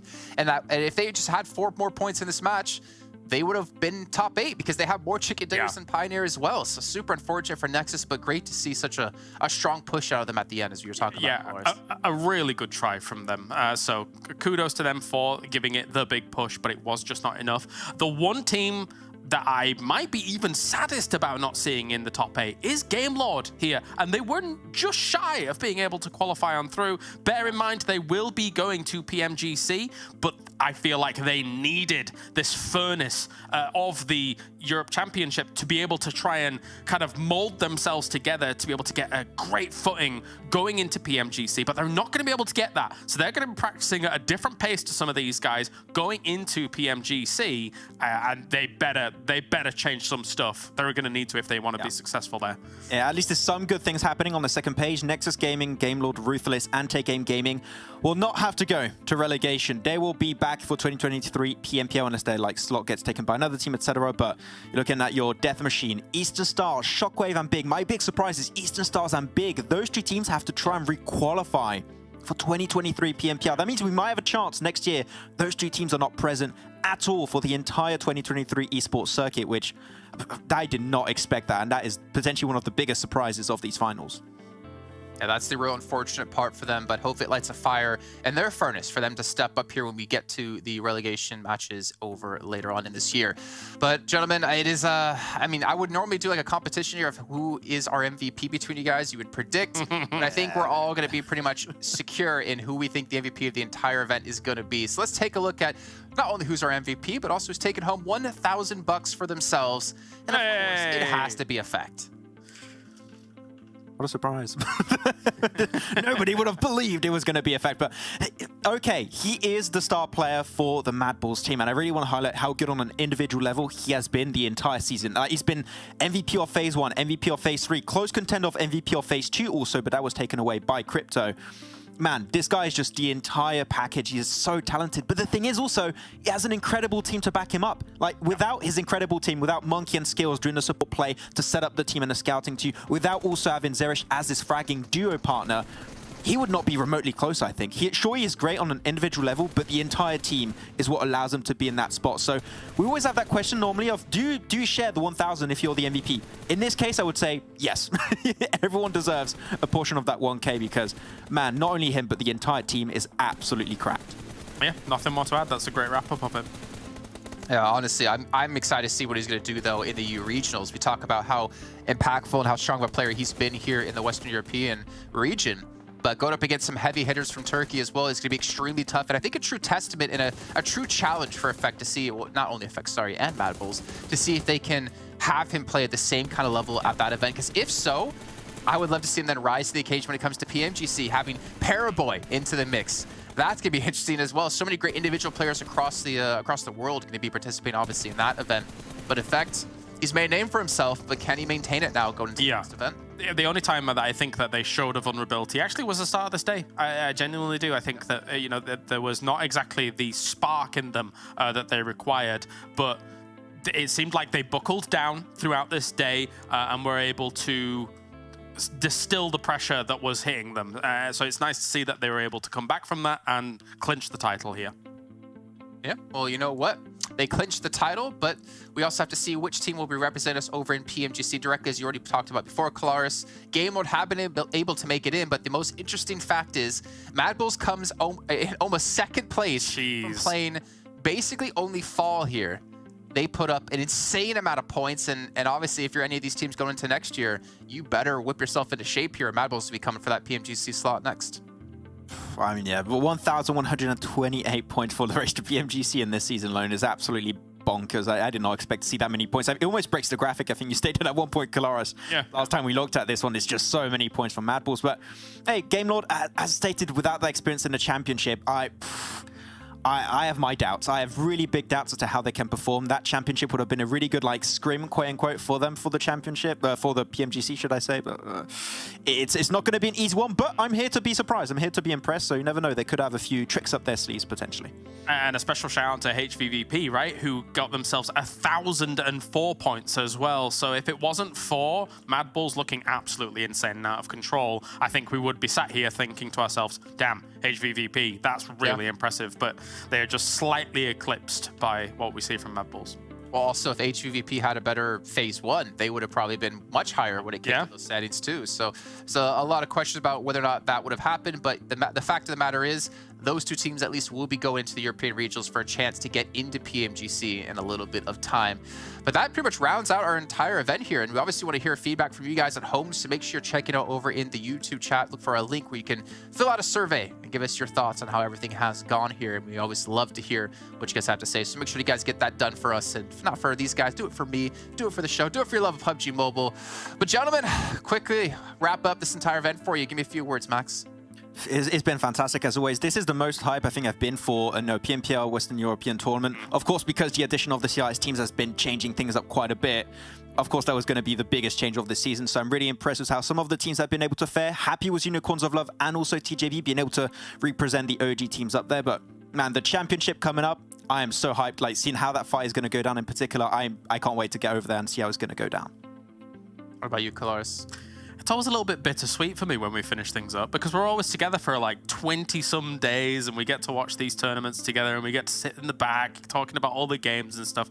And genuinely, we have a really good time doing it as well. So a little bit sad that it's over, but I'm sure we'll be back once again. And it's been, yeah, a great opportunity for Western Europe to grow as a whole, considering the wealth of talent that's come in, as Max has talked about. So yeah, thanks for having me again. Yeah, nice to have you here. I mean, it makes me excited for what's coming up later on the year, but also makes me excited for what's happening next year as well. So potential new teams coming into PMPL Western Europe and to see which teams can rise. But for myself, for you two gentlemen, for John and Blank, and of course, a big shout out here to our production team for MSL for making this happen over the course of the event, and more importantly, putting up with us. I think that's the key one there. And also a big shout out to you guys at home for who have been enjoying and watching the event. But remember, we do have the European Regional Championship coming up later on in October. It's going to be insane. And the most important part is you got to pay attention, because the top 3 from there get into PMGC to have their chance to take home that title. We'll see you guys then for the European Regionals.